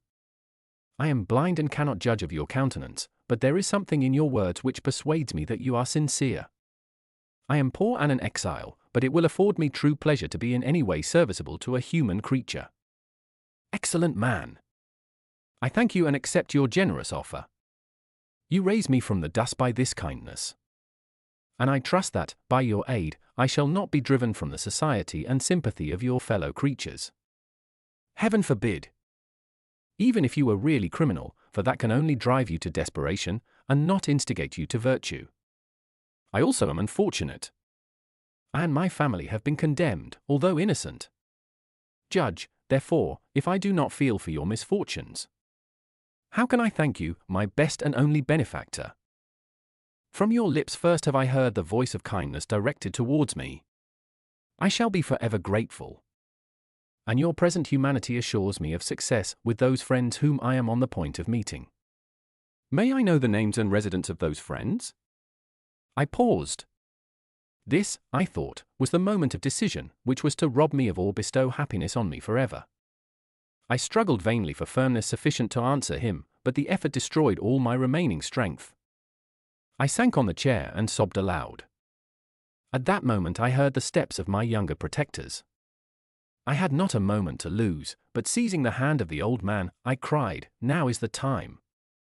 Save and protect me. You and your family are the friends whom I seek. Do not you desert me in the hour of trial." "Great God!" exclaimed the old man. "Who are you?" At that instant the cottage door was opened, and Felix, Safie, and Agatha entered. Who can describe their horror and consternation on beholding me? Agatha fainted, and Safie, unable to attend to her friend, rushed out of the cottage. Felix darted forward, and with supernatural force tore me from his father, to whose knees I clung. In a transport of fury, he dashed me to the ground and struck me violently with a stick. I could have torn him limb from limb, as the lion rends the antelope. But my heart sank within me as with bitter sickness, and I refrained. I saw him on the point of repeating his blow, when, overcome by pain and anguish, I quitted the cottage, and in the general tumult escaped unperceived to my hovel. Chapter 16. Cursed, cursed Creator! Why did I live? Why, in that instant, did I not extinguish the spark of existence which you had so wantonly bestowed? I know not. Despair had not yet taken possession of me. My feelings were those of rage and revenge. I could with pleasure have destroyed the cottage and its inhabitants and have glutted myself with their shrieks and misery. When night came I quitted my retreat and wandered in the wood. And now, no longer restrained by the fear of discovery, I gave vent to my anguish in fearful howlings. I was like a wild beast that had broken the toils, destroying the objects that obstructed me and ranging through the wood with a stag-like swiftness. Oh, what a miserable night I passed! The cold stars shone in mockery, and the bare trees waved their branches above me. Now and then the sweet voice of a bird burst forth amidst the universal stillness. All, save I, were at rest or in enjoyment. I, like the arch-fiend, bore a hell within me, and finding myself unsympathized with, wished to tear up the trees, spread havoc and destruction around me, and then to have sat down and enjoyed the ruin. But this was a luxury of sensation that could not endure. I became fatigued with excess of bodily exertion and sank on the damp grass in the sick impotence of despair. There was none among the myriads of men that existed who would pity or assist me. And should I feel kindness towards my enemies? No, from that moment I declared everlasting war against the species, and more than all, against him who had formed me and sent me forth to this insupportable misery. The sun rose. I heard the voices of men and knew that it was impossible to return to my retreat during that day. Accordingly, I hid myself in some thick underwood, determining to devote the ensuing hours to reflection on my situation. The pleasant sunshine and the pure air of day restored me to some degree of tranquility. And when I considered what had passed at the cottage, I could not help believing that I had been too hasty in my conclusions. I had certainly acted imprudently. It was apparent that my conversation had interested the father in my behalf, and I was a fool in having exposed my person to the horror of his children. I ought to have familiarized the older Lacey to me, and by degrees to have discovered myself to the rest of his family, when they should have been prepared for my approach. But I did not believe my errors to be irretrievable, and after much consideration I resolved to return to the cottage, seek the old man, and by my representations win him to my party. These thoughts calmed me, and in the afternoon I sank into a profound sleep. But the fever of my blood did not allow me to be visited by peaceful dreams. The horrible scene of the preceding day was forever acting before my eyes. The females were flying, and the enraged Felix tearing me from his father's feet. I awoke exhausted, and finding that it was already night, I crept forth from my hiding place, and went in search of food. When my hunger was appeased, I directed my steps towards the well-known path that conducted to the cottage. All there was at peace. I crept into my hovel and remained in silent expectation of the accustomed hour when the family arose. That hour passed, the sun mounted high in the heavens, but the cottagers did not appear. I trembled violently, apprehending some dreadful misfortune. The inside of the cottage was dark, and I heard no motion. I cannot describe the agony of this suspense. Presently 2 countrymen passed by, but pausing near the cottage, they entered into conversation, using violent gesticulations. But I did not understand what they said, as they spoke the language of the country, which differed from that of my protectors. Soon after, however, Felix approached with another man. I was surprised, as I knew that he had not quitted the cottage that morning, and waited anxiously to discover from his discourse the meaning of these unusual appearances. Do you consider, said his companion to him, that you will be obliged to pay 3 months' rent and to lose the produce of your garden? I do not wish to take any unfair advantage, and I beg therefore that you will take some days to consider of your determination. It is utterly useless, replied Felix. We can never again inhabit your cottage. The life of my father is in the greatest danger, owing to the dreadful circumstance that I have related. My wife and my sister will never recover from their horror. I entreat you not to reason with me any more. Take possession of your tenement and let me fly from this place. Felix trembled violently as he said this. He and his companion entered the cottage, in which they remained for a few minutes, and then departed. I never saw any of the family of de Lacy more. I continued for the remainder of the day in my hovel in a state of utter and stupid despair. My protectors had departed and had broken the only link that held me to the world. For the first time the feelings of revenge and hatred filled my bosom, and I did not strive to control them, but allowing myself to be borne away by the stream, I bent my mind towards injury and death. When I thought of my friends, of the mild voice of de Lacy, the gentle eyes of Agatha, and the exquisite beauty of the Arabian, these thoughts vanished and a gush of tears somewhat soothed me. But again when I reflected that they had spurned and deserted me, anger returned, a rage of anger, and unable to injure anything human, I turned my fury towards inanimate objects. As night advanced, I placed a variety of combustibles around the cottage, and after having destroyed every vestige of cultivation in the garden, I waited with forced impatience until the moon had sunk to commence my operations. As the night advanced, a fierce wind arose from the woods and quickly dispersed the clouds that had loitered in the heavens. The blast tore along like a mighty avalanche and produced a kind of insanity in my spirits that burst all bounds of reason and reflection. I lighted the dry branch of a tree and danced with fury around the devoted cottage, my eyes still fixed on the western horizon, the edge of which the moon nearly touched. A part of its orb was at length hid, and I waved my brand. It sank, and with a loud scream I fired the straw, and heath, and bushes, which I had collected. The wind fanned the fire, and the cottage was quickly enveloped by the flames, which clung to it and licked it with their forked and destroying tongues. As soon as I was convinced that no assistance could save any part of the habitation, I quitted the scene and sought for refuge in the woods. And now, with the world before me, whither should I bend my steps? I resolved to fly far from the scene of my misfortunes. But to me, hated and despised, every country must be equally horrible. At length the thought of you crossed my mind. I learned from your papers that you were my father, my creator. And to whom could I apply with more fitness than to him who had given me life? Among the lessons that Felix had bestowed upon Safie, geography had not been omitted. I had learned from these the relative situations of the different countries of the earth. You had mentioned Geneva as the name of your native town, and towards this place I resolved to proceed. But how was I to direct myself? I knew that I must travel in a southwesterly direction to reach my destination, but the sun was my only guide.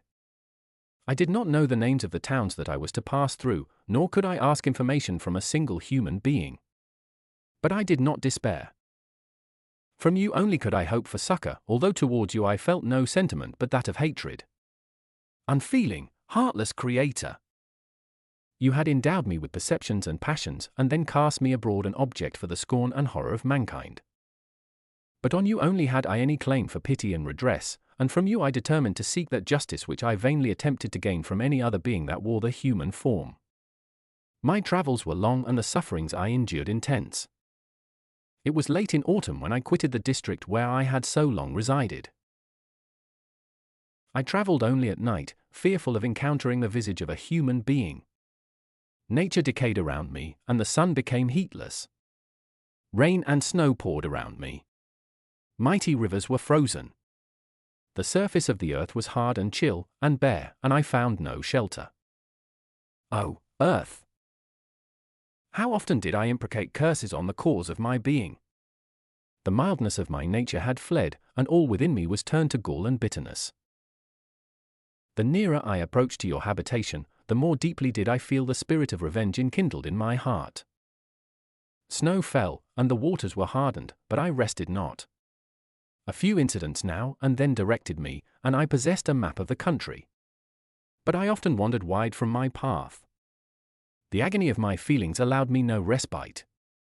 No incident occurred from which my rage and misery could not extract its food. But a circumstance that happened when I arrived on the confines of Switzerland, when the sun had recovered its warmth and the earth again began to look green, confirmed in an especial manner the bitterness and horror of my feelings. I generally rested during the day and travelled only when I was secured by night from the view of man. One morning, however, finding that my path lay through a deep wood, I ventured to continue my journey after the sun had risen. The day, which was one of the first of spring, cheered even me by the loveliness of its sunshine and the balminess of the air. I felt emotions of gentleness and pleasure, that had long appeared dead, revive within me. Half surprised by the novelty of these sensations, I allowed myself to be borne away by them, and forgetting my solitude and deformity, dared to be happy. Soft tears again bedewed my cheeks, and I even raised my humid eyes with thankfulness towards the blessed sun, which bestowed such joy upon me. I continued to wind among the paths of the wood, until I came to its boundary, which was skirted by a deep and rapid river, into which many of the trees bent their branches, now budding with the fresh spring. Here I paused, not exactly knowing what path to pursue, when I heard the sound of voices, that induced me to conceal myself under the shade of a cypress. I was scarcely hid when a young girl came running towards the spot where I was concealed, laughing, as if she ran from someone in sport. She continued her course along the precipitous sides of the river, when suddenly her foot slipped, and she fell into the rapid stream. I rushed from my hiding place and with extreme labor, from the force of the current, saved her and dragged her to shore. She was senseless, and I endeavored by every means in my power to restore animation, when I was suddenly interrupted by the approach of a rustic, who was probably the person from whom she had playfully fled. On seeing me, he darted towards me, and tearing the girl from my arms, hastened towards the deeper parts of the wood. I followed speedily, I hardly knew why. But when the man saw me draw near, he aimed a gun, which he carried, at my body and fired. I sank to the ground, and my injurer, with increased swiftness, escaped into the wood. This was then the reward of my benevolence. I had saved a human being from destruction, and as a recompense I now writhed under the miserable pain of a wound which shattered the flesh and bone. The feelings of kindness and gentleness, which I had entertained but a few moments before, gave place to hellish rage and gnashing of teeth. Inflamed by pain, I vowed eternal hatred and vengeance to all mankind. But the agony of my wound overcame me. My pulses paused, and I fainted. For some weeks I led a miserable life in the woods, endeavoring to cure the wound which I had received. The ball had entered my shoulder, and I knew not whether it had remained there or passed through. At any rate, I had no means of extracting it. My sufferings were augmented also by the oppressive sense of the injustice and ingratitude of their infliction. My daily vows rose for revenge, a deep and deadly revenge, such as would alone compensate for the outrages and anguish I had endured. After some weeks my wound healed, and I continued my journey. The labors I endured were no longer to be alleviated by the bright sun or gentle breezes of spring. All joy was but a mockery which insulted my desolate state and made me feel more painfully that I was not made for the enjoyment of pleasure. But my toils now drew near a close, and in 2 months from this time I reached the environs of Geneva. It was evening when I arrived, and I retired to a hiding place among the fields that surround it to meditate in what manner I should apply to you.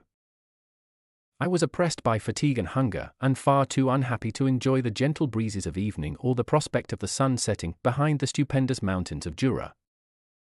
At this time a slight sleep relieved me from the pain of reflection, which was disturbed by the approach of a beautiful child, who came running into the recess I had chosen, with all the sportiveness of infancy.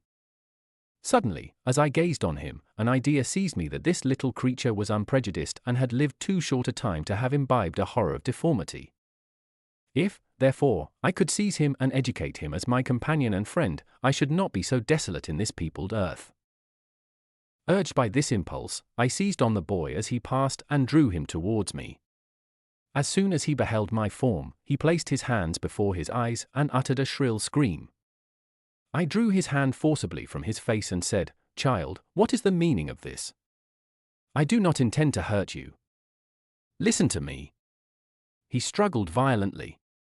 "Let me go," he cried. "Monster! Ugly wretch! You wish to eat me and tear me to pieces. You are an ogre. Let me go, or I will tell my papa. Boy, you will never see your father again. You must come with me. Hideous monster. Let me go. My papa is a syndic, he is M. Frankenstein, he will punish you. You dare not keep me. Frankenstein. You belong then to my enemy, to him towards whom I have sworn eternal revenge. You shall be my first victim. The child still struggled and loaded me with epithets which carried despair to my heart. I grasped his throat to silence him, and in a moment he lay dead at my feet. I gazed on my victim, and my heart swelled with exultation and hellish triumph. Clapping my hands, I exclaimed, I too can create desolation. My enemy is not invulnerable. This death will carry despair to him, and 1,000 other miseries shall torment and destroy him. As I fixed my eyes on the child, I saw something glittering on his breast. I took it. It was a portrait of a most lovely woman. In spite of my malignity, it softened and attracted me. For a few moments I gazed with delight on her dark eyes, fringed by deep lashes, and her lovely lips. But presently my rage returned. I remembered that I was forever deprived of the delights that such beautiful creatures could bestow, and that she whose resemblance I contemplated would, in regarding me, have changed that air of divine benignity to one expressive of disgust and affright. Can you wonder that such thoughts transported me with rage?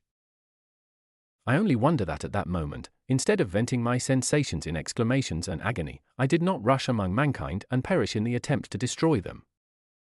While I was overcome by these feelings, I left the spot where I had committed the murder, and seeking a more secluded hiding place, I entered a barn which had appeared to me to be empty. A woman was sleeping on some straw.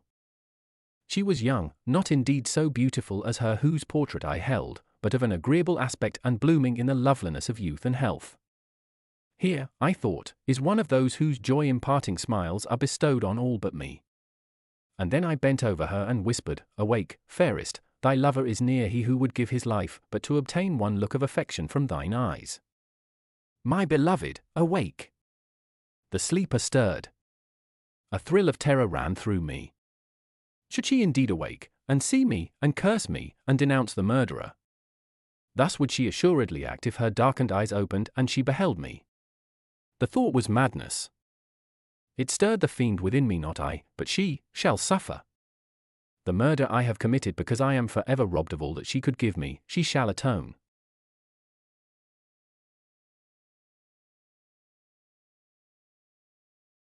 The crime had its source in her. Be hers the punishment. Thanks to the lessons of Felix and the sanguinary laws of man, I had learned now to work mischief. I bent over her and placed the portrait securely in one of the folds of her dress.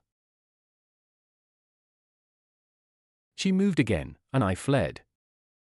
For some days I haunted the spot where these scenes had taken place, sometimes wishing to see you, sometimes resolved to quit the world and its miseries forever. At length I wandered towards these mountains, and have ranged through their immense recesses, consumed by a burning passion which you alone can gratify. We may not part until you have promised to comply with my requisition. I am alone and miserable. Man will not associate with me. But one as deformed and horrible as myself would not deny herself to me.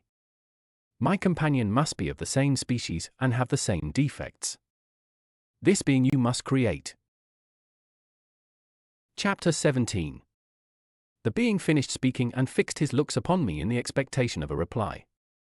But I was bewildered, perplexed, and unable to arrange my ideas sufficiently to understand the full extent of his proposition. He continued, You must create a female for me with whom I can live in the interchange of those sympathies necessary for my being. This you alone can do, and I demand it of you as a right which you must not refuse to concede. The latter part of his tale had kindled anew in me the anger that had died away while he narrated his peaceful life among the cottagers, and as he said this I could no longer suppress the rage that burned within me. I do refuse it, I replied. And no torture shall ever extort a consent from me. You may render me the most miserable of men, but you shall never make me base in my own eyes.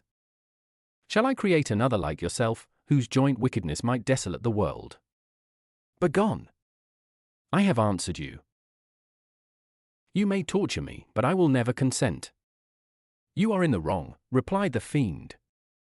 And instead of threatening, I am content to reason with you. I am malicious because I am miserable. Am I not shunned and hated by all mankind? You, my creator, would tear me to pieces and triumph. Remember that, and tell me why I should pity man more than he pities me. You would not call it murder if you could precipitate me into one of those ice rifts and destroy my frame, the work of your own hands. Shall I respect man when he condemns me? Let him live with me in the interchange of kindness, and instead of injury I would bestow every benefit upon him with tears of gratitude at his acceptance. But that cannot be. The human senses are insurmountable barriers to our union. Yet mine shall not be the submission of abject slavery. I will revenge my injuries. If I cannot inspire love, I will cause fear, and chiefly towards you my arch-enemy, because my Creator, do I swear inextinguishable hatred. Have a care. I will work at your destruction, nor finish until I desolate your heart, so that you shall curse the hour of your birth. A fiendish rage animated him as he said this. His face was wrinkled into contortions too horrible for human eyes to behold. But presently he calmed himself and proceeded. I intended to reason. This passion is detrimental to me, for you do not reflect that you are the cause of its excess. If any being felt emotions of benevolence towards me, I should return them 100-fold. For that one creature's sake I would make peace with the whole kind. But I now indulge in dreams of bliss that cannot be realized. What I ask of you is reasonable and moderate. I demand a creature of another sex, but as hideous as myself. The gratification is small, but it is all that I can receive, and it shall content me.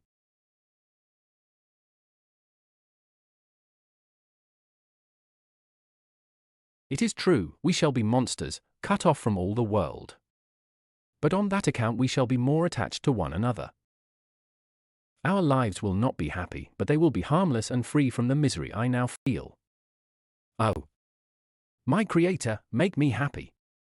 Let me feel gratitude towards you for one benefit. Let me see that I excite the sympathy of some existing thing.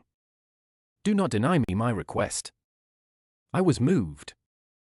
I shuddered when I thought of the possible consequences of my consent, but I felt that there was some justice in his argument. His tale and the feelings he now expressed proved him to be a creature of fine sensations, and did I not as his maker owe him all the portion of happiness that it was in my power to bestow?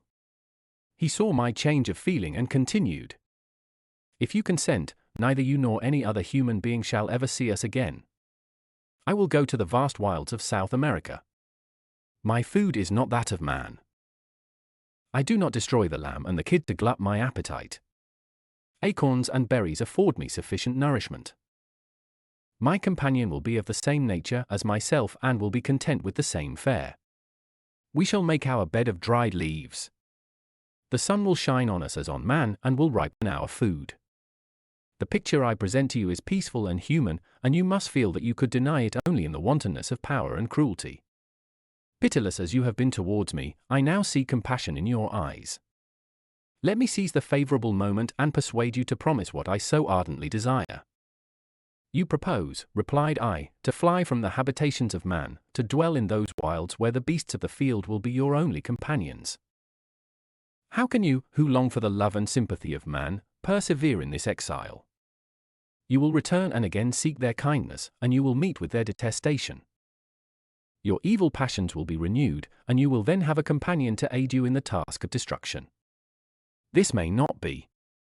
Cease to argue the point, for I cannot consent. How inconstant are your feelings! But a moment ago you were moved by my representations, and why do you again harden yourself to my complaints? I swear to you, by the earth which I inhabit, and by you that made me, that with the companion you bestow, I will quit the neighborhood of man and dwell, as it may chance, in the most savage of places. My evil passions will have fled, for I shall meet with sympathy. My life will flow quietly away, and in my dying moments I shall not curse my Maker. His words had a strange effect upon me. I compassionated him and sometimes felt a wish to console him, but when I looked upon him, when I saw the filthy mass that moved and talked, my heart sickened and my feelings were altered to those of horror and hatred. I tried to stifle these sensations. I thought that as I could not sympathize with him, I had no right to withhold from him the small portion of happiness which was yet in my power to bestow. You swear, I said, to be harmless. But have you not already shown a degree of malice that should reasonably make me distrust you? May not even this be a feint that will increase your triumph by affording a wider scope for your revenge? How is this? I must not be trifled with, and I demand an answer. If I have no ties and no affections, hatred and vice must be my portion. The love of another will destroy the cause of my crimes, and I shall become a thing of whose existence everyone will be ignorant. My vices are the children of a forced solitude that I abhor, and my virtues will necessarily arise when I live in communion with an equal. I shall feel the affections of a sensitive being and become linked to the chain of existence and events from which I am now excluded. I paused some time to reflect on all he had related and the various arguments which he had employed. I thought of the promise of virtues which he had displayed on the opening of his existence and the subsequent blight of all kindly feeling by the loathing and scorn which his protectors had manifested towards him. His power and threats were not omitted in my calculations. A creature who could exist in the ice caves of the glacier and hide himself from pursuit among the ridges of inaccessible precipices was a being possessing faculties it would be vain to cope with. After a long pause of reflection, I concluded that the justice due both to him and my fellow creatures demanded of me that I should comply with his request. Turning to him, therefore, I said, I consent to your demand, on your solemn oath to quit Europe forever, and every other place in the neighborhood of man, as soon as I shall deliver into your hands a female who will accompany you in your exile. I swear, he cried, by the sun, and by the blue sky of heaven, and by the fire of love that burns my heart, that if you grant my prayer, while they exist you shall never behold me again. Depart to your home and commence your labors. I shall watch their progress with unutterable anxiety. And fear not, but that when you are ready I shall appear. Saying this, he suddenly quitted me, fearful, perhaps, of any change in my sentiments. I saw him descend the mountain with greater speed than the flight of an eagle, and quickly lost among the undulations of the sea of ice. His tale had occupied the whole day, and the sun was upon the verge of the horizon when he departed. I knew that I ought to hasten my descent towards the valley, as I should soon be encompassed in darkness. But my heart was heavy, and my steps slow. The labor of winding among the little paths of the mountain and fixing my feet firmly as I advanced perplexed me, occupied as I was by the emotions which the occurrences of the day had produced. Night was far advanced when I came to the halfway resting place and seated myself beside the fountain. The stars shone at intervals as the clouds passed from over them. The dark pines rose before me, and every here and there a broken tree lay on the ground. It was a scene of wonderful solemnity and stirred strange thoughts within me. I wept bitterly, and clasping my hands in agony, I exclaimed, "Oh! Stars and clouds and winds, ye are all about to mock me. If ye really pity me, crush sensation and memory. Let me become as naught. But if not, depart, depart, and leave me in darkness." These were wild and miserable thoughts, but I cannot describe to you how the eternal twinkling of the stars weighed upon me and how I listened to every blast of wind as if it were a dull ugly siroc on its way to consume me. Morning dawned before I arrived at the village of Chamonix. I took no rest, but returned immediately to Geneva. Even in my own heart I could give no expression to my sensations. They weighed on me with a mountain's weight, and their excess destroyed my agony beneath them. Thus I returned home, and entering the house, presented myself to the family. My haggard and wild appearance awoke intense alarm, but I answered no question, scarcely did I speak. I felt as if I were placed under a ban, as if I had no right to claim their sympathies, as if never more might I enjoy companionship with them. Yet even thus I loved them to adoration. And to save them, I resolved to dedicate myself to my most abhorred task. The prospect of such an occupation made every other circumstance of existence pass before me like a dream, and that thought only had to me the reality of life. Chapter 18. Day after day, week after week, passed away on my return to Geneva. And I could not collect the courage to recommence my work. I feared the vengeance of the disappointed fiend, yet I was unable to overcome my repugnance to the task which was enjoined me. I found that I could not compose a female without again devoting several months to profound study and laborious disquisition. I had heard of some discoveries having been made by an English philosopher, the knowledge of which was material to my success, and I sometimes thought of obtaining my father's consent to visit England for this purpose. But I clung to every pretense of delay and shrank from taking the first step in an undertaking whose immediate necessity began to appear less absolute to me. A change indeed had taken place in me. My health, which had hitherto declined, was now much restored. And my spirits, when unchecked by the memory of my unhappy promise, rose proportionably. My father saw this change with pleasure, and he turned his thoughts towards the best method of eradicating the remains of my melancholy, which every now and then would return by fits, and with a devouring blackness overcast the approaching sunshine. At these moments I took refuge in the most perfect solitude. I passed whole days on the lake alone in a little boat, watching the clouds and listening to the rippling of the waves, silent and listless. But the fresh air and bright sun seldom failed to restore me to some degree of composure, and on my return I met the salutations of my friends with a readier smile and a more cheerful heart. It was after my return from one of these rambles that my father, calling me aside, thus addressed me. "I am happy to remark, my dear son, that you have resumed your former pleasures and seem to be returning to yourself. And yet you are still unhappy and still avoid our society. For some time I was lost in conjecture as to the cause of this, but yesterday an idea struck me, and if it is well founded, I conjure you to avow it. Reserve on such a point would be not only useless, but draw down treble misery on us all." I trembled violently at his exordium, and my father continued. "I confess, my son, that I have always looked forward to your marriage with our dear Elizabeth as the tie of our domestic comfort and the stay of my declining years. You were attached to each other from your earliest infancy. You studied together, and appeared, in dispositions and tastes, entirely suited to one another. But so blind is the experience of man that what I conceive to be the best assistance to my plan may have entirely destroyed it. You, perhaps, regard her as your sister, without any wish that she might become your wife. Nay, you may have met with another whom you may love. And considering yourself as bound in honor to Elizabeth, this struggle may occasion the poignant misery which you appear to feel. My dear father, reassure yourself. I love my cousin tenderly and sincerely. I never saw any woman who excited, as Elizabeth does, my warmest admiration and affection. My future hopes and prospects are entirely bound up in the expectation of our union. The expression of your sentiments of this subject, my dear Victor, gives me more pleasure than I have for some time experienced. If you feel thus, we shall assuredly be happy, however present events may cast a gloom over us. But it is this gloom which appears to have taken so strong a hold of your mind that I wish to dissipate. Tell me, therefore, whether you object to an immediate solemnization of the marriage. We have been unfortunate, and recent events have drawn us from that everyday tranquility befitting my years and infirmities. You are younger? Yet I do not suppose, possessed as you are of a competent fortune, that an early marriage would at all interfere with any future plans of honor and utility that you may have formed.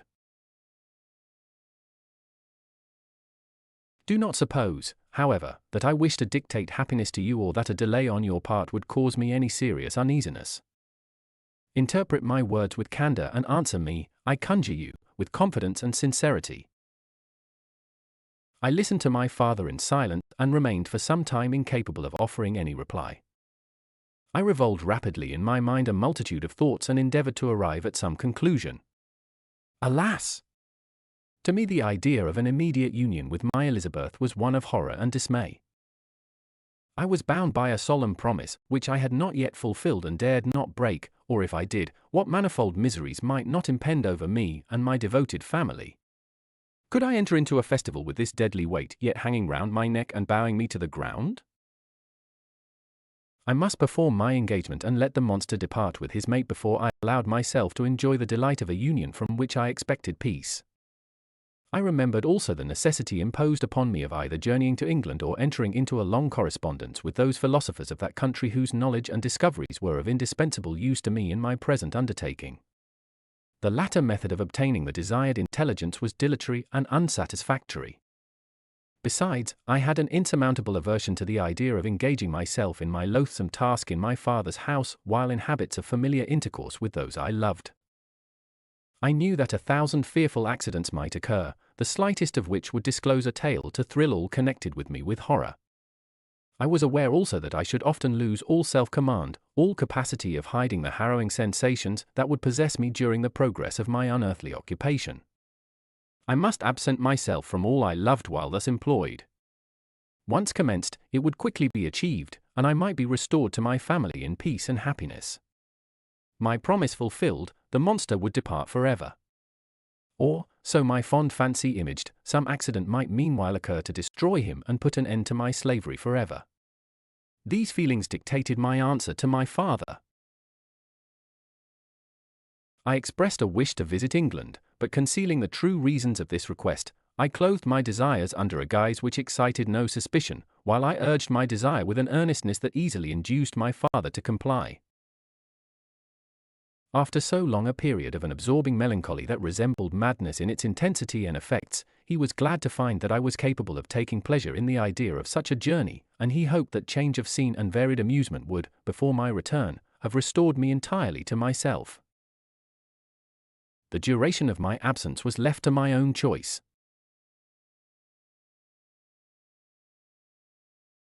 A few months, or at most a year, was the period contemplated. One paternal kind precaution he had taken to ensure my having a companion. Without previously communicating with me, he had, in concert with Elizabeth, arranged that Clerval should join me at Strasbourg. This interfered with the solitude I coveted for the prosecution of my task.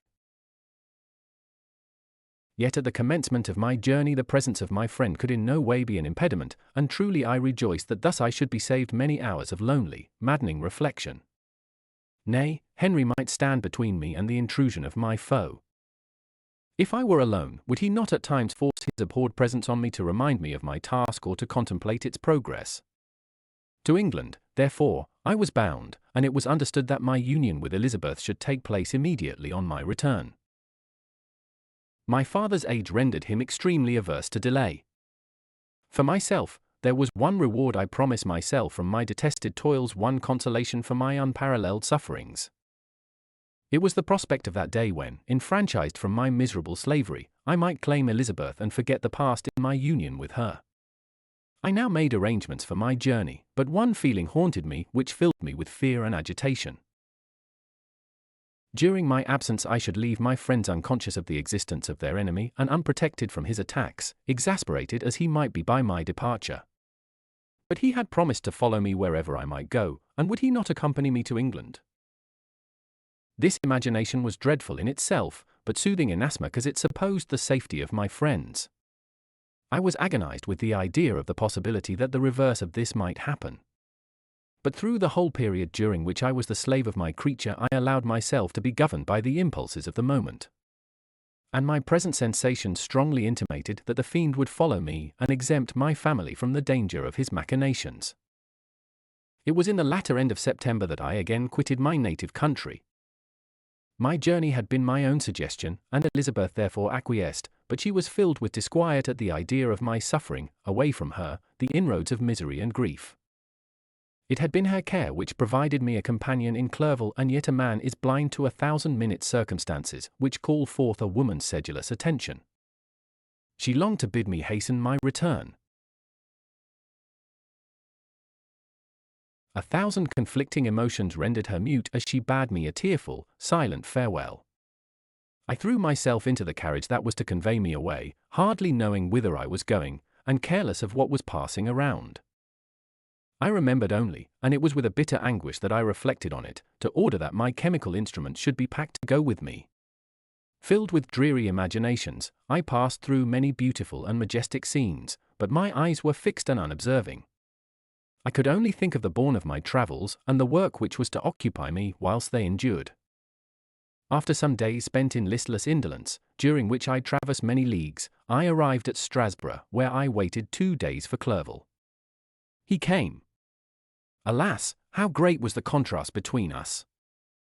He was alive to every new scene, joyful when he saw the beauties of the setting sun, and more happy when he beheld it rise and recommence a new day. He pointed out to me the shifting colors of the landscape and the appearances of the sky. "This is what it is to live," he cried. "Now I enjoy existence." "But you, my dear Frankenstein, wherefore are you desponding and sorrowful?" In truth, I was occupied by gloomy thoughts and neither saw the descent of the evening star nor the golden sunrise reflected in the Rhine. And you, my friend, would be far more amused with the journal of Clerval, who observed the scenery with an eye of feeling and delight, than in listening to my reflections. I, a miserable wretch, haunted by a curse that shut up every avenue to enjoyment. We had agreed to descend the Rhine in a boat from Strasbourg to Rotterdam, whence we might take shipping for London. During this voyage, we passed many willowy islands and saw several beautiful towns. We stayed a day at Mannheim, and on the 5th from our departure from Strasbourg, arrived at Mainz. The course of the Rhine below Mainz becomes much more picturesque. The river descends rapidly and winds between hills, not high, but steep, and of beautiful forms. We saw many ruined castles standing on the edges of precipices, surrounded by black woods, high and inaccessible. This part of the Rhine, indeed, presents a singularly variegated landscape. In one spot you view rugged hills, ruined castles overlooking tremendous precipices, with the dark Rhine rushing beneath. And on the sudden turn of a promontory, flourishing vineyards with green sloping banks and a meandering river and populous towns occupy the scene. We travelled at the time of the vintage and heard the song of the labourers as we glided down the stream. Even I, depressed in mind, and my spirits continually agitated by gloomy feelings, even I was pleased. I lay at the bottom of the boat, and as I gazed on the cloudless blue sky, I seemed to drink in a tranquillity to which I had long been a stranger. And if these were my sensations, who can describe those of Henry? He felt as if he had been transported to fairyland and enjoyed a happiness seldom tasted by man. "I have seen," he said, "the most beautiful scenes of my own country. I have visited the lakes of Lucerne and Uy, where the snowy mountains descend almost perpendicularly to the water, casting black and impenetrable shades, which would cause a gloomy and mournful appearance were it not for the most verdant islands that relieve the eye by their gay appearance. I have seen this lake agitated by a tempest, when the wind tore up whirlwinds of water and gave you an idea of what the water spout must be on the great ocean. And the waves dash with fury the base of the mountain, where the priest and his mistress were overwhelmed by an avalanche and where their dying voices are still said to be heard amid the pauses of the nightly wind. I have seen the mountains of La Valard and the Pays de Vaud. But this country, Victor, pleases me more than all those wonders. The mountains of Switzerland are more majestic and strange, but there is a charm in the banks of this divine river that I never before saw equalled. Look at that castle which overhangs yon precipice. And that also on the island, almost concealed amongst the foliage of those lovely trees. And now that group of labourers coming from among their vines. And that village half hid in the recess of the mountain. Oh, surely the spirit that inhabits and guards this place has a soul more in harmony with man than those who pile the glacier or retire to the inaccessible peaks of the mountains of our own country. Clerval! Beloved friend! Even now it delights me to record your words and to dwell on the praise of which you are so eminently deserving. He was a being formed in the very poetry of nature. His wild and enthusiastic imagination was chastened by the sensibility of his heart. His soul overflowed with ardent affections, and his friendship was of that devoted and wondrous nature that the worldly-minded teach us to look for only in the imagination. But even human sympathies were not sufficient to satisfy his eager mind. The scenery of external nature, which others regard only with admiration, he loved with ardor. The sounding cataract haunted him like a passion, the tall rock, the mountain, and the deep and gloomy wood. Their colors and their forms were then to him an appetite. a feeling, and a love that had no need of a remoter charm, by thought supplied, or any interest, unborrowed from the eye. Wordsworth's Tintern Abbey. And where does he now exist? Is this gentle and lovely being lost forever?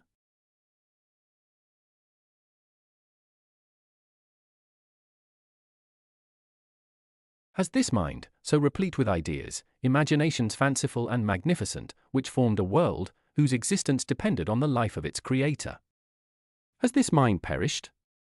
Does it now only exist in my memory? No, it is not thus.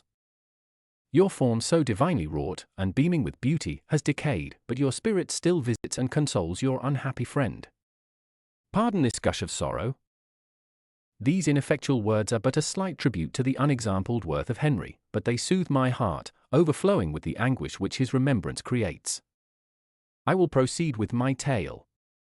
Beyond Cologne we descended to the plains of Holland, and we resolved to post the remainder of our way, for the wind was contrary and the stream of the river was too gentle to aid us. Our journey here lost the interest arising from beautiful scenery, but we arrived in a few days at Rotterdam, whence we proceeded by sea to England. It was on a clear morning, in the latter days of December, that I first saw the white cliffs of Britain.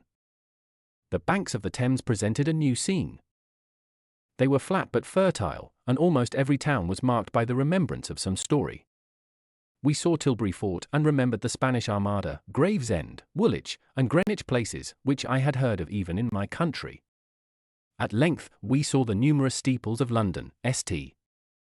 Paul's towering above all, and the tower famed in English history. Chapter 19. London was our present point of rest.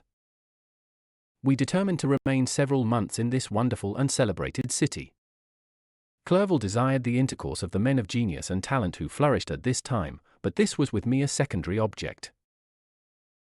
I was principally occupied with the means of obtaining the information necessary for the completion of my promise, and quickly availed myself of the letters of introduction that I had brought with me, addressed to the most distinguished natural philosophers. If this journey had taken place during my days of study and happiness, it would have afforded me inexpressible pleasure. But a blight had come over my existence, and I only visited these people for the sake of the information they might give me on the subject in which my interest was so terribly profound. Company was irksome to me. When alone, I could fill my mind with the sights of heaven and earth. The voice of Henry soothed me, and I could thus cheat myself into a transitory peace. But busy, uninteresting, joyous faces brought back despair to my heart. I saw an insurmountable barrier placed between me and my fellow men. This barrier was sealed with the blood of William and Justine, and to reflect on the events connected with those names filled my soul with anguish. But in Clerval I saw the image of my former self. He was inquisitive and anxious to gain experience and instruction. The difference of manners which he observed was to him an inexhaustible source of instruction and amusement. He was also pursuing an object he had long had in view. His design was to visit India, in the belief that he had in his knowledge of its various languages, and in the views he had taken of its society, the means of materially assisting the progress of European colonization and trade. In Britain only could he further the execution of his plan. He was forever busy, and the only check to his enjoyments was my sorrowful and dejected mind.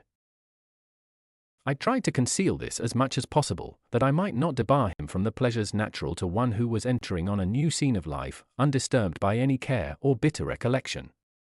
I often refused to accompany him, alleging another engagement, that I might remain alone. I now also began to collect the materials necessary for my new creation, and this was to me like the torture of single drops of water continually falling on the head. Every thought that was devoted to it was an extreme anguish, and every word that I spoke in allusion to it caused my lips to quiver, and my heart to palpitate. After passing some months in London, we received a letter from a person in Scotland who had formerly been our visitor at Geneva. He mentioned the beauties of his native country and asked us if those were not sufficient allurements to induce us to prolong our journey as far north as Perth, where he resided.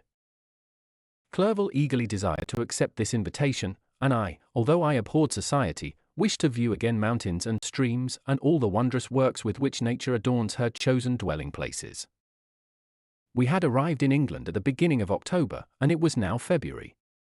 We accordingly determined to commence our journey towards the north at the expiration of another month.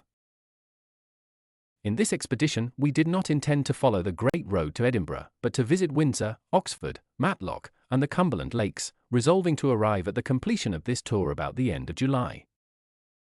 I packed up my chemical instruments and the materials I had collected, resolving to finish my labours in some obscure nook in the northern Highlands of Scotland. We quitted London on the 27th of March and remained a few days at Windsor, rambling in its beautiful forest. This was a new scene to us mountaineers. The majestic oaks, the quantity of game, and the herds of stately deer were all novelties to us. From thence we proceeded to Oxford. As we entered this city, our minds were filled with the remembrance of the events that had been transacted there more than a century and a half before. It was here that Charles I had collected his forces. This city had remained faithful to him, after the whole nation had forsaken his cause to join the standard of Parliament and liberty. The memory of that unfortunate king and his companions, the amiable Falkland, the insolent Goring, his queen, and son, gave a peculiar interest to every part of the city which they might be supposed to have inhabited. The spirit of elder days found a dwelling here, and we delighted to trace its footsteps. If these feelings had not found an imaginary gratification, the appearance of the city had yet in itself sufficient beauty to obtain our admiration. The colleges are ancient and picturesque. The streets are almost magnificent. And the lovely Isis, which flows beside it through meadows of exquisite verdure, is spread forth into a placid expanse of waters, which reflects its majestic assemblage of towers, and spires, and domes, embosomed among aged trees. I enjoyed this scene, and yet my enjoyment was embittered both by the memory of the past and the anticipation of the future. I was formed for peaceful happiness. During my youthful days discontent never visited my mind, and if I was ever overcome by ennui, the sight of what is beautiful in nature or the study of what is excellent and sublime in the productions of man could always interest my heart and communicate elasticity to my spirits. But I am a blasted tree. The bolt has entered my soul. And I felt then that I should survive to exhibit what I shall soon cease to be, a miserable spectacle of wrecked humanity, pitiable to others and intolerable to myself. We passed a considerable period at Oxford, rambling among its environs and endeavouring to identify every spot which might relate to the most animating epoch of English history. Our little voyages of discovery were often prolonged by the successive objects that presented themselves. We visited the tomb of the illustrious Hampden and the field on which that patriot fell. For a moment my soul was elevated from its debasing and miserable fears to contemplate the divine ideas of liberty and self-sacrifice of which these sites were the monuments and the remembrances. For an instant I dared to shake off my chains and look around me with a free and lofty spirit, but the iron had eaten into my flesh, and I sank again, trembling and hopeless, into my miserable self. We left Oxford with regret and proceeded to Matlock, which was our next place of rest. The country in the neighbourhood of this village resembled, to a greater degree, the scenery of Switzerland. But everything is on a lower scale, and the green hills want the crown of distant white Alps which always attend on the piny mountains of my native country. We visited the wondrous cave and the little cabinets of natural history, where the curiosities are disposed in the same manner as in the collections at Servox and Chamonix. The latter name made me tremble when pronounced by Henry, and I hastened to quit Matlock, with which that terrible scene was thus associated. From Derby, still journeying northwards, we passed 2 months in Cumberland and Westmoreland. I could now almost fancy myself among the Swiss mountains. The little patches of snow which yet lingered on the northern sides of the mountains, the lakes, and the dashing of the rocky streams were all familiar and dear sights to me. Here also we made some acquaintances, who almost contrived to cheat me into happiness. The delight of Clerval was proportionably greater than mine. His mind expanded in the company of men of talent, and he found in his own nature greater capacities and resources than he could have imagined himself to have possessed while he associated with his inferiors. "I could pass my life here," said he to me, "and among these mountains I should scarcely regret Switzerland and the Rhine." But he found that a traveller's life is one that includes much pain amidst its enjoyments. His feelings are forever on the stretch. And when he begins to sink into repose, he finds himself obliged to quit that on which he rests in pleasure for something new, which again engages his attention, and which also he forsakes for other novelties. We had scarcely visited the various lakes of Cumberland and Westmoreland and conceived an affection for some of the inhabitants when the period of our appointment with our Scotch friend approached, and we left them to travel on. For my own part, one was not sorry. I had now neglected my promise for some time, and I feared the effects of the demon's disappointment. He might remain in Switzerland and wreak his vengeance on my relatives. This idea pursued me and tormented me at every moment from which I might otherwise have snatched repose and peace. I waited for my letters with feverish impatience. If they were delayed, I was miserable and overcome by 1,000 fears. And when they arrived and I saw the superscription of Elizabeth or my father, I hardly dared to read and ascertain my fate. Sometimes I thought that the fiend followed me and might expedite my remissness by murdering my companion. When these thoughts possessed me, I would not quit Henry for a moment, but followed him as his shadow, to protect him from the fancied rage of his destroyer. I felt as if I had committed some great crime, the consciousness of which haunted me. I was guiltless, but I had indeed drawn down a horrible curse upon my head, as mortal as that of crime.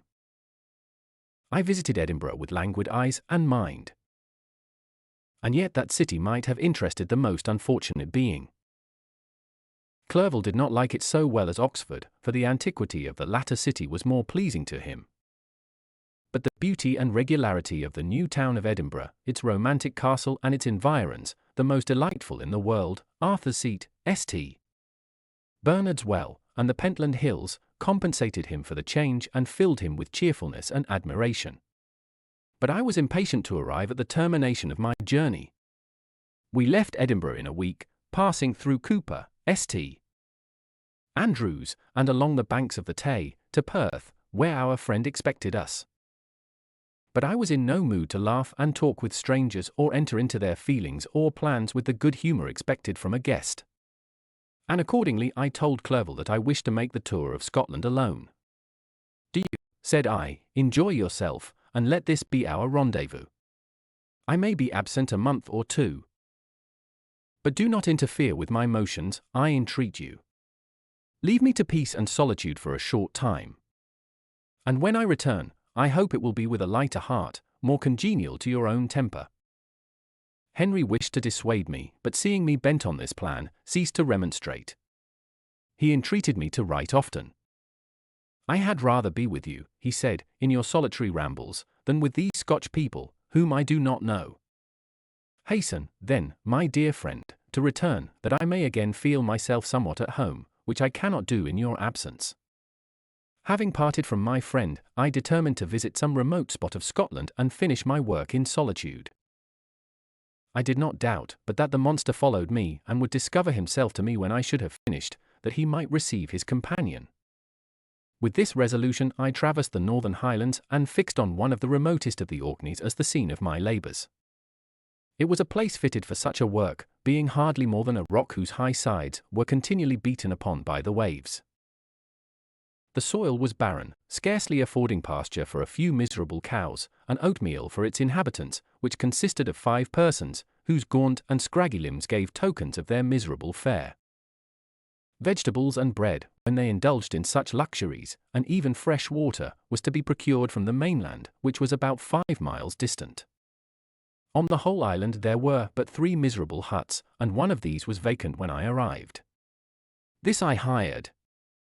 It contained but 2 rooms, and these exhibited all the squalidness of the most miserable penury. The thatch had fallen in, the walls were unplastered, and the door was off its hinges. I ordered it to be repaired, bought some furniture, and took possession, an incident which would doubtless have occasioned some surprise had not all the senses of the cottagers been benumbed by want and squalid poverty. As it was, I lived ungazed at and unmolested, hardly thanked for the pittance of food and clothes which I gave, so much does suffering blunt even the coarsest sensations of men. In this retreat I devoted the morning to labour. But in the evening, when the weather permitted, I walked on the stony beach of the sea to listen to the waves as they roared and dashed at my feet. It was a monotonous yet ever-changing scene. I thought of Switzerland. It was far different from this desolate and appalling landscape. Its hills are covered with vines, and its cottages are scattered thickly in the plains. Its fair lakes reflect a blue and gentle sky, and when troubled by the winds, their tumult is but as the play of a lively infant when compared to the roarings of the giant ocean. In this manner I distributed my occupations when I first arrived, but as I proceeded in my labor, it became every day more horrible and irksome to me. Sometimes I could not prevail on myself to enter my laboratory for several days, and at other times I toiled day and night in order to complete my work. It was, indeed, a filthy process in which I was engaged. During my first experiment, a kind of enthusiastic frenzy had blinded me to the horror of my employment. My mind was intently fixed on the consummation of my labor, and my eyes were shut to the horror of my proceedings.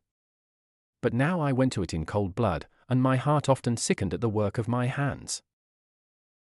Thus situated, employed in the most detestable occupation, immersed in a solitude where nothing could for an instant call my attention from the actual scene in which I was engaged, my spirits became unequal. I grew restless and nervous.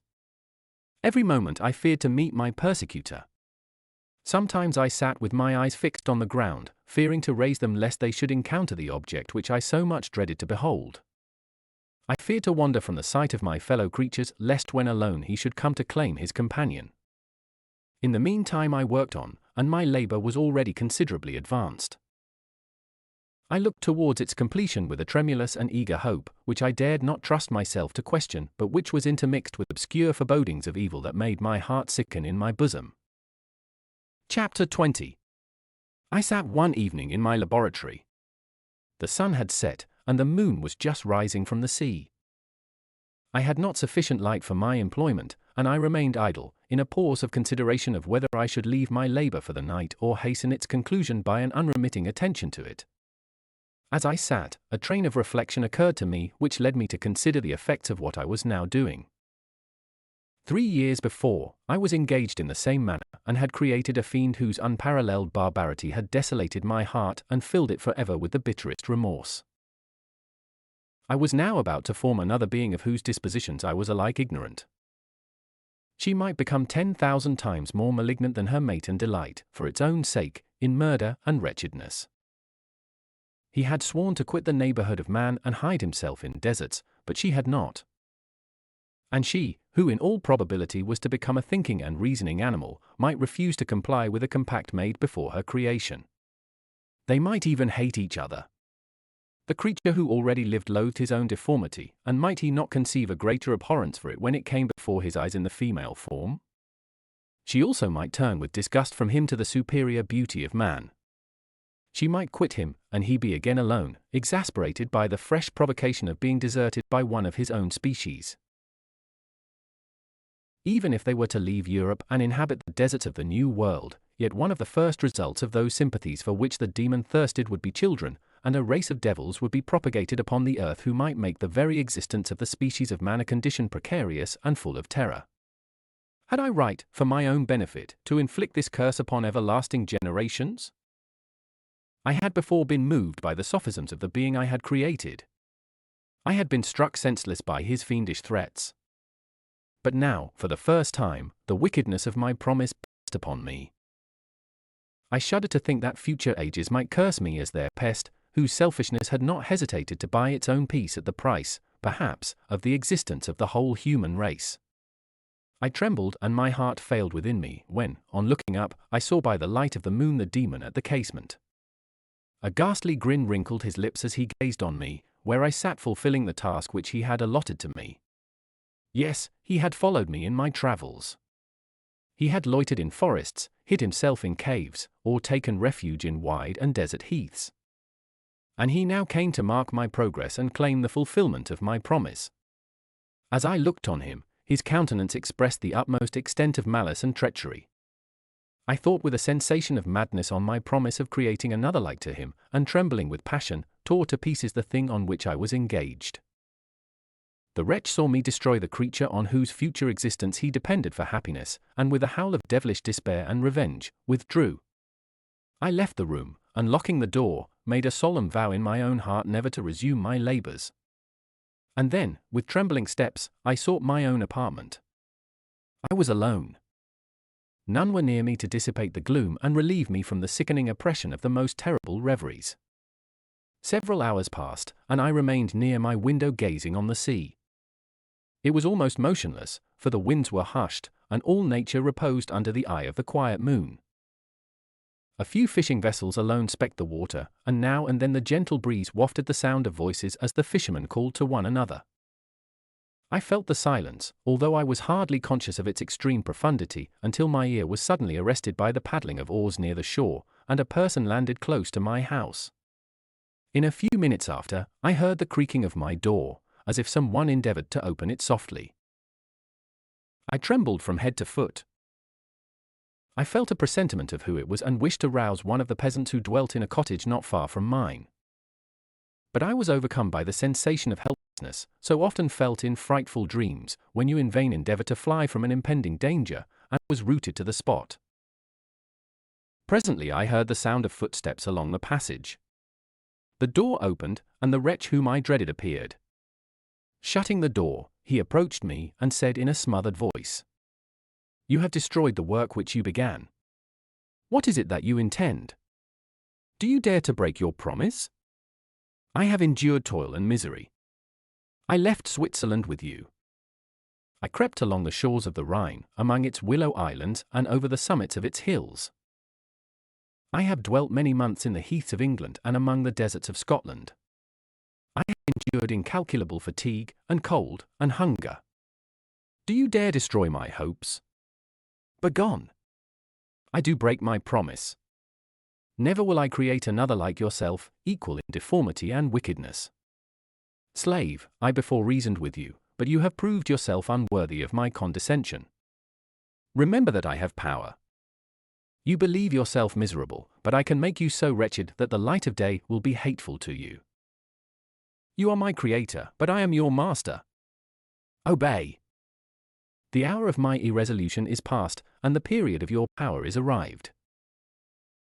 Your threats cannot move me to do an act of wickedness. But they confirm me in a determination of not creating you a companion in vice. Shall I, in cool blood, set loose upon the earth a demon whose delight is in death and wretchedness? Begone! I am firm, and your words will only exasperate my rage.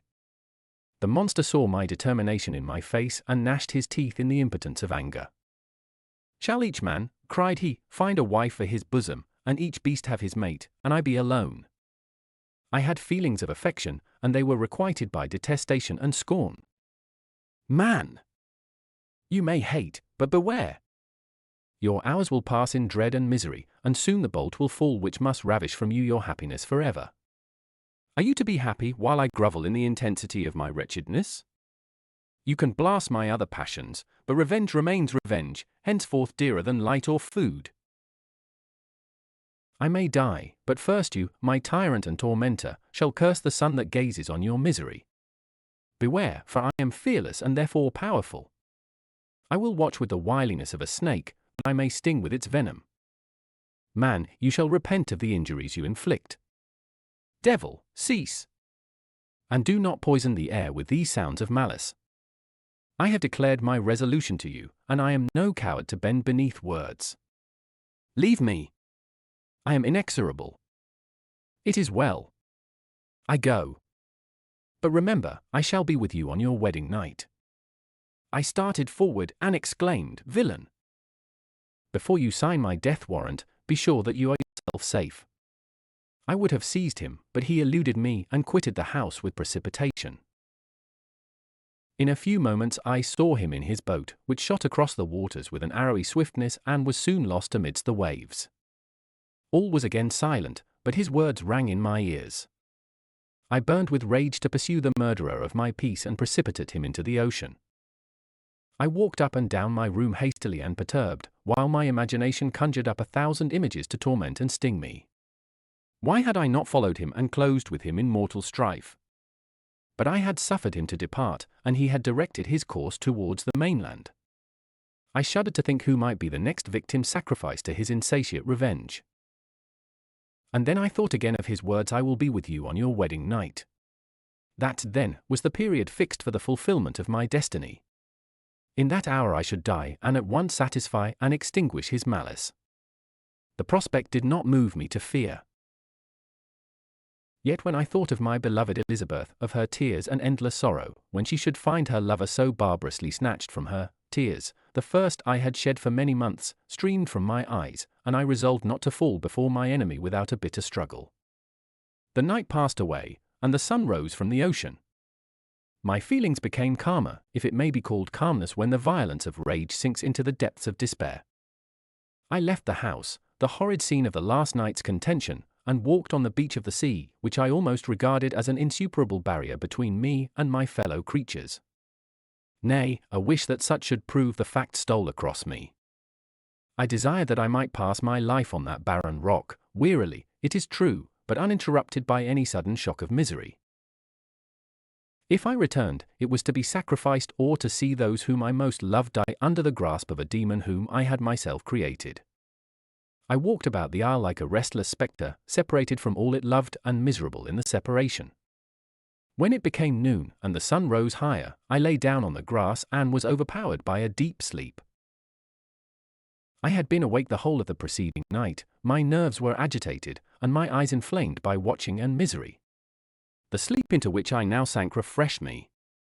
And when I awoke, I again felt as if I belonged to a race of human beings like myself, and I began to reflect upon what had passed with greater composure. Yet still the words of the fiend rang in my ears like a death knell. They appeared like a dream, yet distinct and oppressive as a reality. The sun had far descended, and I still sat on the shore, satisfying my appetite, which had become ravenous, with an oaten cake, when I saw a fishing boat land close to me, and one of the men brought me a packet. It contained letters from Geneva, and one from Clerval entreating me to join him. He said that he was wearing away his time fruitlessly where he was, that letters from the friends he had formed in London desired his return to complete the negotiation they had entered into for his Indian enterprise. He could not any longer delay his departure. But as his journey to London might be followed, even sooner than he now conjectured, by his longer voyage, he entreated me to bestow as much of my society on him as I could spare. He besought me, therefore, to leave my solitary isle and to meet him at Perth, that we might proceed southwards together. This letter in a degree recalled me to life, and I determined to quit my island at the expiration of 2 days. Yet, before I departed, there was a task to perform, on which I shuddered to reflect. I must pack up my chemical instruments, and for that purpose I must enter the room which had been the scene of my odious work, and I must handle those utensils the sight of which was sickening to me. The next morning, at daybreak, I summoned sufficient courage and unlocked the door of my laboratory. The remains of the half-finished creature, whom I had destroyed, lay scattered on the floor, and I almost felt as if I had mangled the living flesh of a human being. I paused to collect myself and then entered the chamber. With trembling hand I conveyed the instruments out of the room, but I reflected that I ought not to leave the relics of my work to excite the horror and suspicion of the peasants. And I accordingly put them into a basket, with a great quantity of stones, and laying them up, determined to throw them into the sea that very night. And in the meantime I sat upon the beach, employed in cleaning and arranging my chemical apparatus. Nothing could be more complete than the alteration that had taken place in my feelings since the night of the appearance of the demon. I had before regarded my promise with a gloomy despair as a thing that, with whatever consequences, must be fulfilled. But I now felt as if a film had been taken from before my eyes, and that I for the first time saw clearly. The idea of renewing my labors did not for one instant occur to me. The threat I had heard weighed on my thoughts, but I did not reflect that a voluntary act of mine could avert it. I had resolved in my own mind that to create another like the fiend I had first made would be an act of the basest and most atrocious selfishness, and I banished from my mind every thought that could lead to a different conclusion. Between 2 and 3 in the morning the moon rose. And I then, putting my basket aboard a little skiff, sailed out about 4 miles from the shore. The scene was perfectly solitary. A few boats were returning towards land, but I sailed away from them. I felt as if I was about the commission of a dreadful crime and avoided with shuddering anxiety any encounter with my fellow creatures. At one time the moon, which had before been clear, was suddenly overspread by a thick cloud, and I took advantage of the moment of darkness and cast my basket into the sea. I listened to the gurgling sound as it sank and then sailed away from the spot. The sky became clouded, but the air was pure, although chilled by the northeast breeze that was then rising. But it refreshed me and filled me with such agreeable sensations that I resolved to prolong my stay on the water, and fixing the rudder in a direct position, stretched myself at the bottom of the boat. Clouds hid the moon, everything was obscure, and I heard only the sound of the boat as its keel cut through the waves. The murmur lulled me, and in a short time I slept soundly. I do not know how long I remained in this situation, but when I awoke I found that the sun had already mounted considerably. The wind was high, and the waves continually threatened the safety of my little skiff. I found that the wind was northeast and must have driven me far from the coast from which I had embarked. I endeavored to change my course, but quickly found that if I again made the attempt the boat would be instantly filled with water. Thus situated, my only resource was to drive before the wind. I confess that I felt a few sensations of terror. I had no compass with me and was so slenderly acquainted with the geography of this part of the world that the sun was of little benefit to me. I might be driven into the wide Atlantic and feel all the tortures of starvation, or be swallowed up in the immeasurable waters that roared and buffeted around me. I had already been out many hours and felt the torment of a burning thirst, a prelude to my other sufferings. I looked on the heavens, which were covered by clouds that flew before the wind, only to be replaced by others. I looked upon the sea. It was to be my grave. "Fiend," I exclaimed, "your task is already fulfilled." I thought of Elizabeth, of my father, and of Clerval, all left behind, on whom the monster might satisfy his sanguinary and merciless passions. This idea plunged me into a reverie so despairing and frightful that even now, when the scene is on the point of closing before me forever, I shudder to reflect on it. Some hours passed thus. But by degrees, as the sun declined towards the horizon, the wind died away into a gentle breeze and the sea became free from breakers.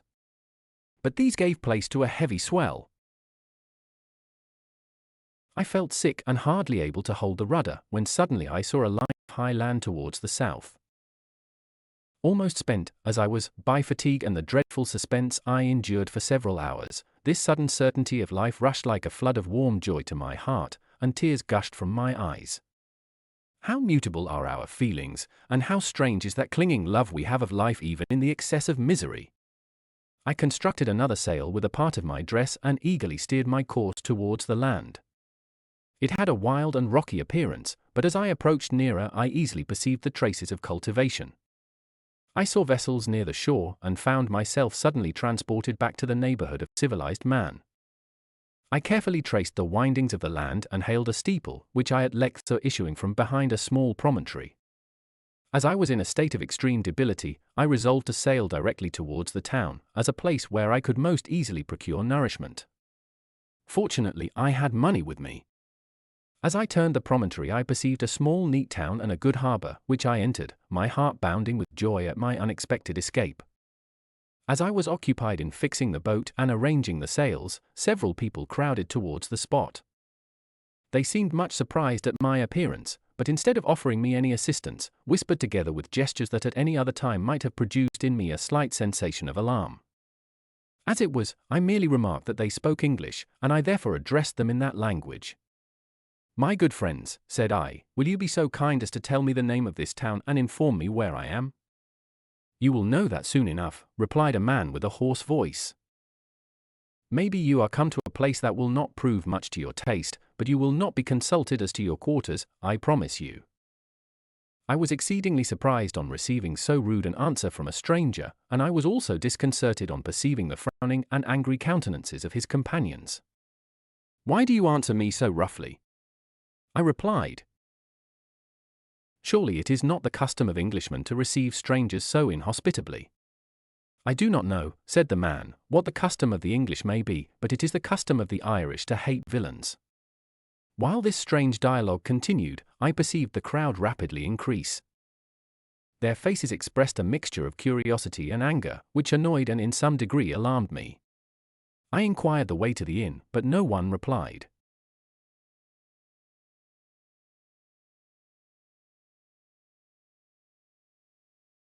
I then moved forward, and a murmuring sound arose from the crowd as they followed and surrounded me, when an ill-looking man approaching tapped me on the shoulder and said, "Come, sir, you must follow me to Mr. Kerwin's to give an account of yourself." Who is Mr. Kerwin? Why am I to give an account of myself? Is not this a free country? Sir, free enough for honest folks. Mr. Kerwin is a magistrate, and you are to give an account of the death of a gentleman who was found murdered here last night. This answer startled me, but I presently recovered myself. I was innocent. That could easily be proved. Accordingly, I followed my conductor in silence and was led to one of the best houses in the town. I was ready to sink from fatigue and hunger, but being surrounded by a crowd, I thought it politic to rouse all my strength, that no physical debility might be construed into apprehension or conscious guilt. Little did I then expect the calamity that was in a few moments to overwhelm me and extinguish in horror and despair all fear of ignominy or death. I must pause here, for it requires all my fortitude to recall the memory of the frightful events which I am about to relate, in proper detail, to my recollection. Chapter 21. I was soon introduced into the presence of the magistrate, an old benevolent man with calm and mild manners. He looked upon me, however, with some degree of severity, and then, turning towards my conductors, he asked who appeared as witnesses on this occasion. About half a dozen men came forward, and, one being selected by the magistrate, he deposed that he had been out fishing the night before with his son and brother-in-law, Daniel Nugent, when, about 10 o'clock, they observed a strong northerly blast rising, and they accordingly put in for port. It was a very dark night, as the moon had not yet risen. They did not land at the harbour, but, as they had been accustomed, at a creek about 2 miles below. He walked on first, carrying a part of the fishing tackle, and his companions followed him at some distance. As he was proceeding along the sands, he struck his foot against something and fell at his length on the ground. His companions came up to assist him, and by the light of their lantern they found that he had fallen on the body of a man, who was to all appearance dead. Their first supposition was that it was the corpse of some person who had been drowned and was thrown on shore by the waves, but on examination they found that the clothes were not wet and even that the body was not then cold. They instantly carried it to the cottage of an old woman near the spot and endeavored, but in vain, to restore it to life. It appeared to be a handsome young man, about 25 years of age. He had apparently been strangled, for there was no sign of any violence except the black mark of fingers on his neck. The first part of this deposition did not in the least interest me, but when the mark of the fingers was mentioned I remembered the murder of my brother and felt myself extremely agitated. My limbs trembled, and a mist came over my eyes, which obliged me to lean on a chair for support. The magistrate observed me with a keen eye and of course drew an unfavourable augury from my manner.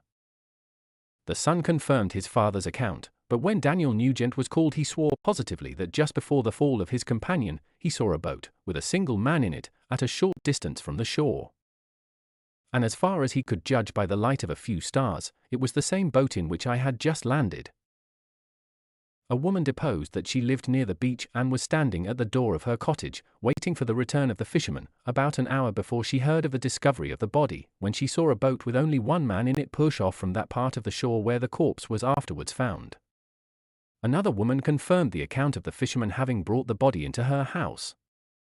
It was not cold. They put it into a bed and rubbed it, and Daniel went to the town for an apothecary, but life was quite gone.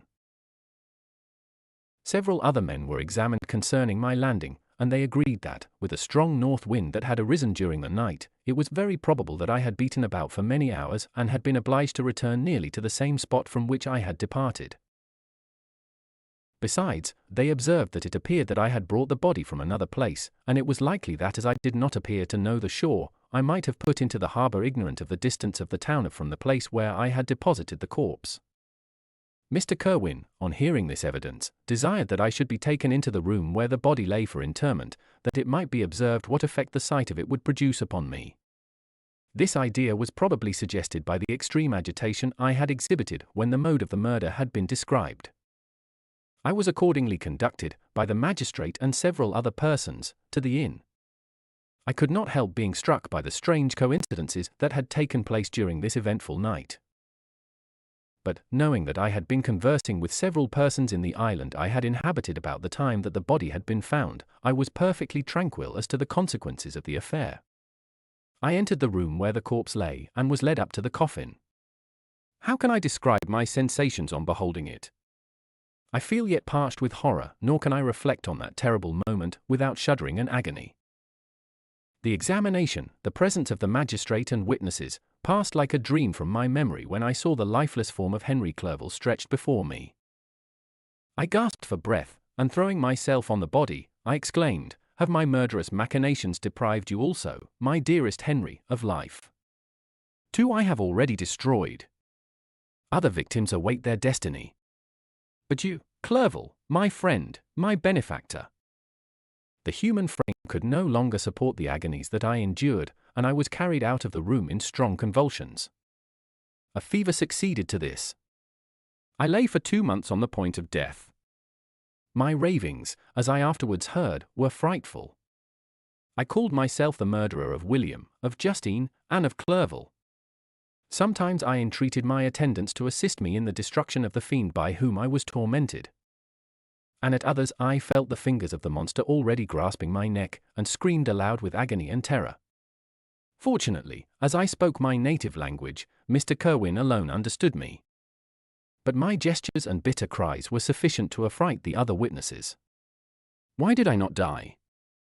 More miserable than man ever was before, why did I not sink into forgetfulness and rest? Death snatches away many blooming children, the only hopes of their doting parents. How many brides and youthful lovers have been one day in the bloom of health and hope, and the next a prey for worms and the decay of the tomb? Of what materials was I made that I could thus resist so many shocks, which, like the turning of the wheel, continually renewed the torture? But I was doomed to live, and in 2 months found myself as awaking from a dream, in a prison, stretched on a wretched bed, surrounded by gaolers, turnkeys, bolts, and all the miserable apparatus of a dungeon. It was morning, I remember, when I thus awoke to understanding.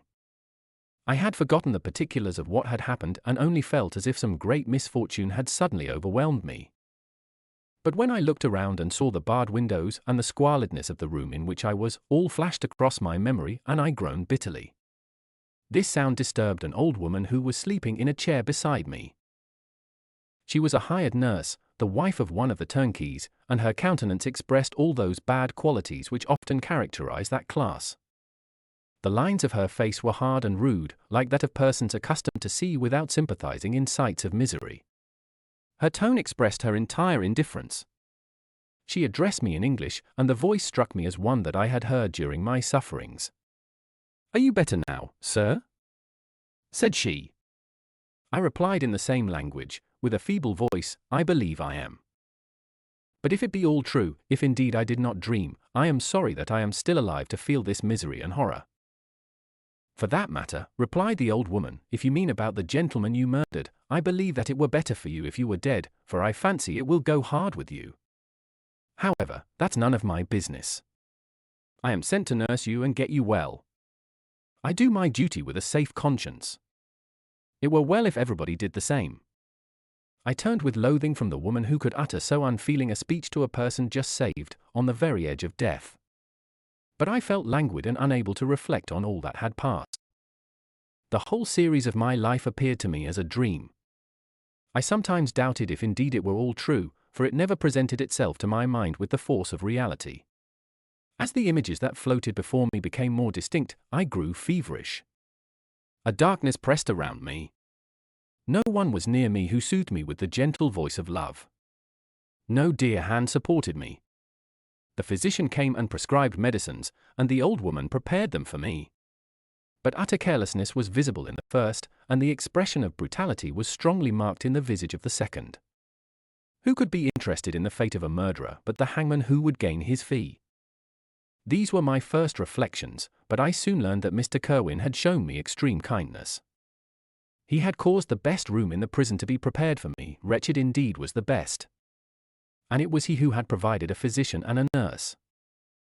It is true, he seldom came to see me, for although he ardently desired to relieve the sufferings of every human creature, he did not wish to be present at the agonies and miserable ravings of a murderer. He came, therefore, door, sometimes to see that I was not neglected, but his visits were short and with long intervals. One day, while I was gradually recovering, I was seated in a chair, my eyes half open and my cheeks livid like those in death. I was overcome by gloom and misery, and often reflected I had better seek death than desire to remain in a world which to me was replete with wretchedness. At one time I considered whether I should not declare myself guilty and suffer the penalty of the law, less innocent than poor Justine had been. Such were my thoughts when the door of my apartment was opened and Mr. Kerwin entered. His countenance expressed sympathy and compassion. He drew a chair close to mine and addressed me in French. "I fear that this place is very shocking to you. Can I do anything to make you more comfortable?" "I thank you, but all that you mention is nothing to me. On the whole earth there is no comfort which I am capable of receiving.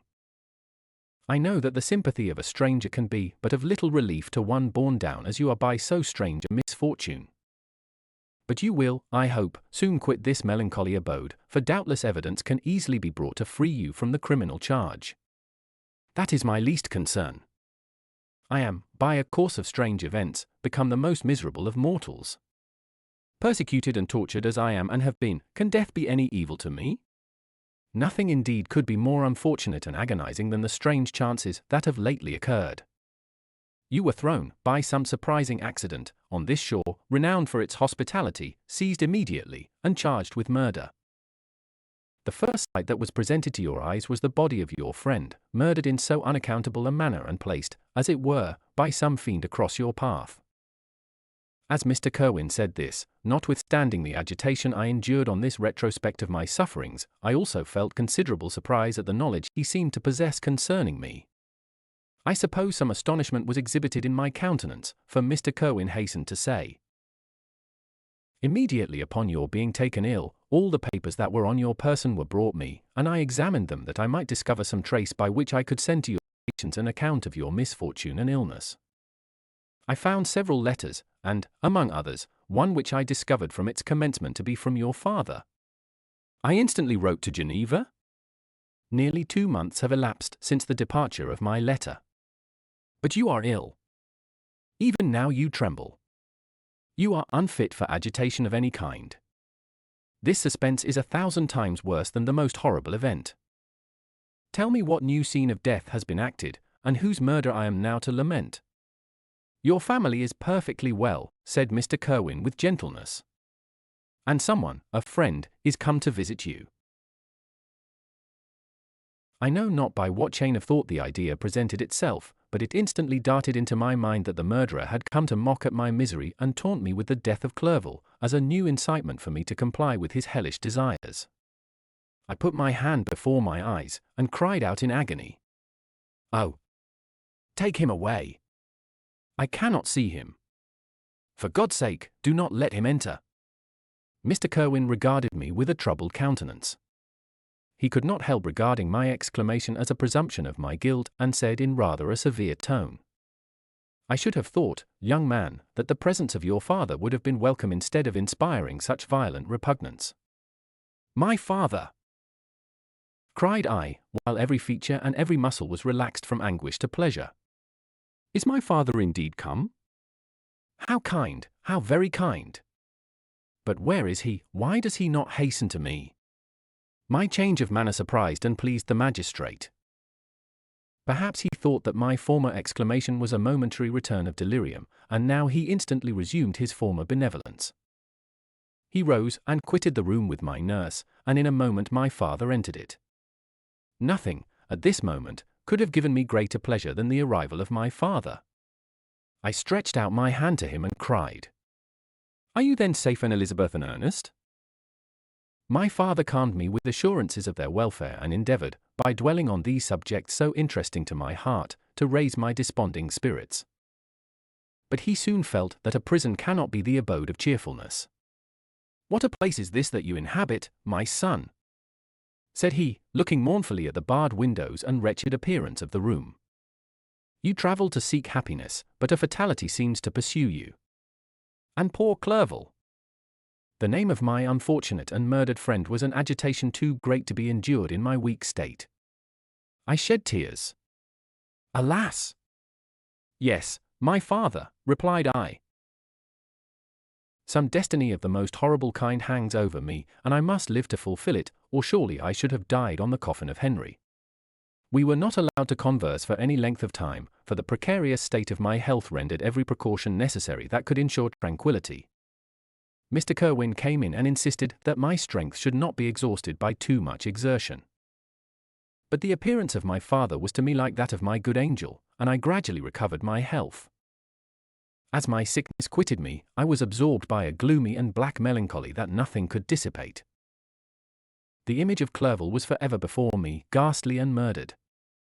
More than once the agitation into which these reflections threw me made my friends dread a dangerous relapse.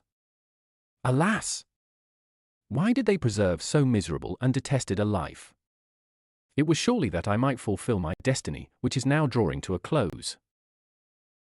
Soon, oh, very soon, will death extinguish these throbbings and relieve me from the mighty weight of anguish that bears me to the dust. And, in executing the award of justice, I shall also sink to rest. Then the appearance of death was distant, although the wish was ever present to my thoughts. And I often sat for hours motionless and speechless, wishing for some mighty revolution that might bury me and my destroyer in its ruins. The season of the assizes approached.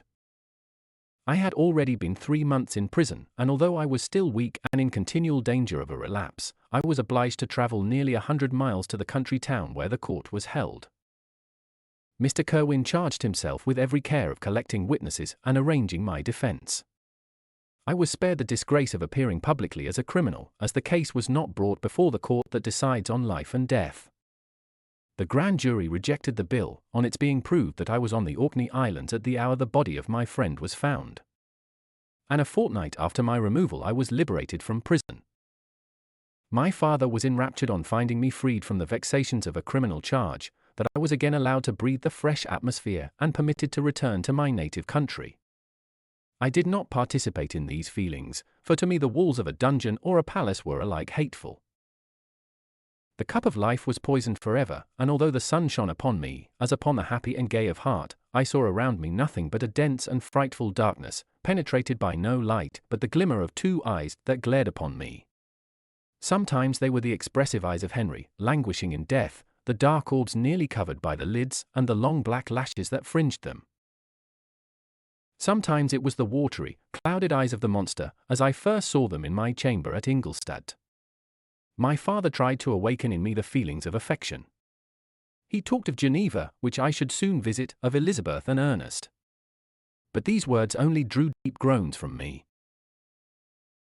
Sometimes, indeed, I felt a wish for happiness and thought with melancholy delight of my beloved cousin, or longed, with a devouring malady du pays, to see once more the blue lake and rapid Rhone, that had been so dear to me in early childhood. But my general state of feeling was a torpor in which a prison was as welcome a residence as the divinest scene in nature. And these fits were seldom interrupted but by paroxysms of anguish and despair. At these moments I often endeavored to put an end to the existence I loathed, and it required unceasing attendance and vigilance to restrain me from committing some dreadful act of violence. Yet one duty remained to me, the recollection of which finally triumphed over my selfish despair. It was necessary that I should return without delay to Geneva, there to watch over the lives of those I so fondly loved, and to lie in wait for the murderer, that if any chance led me to the place of his concealment, or if he dared again to blast me by his presence, I might, with unfailing aim, put an end to the existence of the monstrous image which I had endued with the mockery of a soul still more monstrous. My father still desired to delay our departure, fearful that I could not sustain the fatigues of a journey, for I was a shattered wreck, the shadow of a human being. My strength was gone. I was a mere skeleton, and fever night and day preyed upon my wasted frame. Still, as I urged our leaving Ireland with such inquietude and impatience, my father thought it best to yield. We took our passage on board a vessel bound for Havre de Grace and sailed with a fair wind from the Irish shores. It was midnight. I lay on the deck looking at the stars and listening to the dashing of the waves. I hailed the darkness that shut Ireland from my sight, and my pulse beat with a feverish joy when I reflected that I should soon see Geneva. The past appeared to me in the light of a frightful dream. Yet the vessel in which I was, the wind that blew me from the detested shore of Ireland, and the sea which surrounded me told me too forcibly that I was deceived by no vision and that Clerval, my friend and dearest companion, had fallen a victim to me and the monster of my creation. I repassed, in my memory, my whole life. My quiet happiness while residing with my family in Geneva, the death of my mother, and my departure for Ingolstadt. I remembered, shuddering, the mad enthusiasm that hurried me on to the creation of my hideous enemy, and I called to mind the night in which he first lived. I was unable to pursue the train of thought. 1,000 feelings pressed upon me, and I wept bitterly. Ever since my recovery from the fever, I had been in the custom of taking every night a small quantity of laudanum, for it was by means of this drug only that I was enabled to gain the rest necessary for the preservation of life. Oppressed by the recollection of my various misfortunes, I now swallowed double my usual quantity and soon slept profoundly. But sleep did not afford me respite from thought and misery. My dreams presented 1,000 objects that scared me. Towards morning I was possessed by a kind of nightmare. I felt the fiend's grasp in my neck and could not free myself from it. Groans and cries rang in my ears. My father, who was watching over me, perceiving my restlessness, awoke me. The dashing waves were around, the cloudy sky above, the fiend was not here, a sense of security, a feeling that a truce was established between the present hour and the irresistible, disastrous future imparted to me a kind of calm forgetfulness, of which the human mind is by its structure peculiarly susceptible. Chapter 22.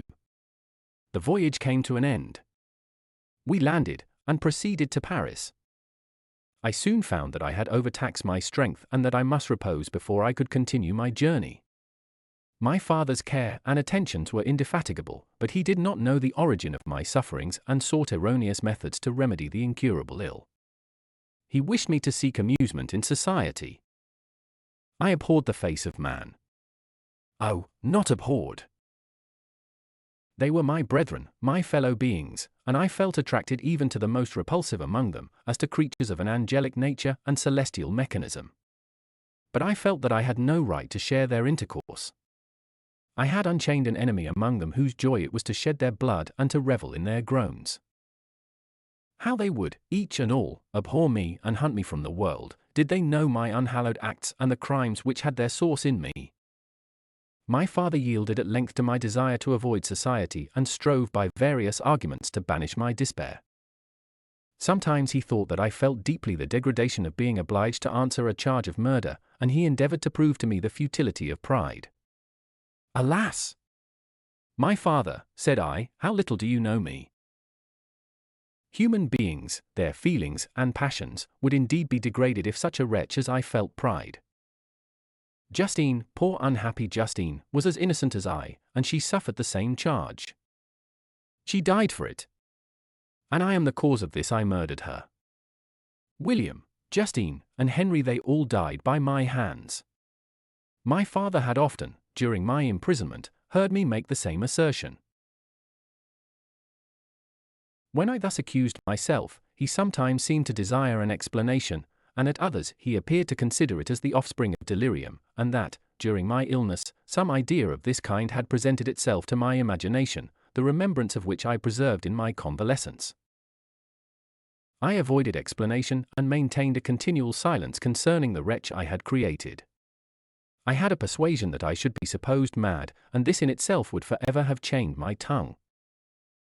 But, besides, I could not bring myself to disclose a secret which would fill my hearer with consternation and make fear and unnatural horror the inmates of his breast.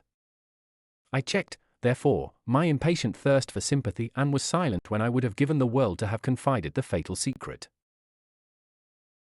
Yet, still, words like those I have recorded would burst uncontrollably from me.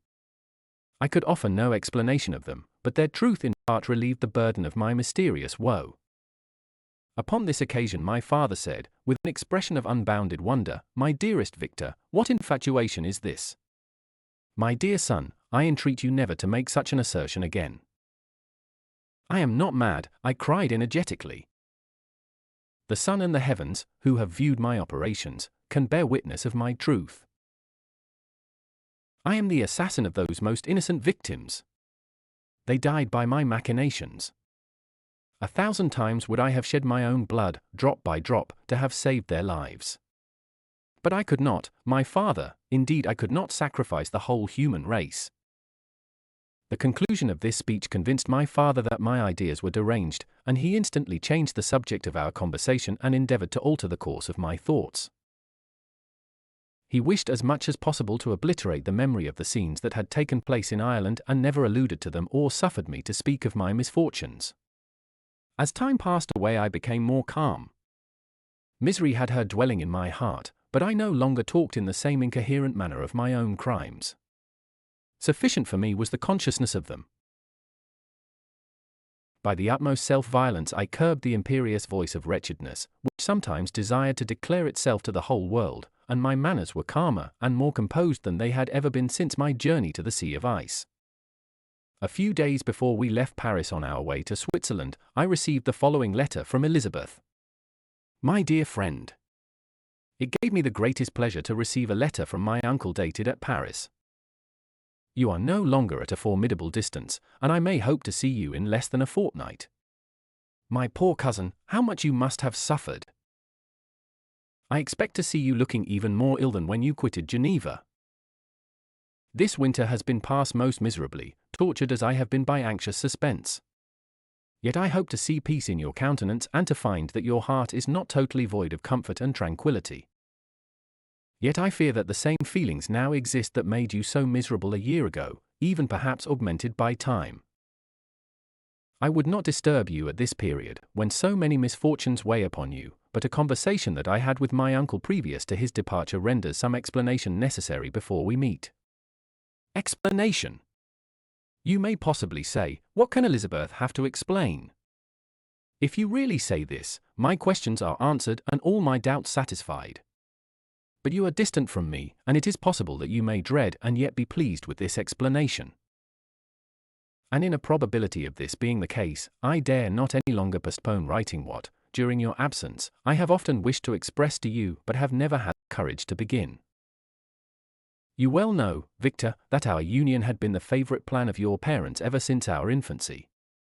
We were told this when young, and taught to look forward to it as an event that would certainly take place. We were affectionate playfellows during childhood, and, I believe, dear and valued friends to one another as we grew older. But as brother and sister often entertain a lively affection towards each other without desiring a more intimate union, may not such also be our case? Tell me, dearest Victor.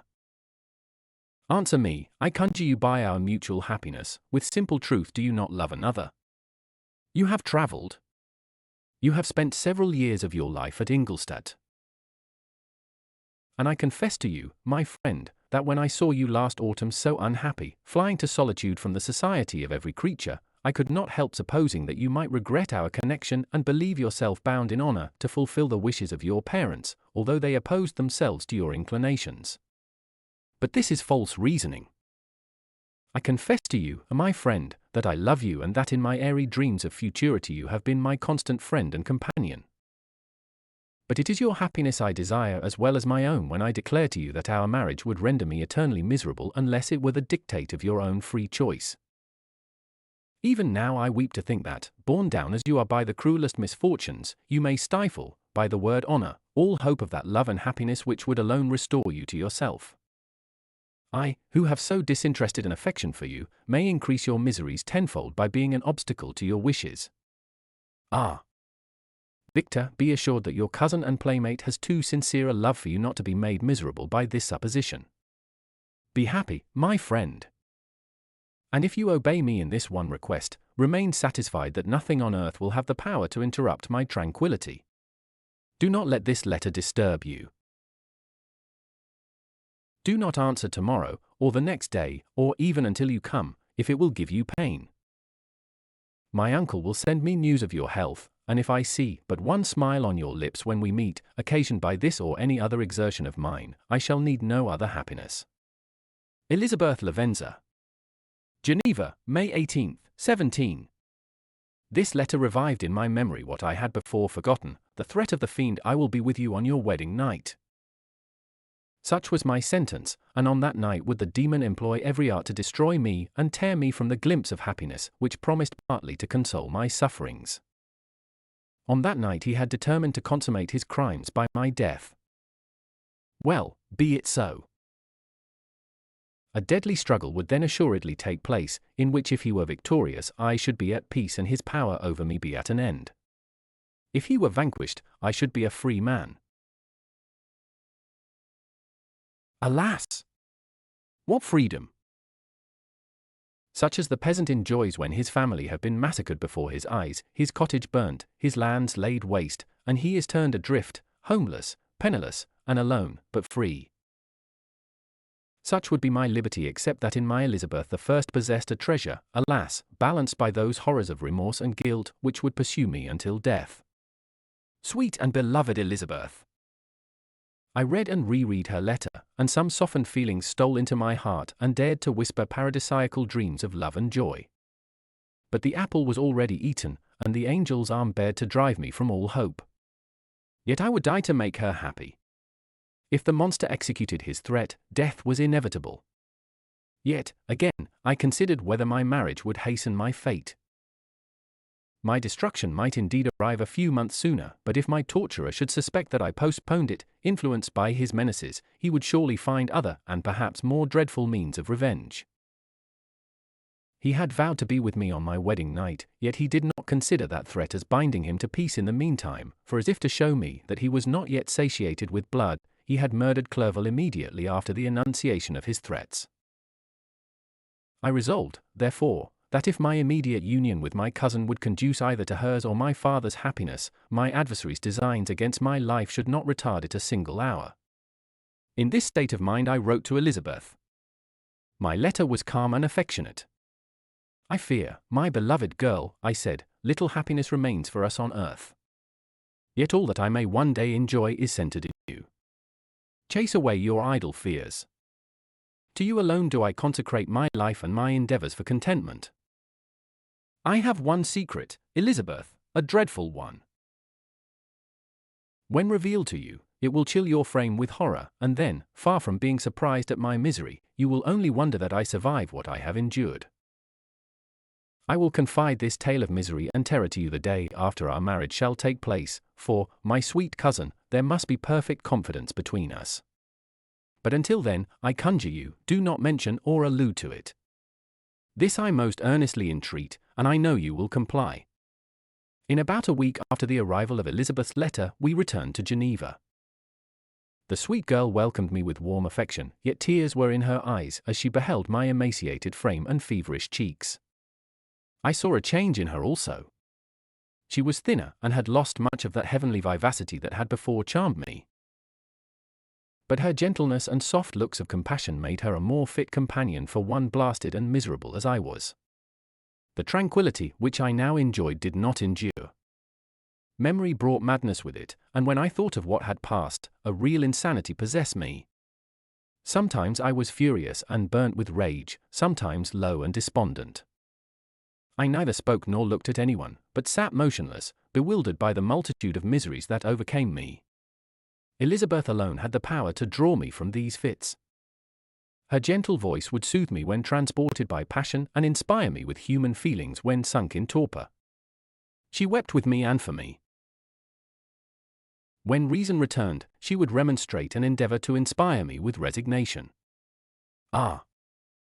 It is well for the unfortunate to be resigned, but for the guilty there is no peace. The agonies of remorse poison the luxury there is otherwise sometimes found in indulging the excess of grief. Soon after my arrival my father spoke of my immediate marriage with Elizabeth. I remained silent. Have you, then, some other attachment? None on earth. I love Elizabeth and look forward to our union with delight. Let the day therefore be fixed. And on it I will consecrate myself, in life or death, to the happiness of my cousin. My dear Victor, do not speak thus. Heavy misfortunes have befallen us, but let us only cling closer to what remains and transfer our love for those whom we have lost to those who yet live. Our circle will be small but bound close by the ties of affection and mutual misfortune. And when time shall have softened your despair, new and dear objects of care will be born to replace those of whom we have been so cruelly deprived. Such were the lessons of my father. But to me the remembrance of the threat returned. Nor can you wonder that, omnipotent as the fiend had yet been in his deeds of blood, I should almost regard him as invincible, and that when he had pronounced the words "I shall be with you on your wedding night," I should regard the threatened fate as unavoidable. But death was no evil to me if the loss of Elizabeth were balanced with it, and I therefore, with a contented and even cheerful countenance, agreed with my father that, if my cousin would consent, the ceremony should take place in 10 days, and thus put, as I imagined, the seal to my fate. Great God! If for one instant I had thought what might be the hellish intention of my fiendish adversary, I would rather have banished myself forever from my native country and wandered a friendless outcast over the earth than have consented to this miserable marriage. But as if possessed of magic powers, the monster had blinded me to his real intentions. And when I thought that I had prepared only my own death, I hastened that of a far dearer victim. As the period fixed for our marriage drew nearer, whether from cowardice or a prophetic feeling, I felt my heart sink within me. But I concealed my feelings by an appearance of hilarity that brought smiles and joy to the countenance of my father, but hardly deceived the ever-watchful and nicer eye of Elizabeth. She looked forward to our union with placid contentment, not unmingled with a little fear, which past misfortunes had impressed, that what now appeared certain and tangible happiness might soon dissipate into an airy dream and leave no trace but deep and everlasting regret. Preparations were made for the event, congratulatory visits were received, and all wore a smiling appearance. I shut up, as well as I could, in my own heart the anxiety that preyed there, and entered with seeming earnestness into the plans of my father, although they might only serve as the decorations of my tragedy. Through my father's exertions a part of the inheritance of Elizabeth had been restored to her by the Austrian government. A small possession on the shores of Como belonged to her. It was agreed that, immediately after our union, we should proceed to Villa Lavenza and spend our first days of happiness beside the beautiful lake near which it stood. In the meantime I took every precaution to defend my person in case the fiend should openly attack me. I carried pistols and a dagger constantly about me, and was ever on the watch to prevent artifice, and by these means gained a greater degree of tranquillity. Indeed, as the period approached, the threat appeared more as a delusion, not to be regarded as worthy to disturb my peace, while the happiness I hoped for in my marriage wore a greater appearance of certainty as the day fixed for its solemnization drew nearer, and I heard it continually spoken of as an occurrence which no accident could possibly prevent. Elizabeth seemed happy. My tranquil demeanor contributed greatly to calm her mind. But on the day that was to fulfill my wishes and my destiny, she was melancholy, and a presentiment of evil pervaded her. And perhaps also she thought of the dreadful secret which I had promised to reveal to her on the following day. My father was in the meantime overjoyed, and, in the bustle of preparation, only recognized in the melancholy of his niece the diffidence of a bride. After the ceremony was performed a large party assembled at my father's, but it was agreed that Elizabeth and I should commence our journey by water, sleeping that night at Evian and continuing our voyage on the following day. The day was fair, the wind favorable. All smiled on our nuptial embarkation. Those were the last moments of my life during which I enjoyed the feeling of happiness. We passed rapidly along. The sun was hot, but we were sheltered from its rays by a kind of canopy while we enjoyed the beauty of the scene, sometimes on one side of the lake, where we saw Mont Saleve, the pleasant banks of Montalegre, and at a distance, surmounting all, the beautiful Mont Blanc, and the assemblage of snowy mountains that in vain endeavor to emulate her. Sometimes coasting the opposite banks, we saw the mighty Jura opposing its dark side to the ambition that would quit its native country, and an almost insurmountable barrier to the invader who should wish to enslave it. I took the hand of Elizabeth. "You are sorrowful, my love. Ah! If you knew what I have suffered and what I may yet endure, you would endeavor to let me taste the quiet and freedom from despair that this one day at least permits me to enjoy." "Be happy, my dear Victor," replied Elizabeth. "There is, I hope, nothing to distress you. And be assured that if a lively joy is not painted in my face, my heart is contented. Something whispers to me not to depend too much on the prospect that is opened before us, but I will not listen to such a sinister voice. Observe how fast we move along and how the clouds, which sometimes obscure and sometimes rise above the dome of Mont Blanc, render this scene of beauty still more interesting. Look also at the innumerable fish that are swimming in the clear waters, where we can distinguish every pebble that lies at the bottom. What a divine day! How happy and serene all nature appears! Thus Elizabeth endeavored to divert her thoughts and mind from all reflection upon melancholy subjects. But her temper was fluctuating. Joy for a few instants shone in her eyes, but it continually gave place to distraction and reverie. The sun sank lower in the heavens. We passed the river Drance and observed its path through the chasms of the higher and the glens of the lower hills. The Alps here come closer to the lake, and we approached the amphitheatre of mountains, which forms its eastern boundary. The spire of Evian shone under the woods that surrounded it and the range of mountain above mountain by which it was overhung. The wind, which had hitherto carried us along with amazing rapidity, sank at sunset to a light breeze.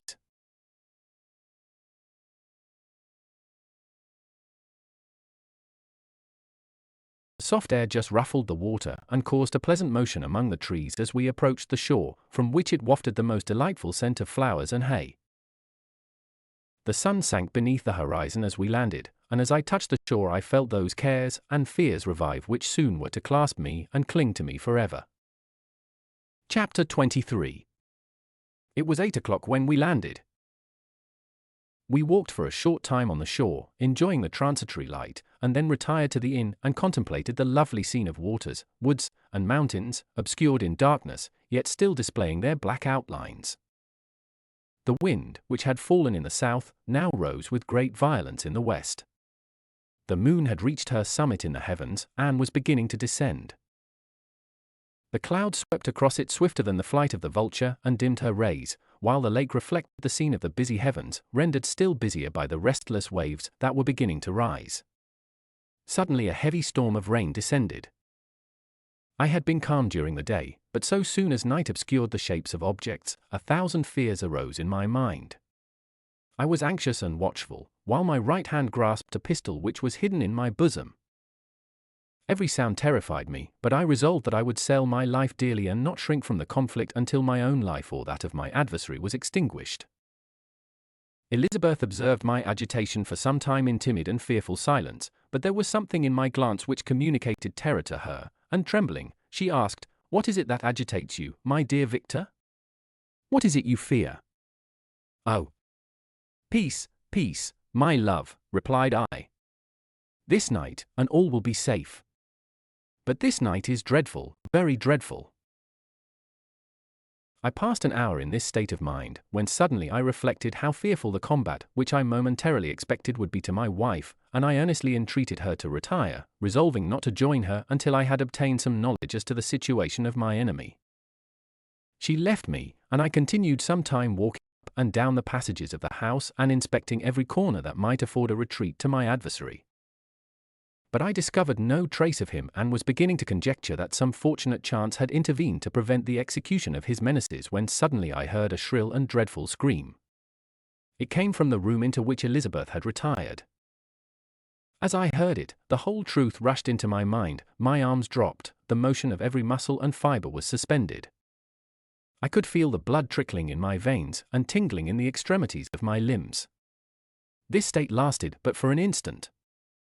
The scream was repeated, and I rushed into the room. Great God! Why did I not then expire? Why am I here to relate the destruction of the best hope and the purest creature on earth? She was there, lifeless and inanimate, thrown across the bed, her head hanging down and her pale and distorted features half covered by her hair.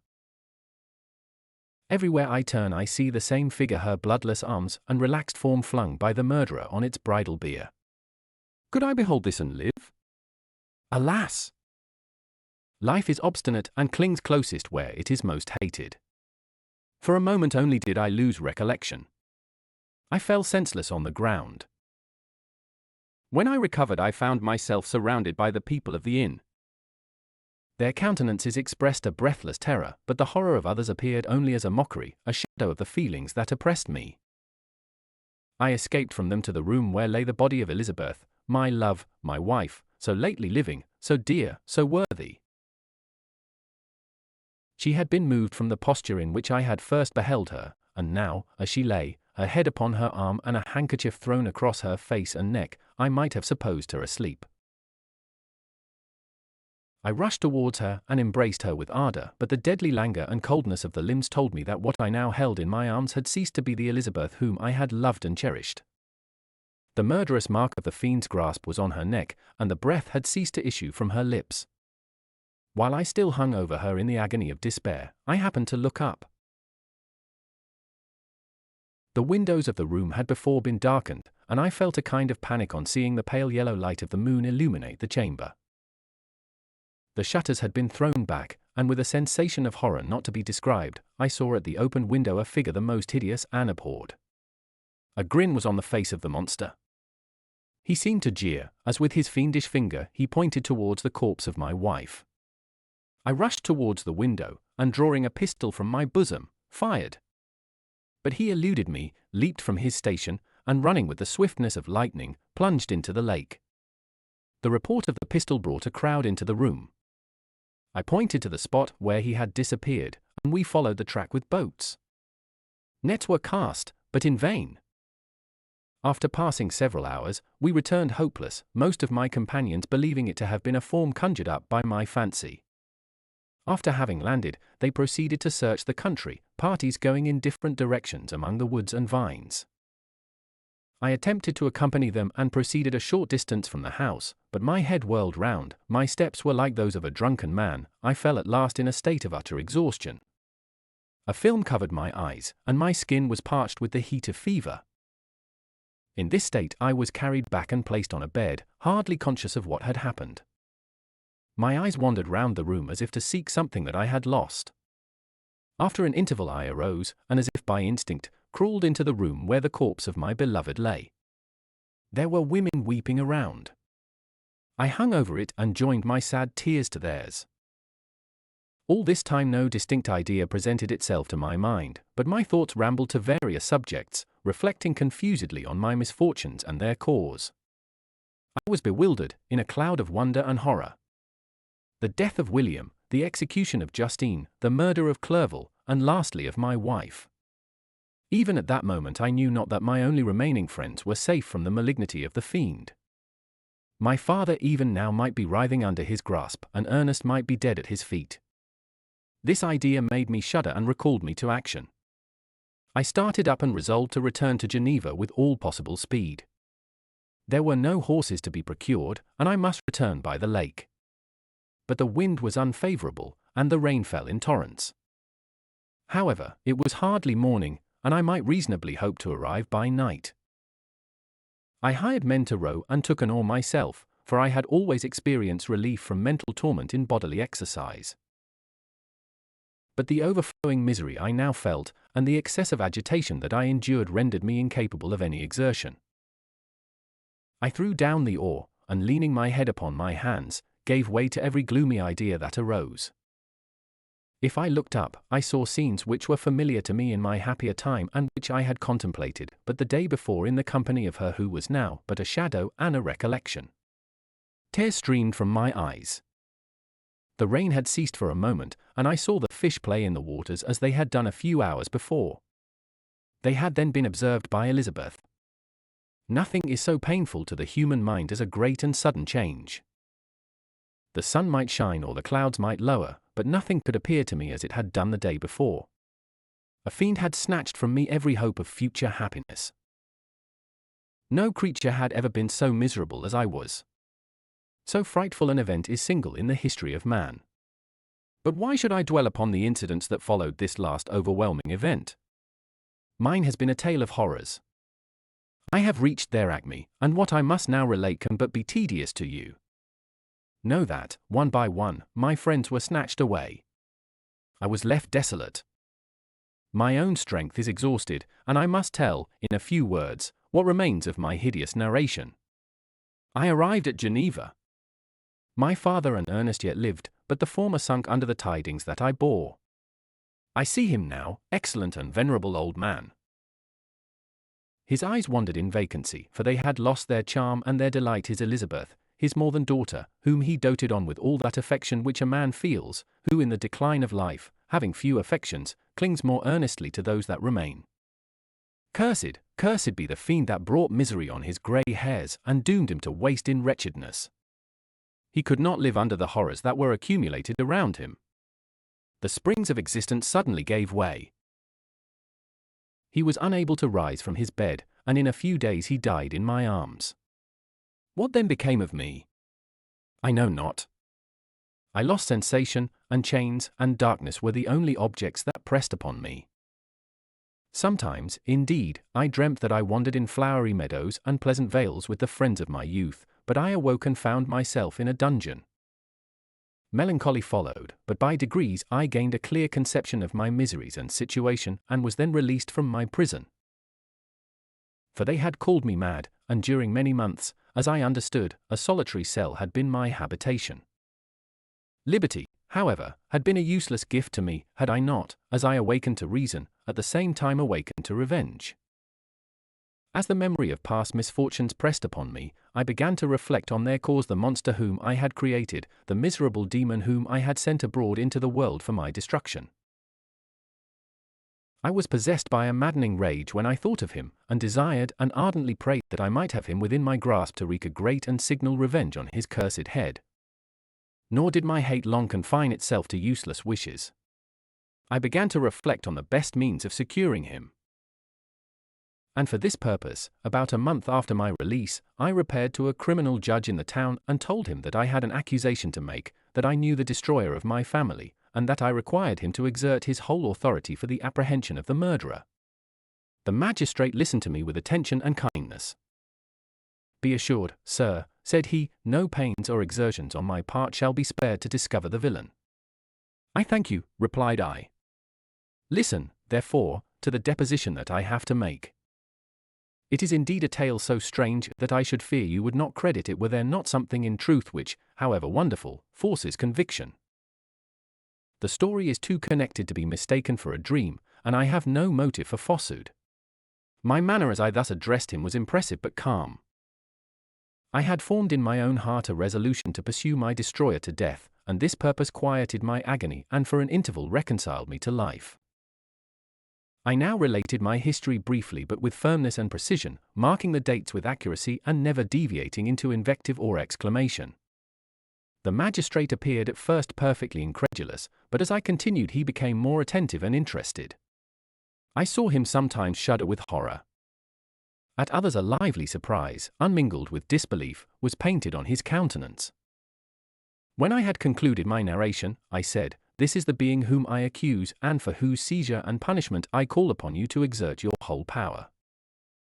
It is your duty as a magistrate, and I believe and hope that your feelings as a man will not revolt from the execution of those functions on this occasion."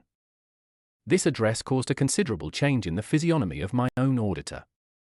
He had heard my story with that half kind of belief that is given to a tale of spirits and supernatural events. But when he was called upon to act officially in consequence, the whole tide of his incredulity returned.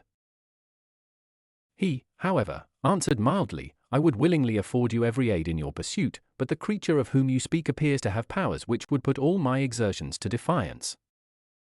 Who can follow an animal which can traverse the sea of ice and inhabit caves and dens where no man would venture to intrude?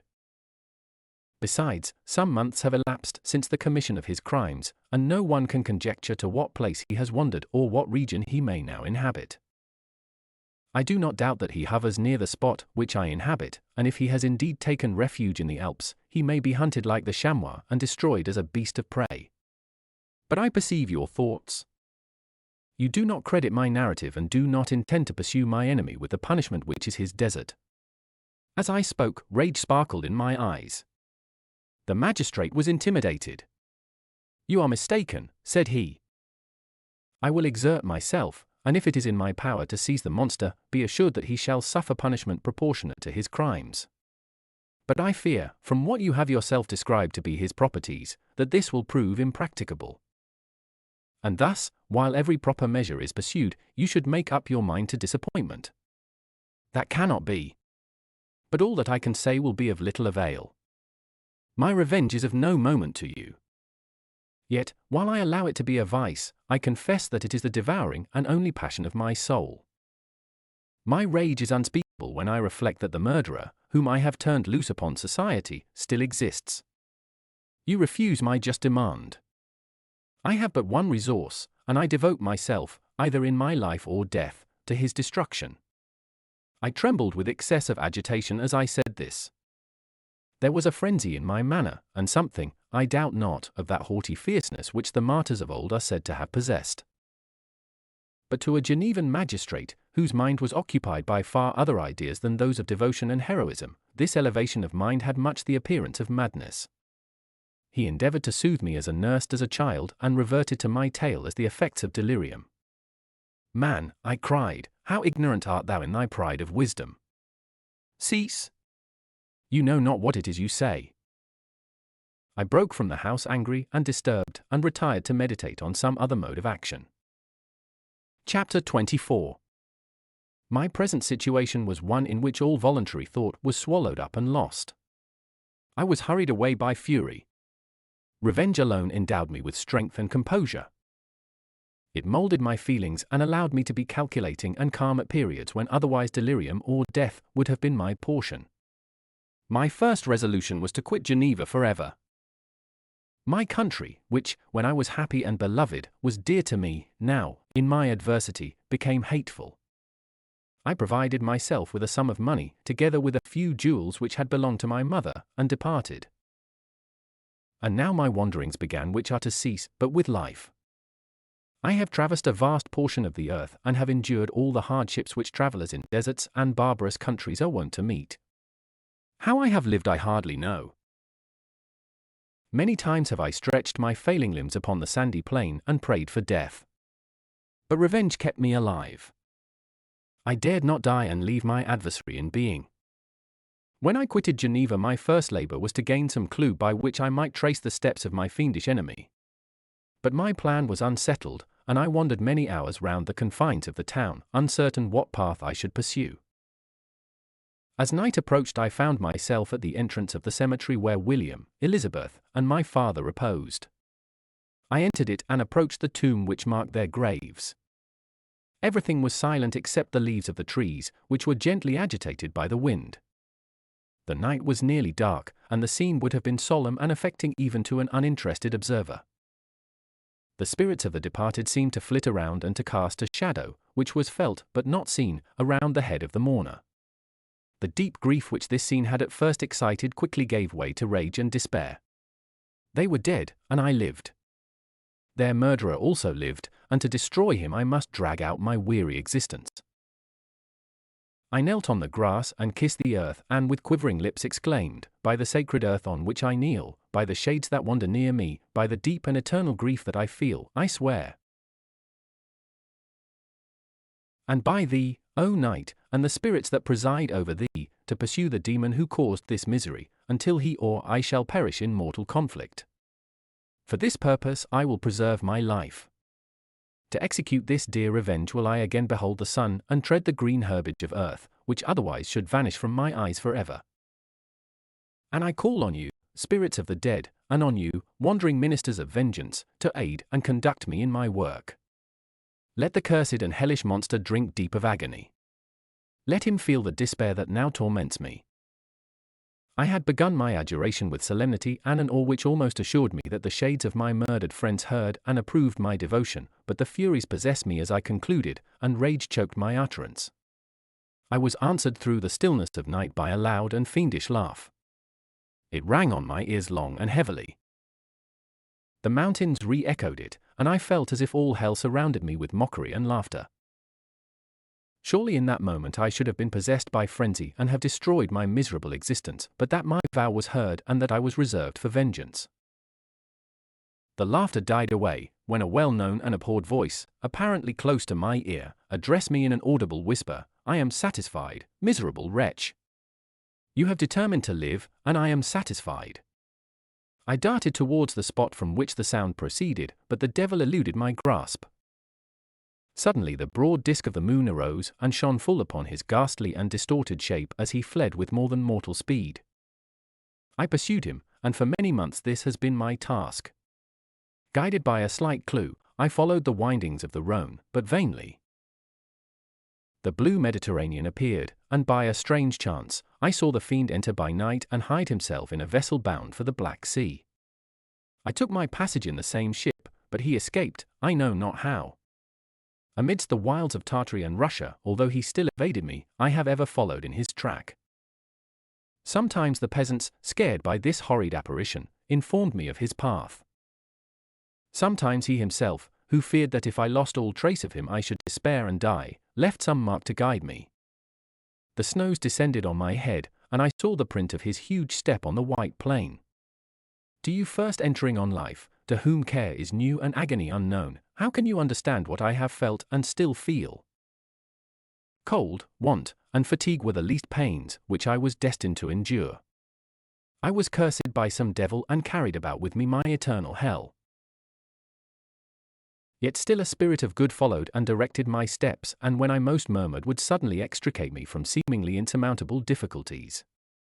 Sometimes, when nature, overcome by hunger, sank under the exhaustion, a repast was prepared for me in the desert that restored and inspirited me.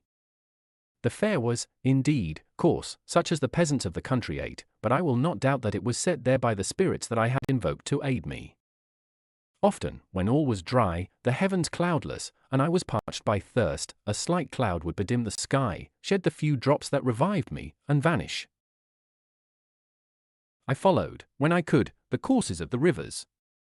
But the demon generally avoided these, as it was here that the population of the country chiefly collected. In other places human beings were seldom seen, and I generally subsisted on the wild animals that crossed my path. I had money with me and gained the friendship of the villagers by distributing it. Or I brought with me some food that I had killed, which, after taking a small part, I always presented to those who had provided me with fire and utensils for cooking. My life, as it passed thus, was indeed hateful to me, and it was during sleep alone that I could taste joy. Oh, blessed sleep! Often, when most miserable, I sank to repose, and my dreams lulled me even to rapture. The spirits that guarded me had provided these moments, or rather hours, of happiness that I might retain strength to fulfill my pilgrimage. Deprived of this respite, I should have sunk under my hardships. During the day I was sustained and inspirited by the hope of night, for in sleep I saw my friends, my wife, and my beloved country. Again I saw the benevolent countenance of my father, heard the silver tones of my Elizabeth's voice, and beheld Clerval enjoying health and youth. Often, when wearied by a toilsome march, I persuaded myself that I was dreaming until night should come and that I should then enjoy reality in the arms of my dearest friends. What agonizing fondness did I feel for them! How did I cling to their dear forms, as sometimes they haunted even my waking hours, and persuade myself that they still lived. At such moments vengeance, that burned within me, died in my heart, and I pursued my path towards the destruction of the demon more as a task enjoined by heaven, as the mechanical impulse of some power of which I was unconscious, than as the ardent desire of my soul. What his feelings were whom I pursued I cannot know. Sometimes, indeed, he left marks in writing on the barks of the trees, or cut in stone that guided me and instigated my fury. My reign is not yet over. These words were legible in one of these inscriptions: you live, and my power is complete. Follow me. I seek the everlasting ices of the north, where you will feel the misery of cold and frost, to which I am impassive. You will find near this place, if you follow not too tardily, a dead hare. Eat and be refreshed. Come on, my enemy. We have yet to wrestle for our lives, but many hard and miserable hours must you endure until that period shall arrive. Scoffing devil! Again do I vow vengeance. Again do I devote thee, miserable fiend, to torture and death. Never will I give up my search until he or I perish. And then with what ecstasy shall I join my Elizabeth and my departed friends, who even now prepare for me the reward of my tedious toil and horrible pilgrimage. As I still pursued my journey to the northward, the snows thickened and the cold increased in a degree almost too severe to support. The peasants were shut up in their hovels, and only a few of the most hardy ventured forth to seize the animals whom starvation had forced from their hiding places to seek for prey. The rivers were covered with ice, and no fish could be procured. And thus I was cut off from my chief article of maintenance. The triumph of my enemy increased with the difficulty of my labors. One inscription that he left was in these words: "Prepare. Your toils only begin. Wrap yourself in furs and provide food, for we shall soon enter upon a journey where your sufferings will satisfy my everlasting hatred." My courage and perseverance were invigorated by these scoffing words. I resolved not to fail in my purpose, and calling on heaven to support me, I continued with unabated fervor to traverse immense deserts, until the ocean appeared at a distance and formed the utmost boundary of the horizon. Oh, how unlike it was to the blue seasons of the south! Covered with ice, it was only to be distinguished from land by its superior wildness and ruggedness. The Greeks wept for joy when they beheld the Mediterranean from the hills of Asia, and hailed with rapture the boundary of their toils. I did not weep, but I knelt down and with a full heart thanked my guiding spirit for conducting me in safety to the place where I hoped, notwithstanding my adversary's jibe, to meet and grapple with him. Some weeks before this period I had procured a sledge and dogs, and thus traversed the snows with inconceivable speed. I know not whether the fiend possessed the same advantages, but I found that, as before I had daily lost ground in the pursuit, I now gained on him, so much so that when I first saw the ocean he was but one day's journey in advance, and I hoped to intercept him before he should reach the beach. With new courage, therefore, I pressed on, and in 2 days arrived at a wretched hamlet on the seashore. I inquired of the inhabitants concerning the fiend and gained accurate information. A gigantic monster, they said, had arrived the night before, armed with a gun and many pistols, putting to flight the inhabitants of a solitary cottage through fear of his terrific appearance. He had carried off their store of winter food, and placing it in a sledge, to draw which he had seized on a numerous drove of trained dogs, he had harnessed them, and the same night, to the joy of the horror-struck villagers, had pursued his journey across the sea in a direction that led to no land. And they conjectured that he must speedily be destroyed by the breaking of the ice or frozen by the eternal frosts. On hearing this information I suffered a temporary access of despair. He had escaped me, and I must commence a destructive and almost endless journey across the mountainous ices of the ocean, amidst cold that few of the inhabitants could long endure and which I, the native of a genial and sunny climate, could not hope to survive. Yet at the idea that the fiend should live and be triumphant, my rage and vengeance returned, and like a mighty tide, overwhelmed every other feeling. After a slight repose, during which the spirits of the dead hovered round and instigated me to toil and revenge, I prepared for my journey. I exchanged my land sledge for one fashioned for the inequalities of the frozen ocean, and purchasing a plentiful stock of provisions, I departed from land.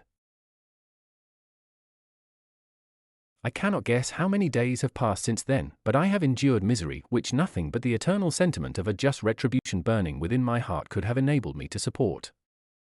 Immense and rugged mountains of ice often barred up my passage, and I often heard the thunder of the ground sea, which threatened my destruction. But again the frost came and made the paths of the sea secure. By the quantity of provision which I had consumed, I should guess that I had passed 3 weeks in this journey. And the continual protraction of hope, returning back upon the heart, often wrung bitter drops of despondency and grief from my eyes. Despair had indeed almost secured her prey, and I should soon have sunk beneath this misery.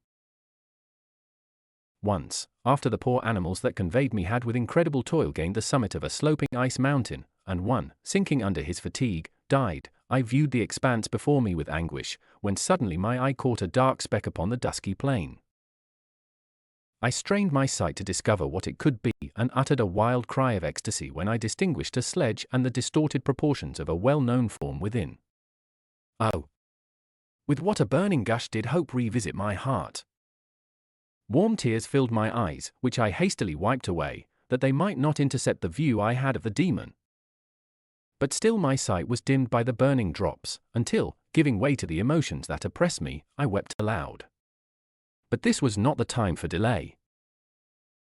I disencumbered the dogs of their dead companion, gave them a plentiful portion of food, and after an hour's rest, which was absolutely necessary, and yet which was bitterly irksome to me, I continued my route. The sledge was still visible, nor did I again lose sight of it except at the moments when for a short time some ice rock concealed it with its intervening crags. I indeed perceptibly gained on it, and when, after nearly 2 days' journey, I beheld my enemy at no more than a mile distant, my heart bounded within me. But now, when I appeared almost within grasp of my foe, my hopes were suddenly extinguished, and I lost all trace of him more utterly than I had ever done before. A ground sea was heard. The thunder of its progress, as the waters rolled and swelled beneath me, became every moment more ominous and terrific. I pressed on, but in vain. The wind arose. The sea roared. And, as with the mighty shock of an earthquake, it split and cracked with a tremendous and overwhelming sound. The work was soon finished. In a few minutes a tumultuous sea rolled between me and my enemy, and I was left drifting on a scattered piece of ice that was continually lessening and thus preparing for me a hideous death. In this manner many appalling hours passed. Several of my dogs died, and I myself was about to sink under the accumulation of distress when I saw your vessel riding at anchor and holding forth to me hopes of succor and life. I had no conception that vessels ever came so far north and was astounded at the sight. I quickly destroyed part of my sledge to construct oars, and by these means was enabled, with infinite fatigue, to move my ice raft in the direction of your ship. I had determined, if you were going southwards, still to trust myself to the mercy of the seas rather than abandon my purpose. I hoped to induce you to grant me a boat with which I could pursue my enemy. But your direction was northwards. You took me on board when my vigor was exhausted, and I should soon have sunk under my multiplied hardships into a death which I still dread, for my task is unfulfilled. Oh! When will my guiding spirit, in conducting me to the demon, allow me the rest I so much desire?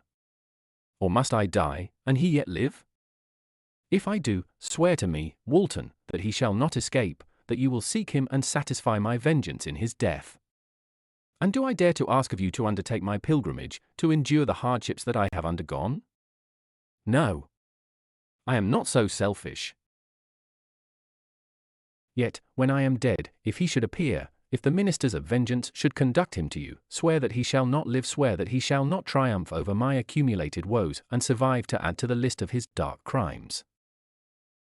He is eloquent and persuasive, and once his words had even power over my heart. But trust him not. His soul is as hellish as his form, full of treachery and fiend-like malice.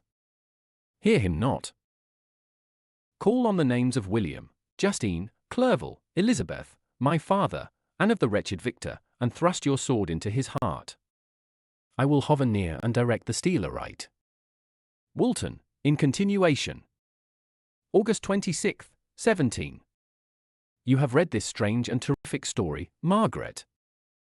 And do you not feel your blood congeal with horror, like that which even now curdles mine? Sometimes, seized with sudden agony, he could not continue his tale. At others, his voice broken, yet piercing, uttered with difficulty the words so replete with anguish. His fine and lovely eyes were now lighted up with indignation, now subdued to downcast sorrow and quenched in infinite wretchedness. Sometimes he commanded his countenance and tones, and related the most horrible incidents with a tranquil voice, suppressing every mark of agitation. Then, like a volcano bursting forth, his face would suddenly change to an expression of the wildest rage as he shrieked out imprecations on his persecutor. His tale is connected and told with an appearance of the simplest truth, yet I own to you that the letters of Felix and Safie, which he showed me, and the apparition of the monster seen from our ship, brought to me a greater conviction of the truth of his narrative than his asseverations, however earnest and connected. Such a monster has, then, really existence. I cannot doubt it, yet I am lost in surprise and admiration. Sometimes I endeavored to gain from Frankenstein the particulars of his creature's formation, but on this point he was impenetrable. "Are you mad, my friend?" said he. "Or whither does your senseless curiosity lead you? Would you also create for yourself and the world a demoniacal enemy? Peace, peace! Learn my miseries, and do not seek to increase your own." Frankenstein discovered that I made notes concerning his history. He asked to see them and then himself corrected and augmented them in many places, but principally in giving the life and spirit to the conversations he held with his enemy. "Since you have preserved my narration," said he, "I would not that a mutilated one should go down to posterity." Thus has a week passed away, while I have listened to the strangest tale that ever imagination formed. My thoughts and every feeling of my soul have been drunk up by the interest for my guest which this tale and his own elevated and gentle manners have created. I wish to soothe him, yet can I counsel one so infinitely miserable, so destitute of every hope of consolation, to live? Oh, no! The only joy that he can now know will be when he composes his shattered spirit to peace and death. Yet he enjoys one comfort, the offspring of solitude and delirium. He believes that when in dreams he holds converse with his friends, and derives from that communion consolation for his miseries or excitements to his vengeance, that they are not the creations of his fancy, but the beings themselves who visit him from the regions of a remote world. This faith gives a solemnity to his reveries that render them to me almost as imposing and interesting as truth. Our conversations are not always confined to his own history and misfortunes. On every point of general literature he displays unbounded knowledge and a quick and piercing apprehension.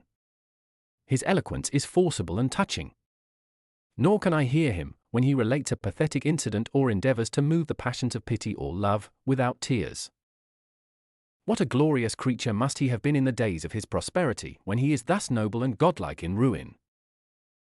He seems to feel his own worth and the greatness of his fall. "When younger," said he, "I believed myself destined for some great enterprise. My feelings are profound, but I possessed a coolness of judgment that fitted me for illustrious achievements.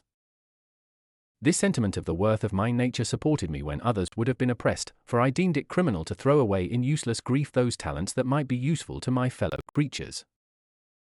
When I reflected on the work I had completed, no less a one than the creation of a sensitive and rational animal, I could not rank myself with the herd of common projectors.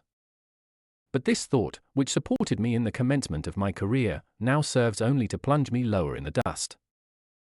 All my speculations and hopes are as nothing, and like the archangel who aspired to omnipotence, I am chained in an eternal hell. My imagination was vivid, yet my powers of analysis and application were intense. By the union of these qualities I conceived the idea and executed the creation of a man. Even now I cannot recollect without passion my reveries while the work was incomplete. I trod heaven in my thoughts, now exulting in my powers, now burning with the idea of their effects. From my infancy I was imbued with high hopes and a lofty ambition. But how am I sunk? Oh! My friend, if you had known me as I once was, you would not recognize me in this state of degradation. Despondency rarely visited my heart. A high destiny seemed to bear me on, until I fell, never, never again to rise. Must I then lose this admirable being? I have longed for a friend. I have sought one who would sympathize with and love me. Behold, on these desert seas I have found such a one, but I fear I have gained him only to know his value and lose him. I would reconcile him to life, but he repulses the idea. I thank you, Walton, he said, for your kind intentions toward so miserable a wretch. But when you speak of new ties and fresh affections, think you that any can replace those who are gone? Can any man be to me as Clerval was, or any woman another Elizabeth?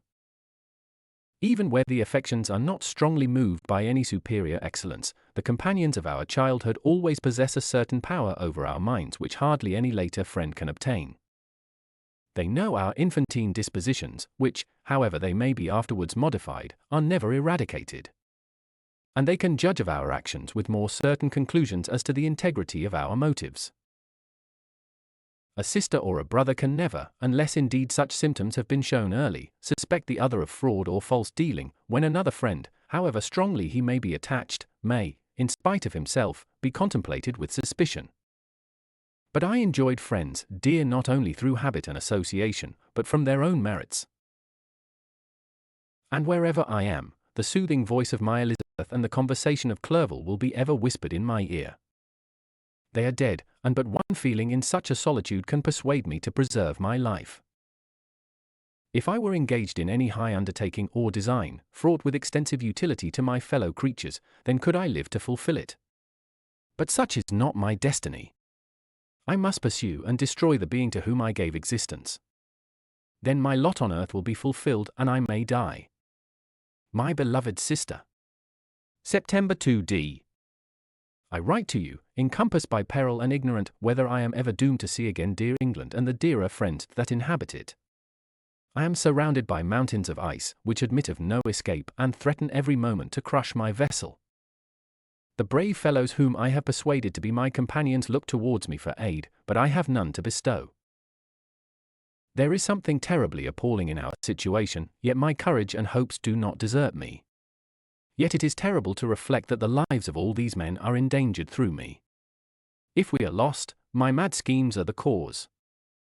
And what, Margaret, will be the state of your mind? You will not hear of my destruction, and you will anxiously await my return. Years will pass, and you will have visitings of despair and yet be tortured by hope. Oh, my beloved sister, the sickening failing of your heartfelt expectations is, in prospect, more terrible to me than my own death. But you have a husband and lovely children. You may be happy. Heaven bless you and make you so. My unfortunate guest regards me with the tenderest compassion. He endeavors to fill me with hope and talks as if life were a possession which he valued. He reminds me how often the same accidents have happened to other navigators who have attempted this sea, and in spite of myself, he fills me with cheerful auguries. Even the sailors feel the power of his eloquence. When he speaks, they no longer despair. He rouses their energies, and while they hear his voice they believe these vast mountains of ice are mole-hills which will vanish before the resolutions of man. These feelings are transitory. Each day of expectation delayed fills them with fear, and I almost dread a mutiny caused by this despair. September 5th. A scene has just passed of such uncommon interest that, although it is highly probable that these papers may never reach you, yet I cannot forbear recording it. We are still surrounded by mountains of ice, still in imminent danger of being crushed in their conflict.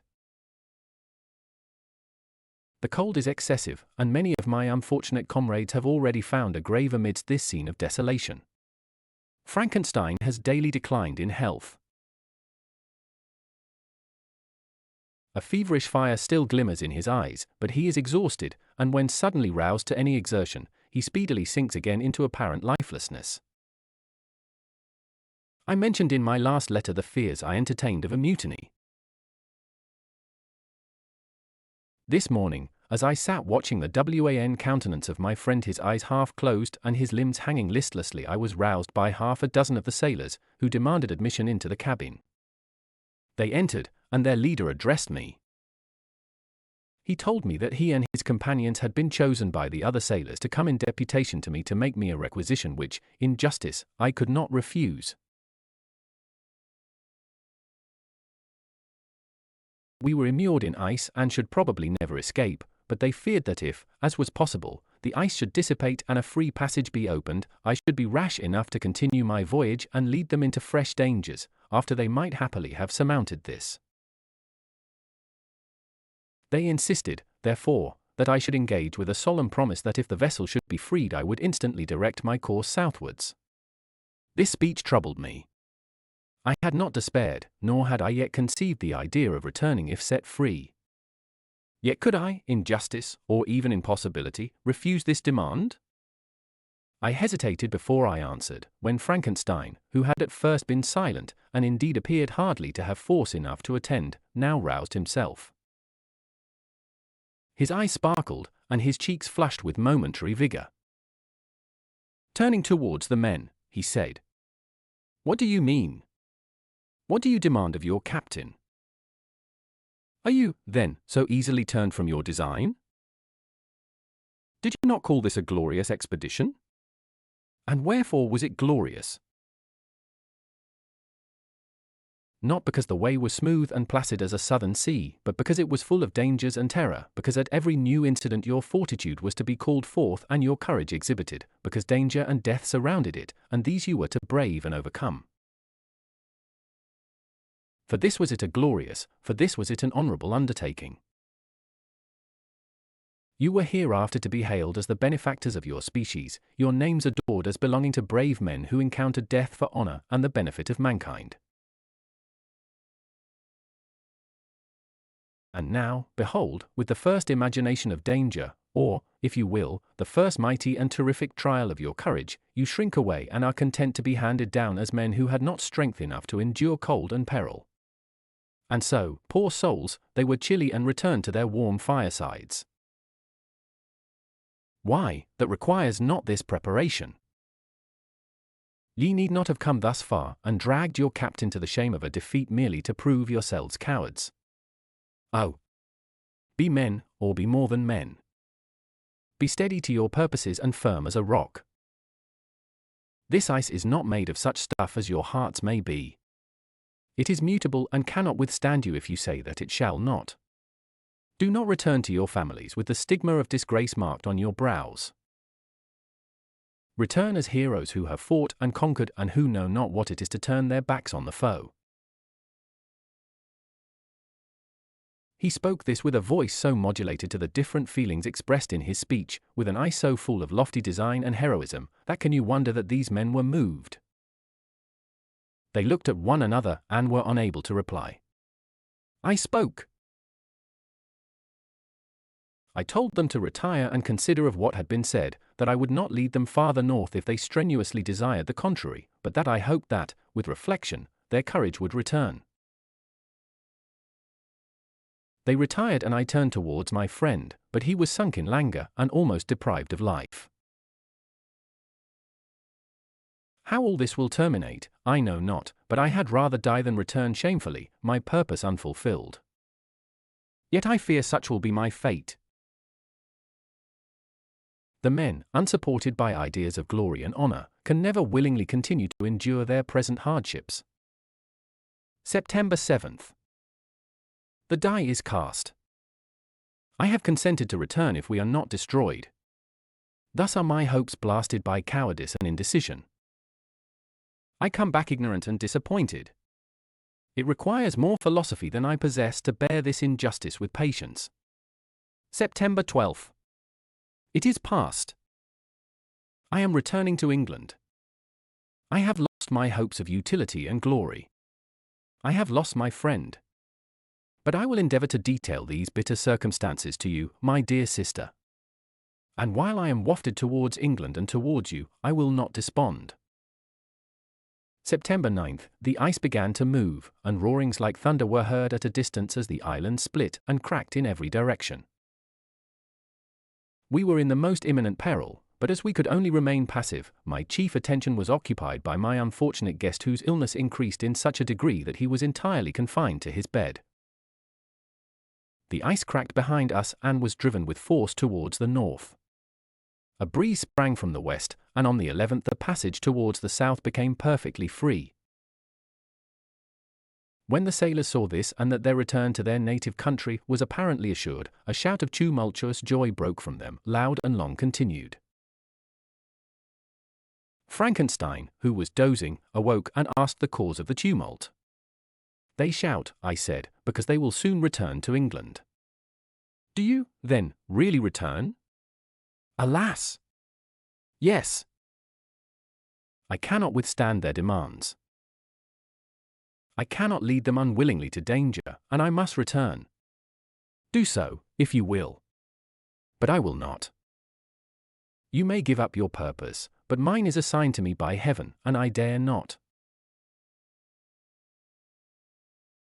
I am weak, but surely the spirits who assist my vengeance will endow me with sufficient strength.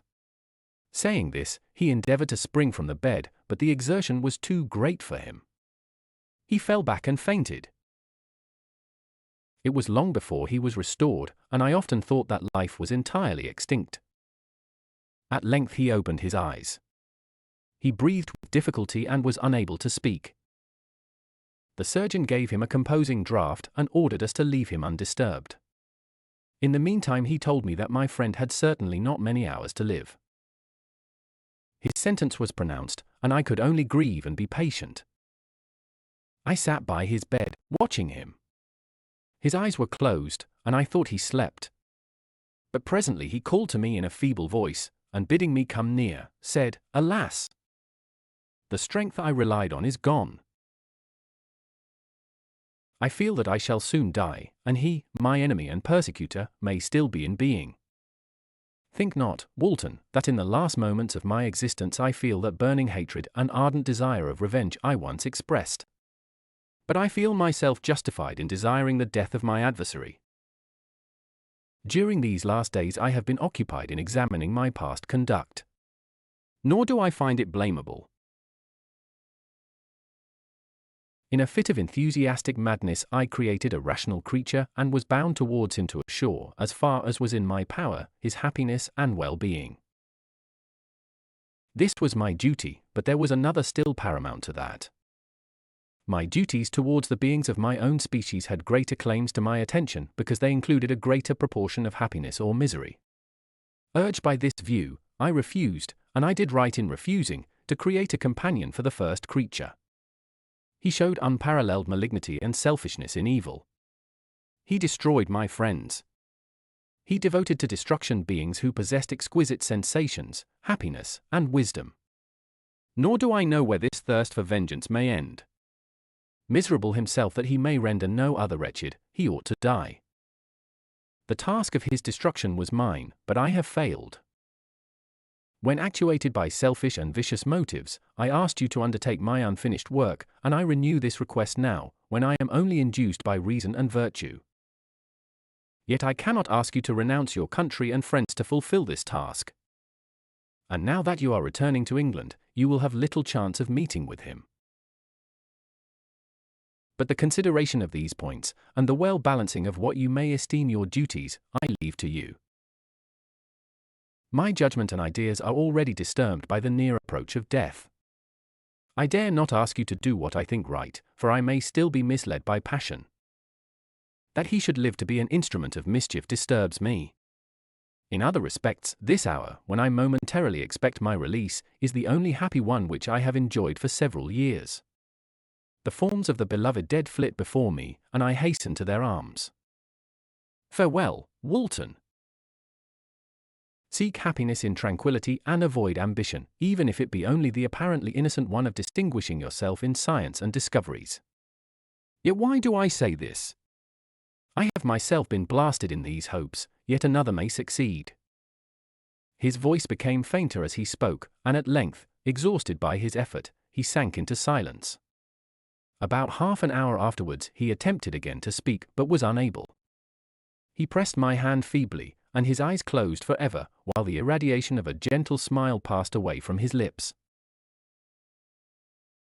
Margaret, what comment can I make on the untimely extinction of this glorious spirit? What can I say that will enable you to understand the depth of my sorrow? All that I should express would be inadequate and feeble. My tears flow. My mind is overshadowed by a cloud of disappointment. But I journey towards England, and I may there find consolation. I am interrupted. What do these sounds portend? It is midnight. The breeze blows fairly, and the watch on deck scarcely stir. Again there is a sound as of a human voice, but hoarser. It comes from the cabin where the remains of Frankenstein still lie.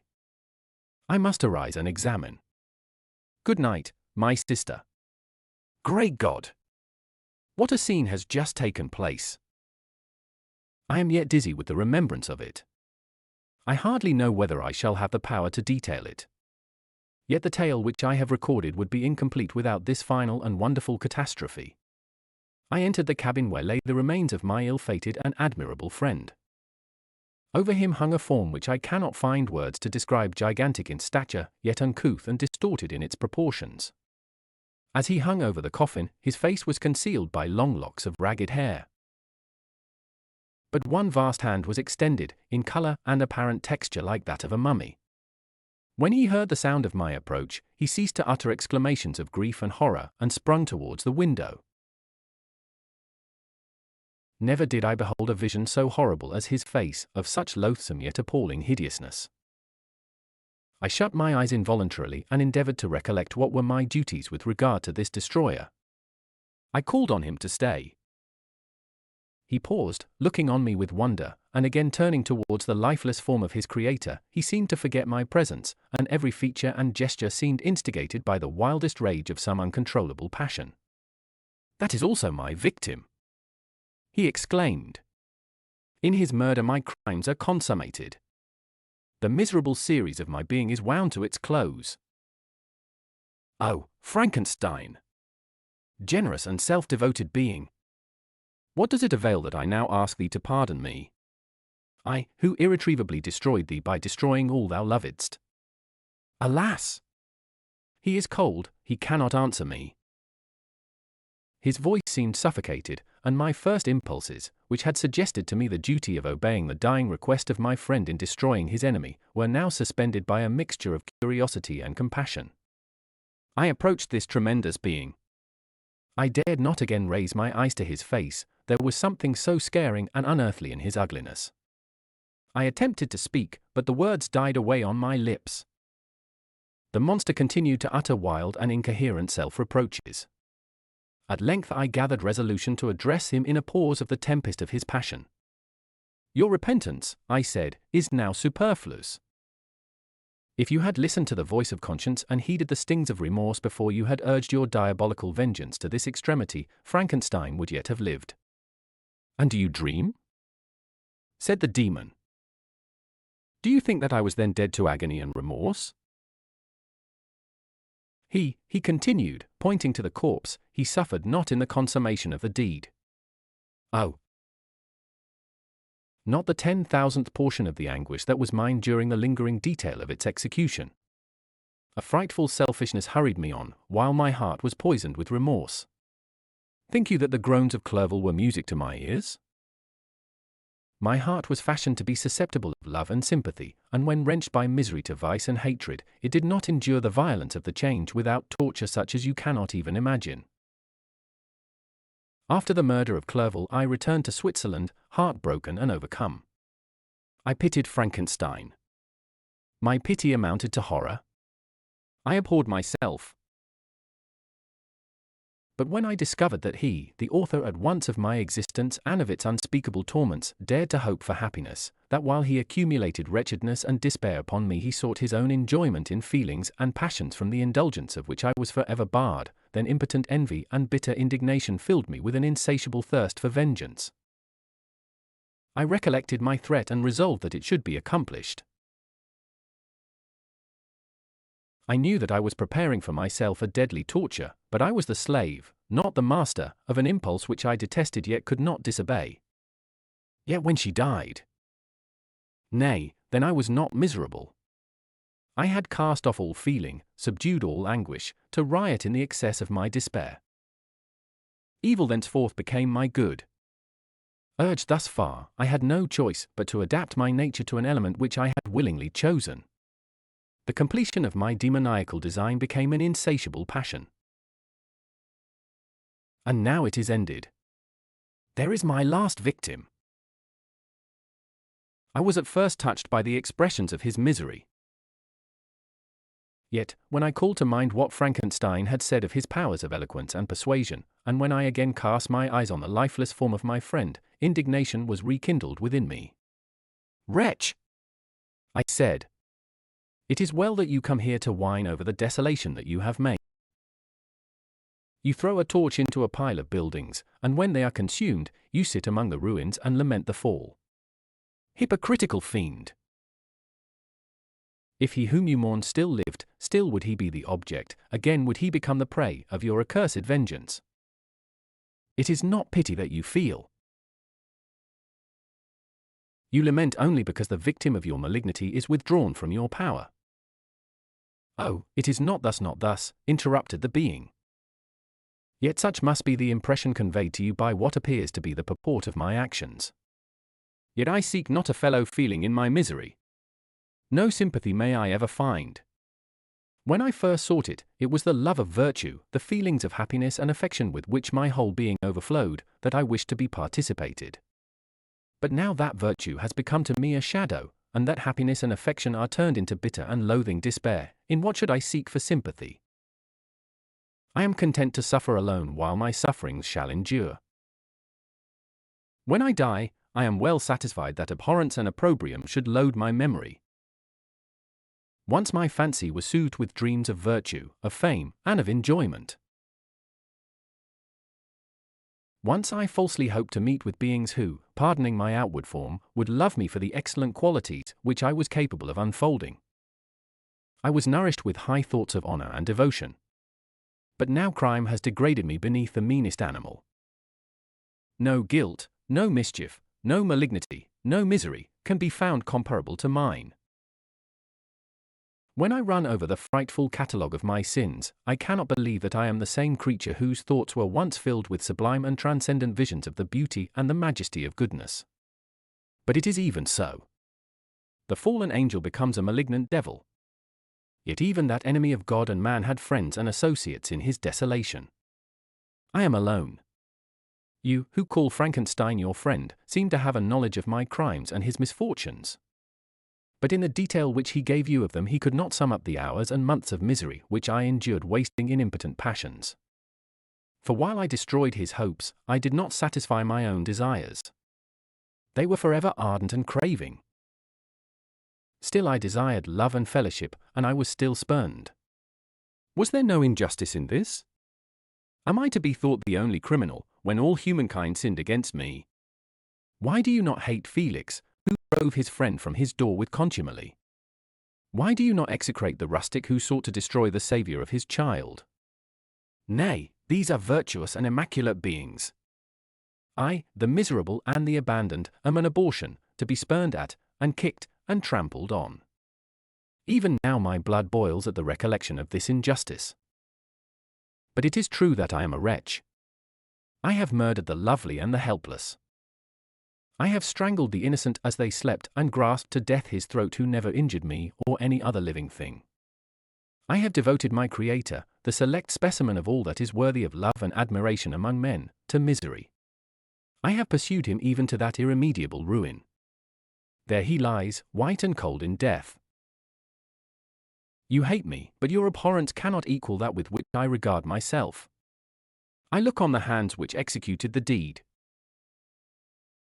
I think on the heart in which the imagination of it was conceived, and long for the moment when these hands will meet my eyes, when that imagination will haunt my thoughts no more. Fear not that I shall be the instrument of future mischief. My work is nearly complete. Neither yours nor any man's death is needed to consummate the series of my being and accomplish that which must be done, but it requires my own. Do not think that I shall be slow to perform this sacrifice.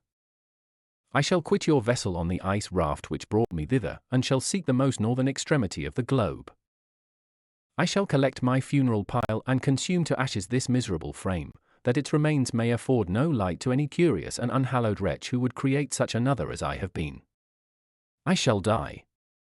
I shall no longer feel the agonies which now consume me, or be the prey of feelings unsatisfied, yet unquenched. He is dead who called me into being. And when I shall be no more, the very remembrance of us both will speedily vanish. I shall no longer see the sun or stars, or feel the winds play on my cheeks. Light, feeling, and sense will pass away. And in this condition must I find my happiness. Some years ago, when the images which this world affords first opened upon me, when I felt the cheering warmth of summer and heard the rustling of the leaves and the warbling of the birds, and these were all to me, I should have wept to die. Now it is my only consolation. Polluted by crimes and torn by the bitterest remorse, where can I find rest but in death? Farewell. I leave you, and in you the last of humankind whom these eyes will ever behold. Farewell, Frankenstein. If thou wert yet alive and yet cherished a desire of revenge against me, it would be better satiated in my life than in my destruction. But it was not so. Thou didst seek my extinction, that I might not cause greater wretchedness. And if yet, in some mode unknown to me, thou hadst not ceased to think and feel, thou wouldst not desire against me a vengeance greater than that which I feel. Blasted as thou wert, my agony was still superior to thine, for the bitter sting of remorse will not cease to rankle in my wounds until death shall close them forever. But soon, he cried with sad and solemn enthusiasm, I shall die, and what I now feel be no longer felt. Soon these burning miseries will be extinct. I shall ascend my funeral pile triumphantly and exult in the agony of the torturing flames. The light of that conflagration will fade away. My ashes will be swept into the sea by the winds. My spirit will sleep in peace, or if it thinks, it will not surely think thus. Farewell." He sprang from the cabin window as he said this, upon the ice raft which lay close to the vessel. He was soon borne away by the waves and lost in darkness and distance.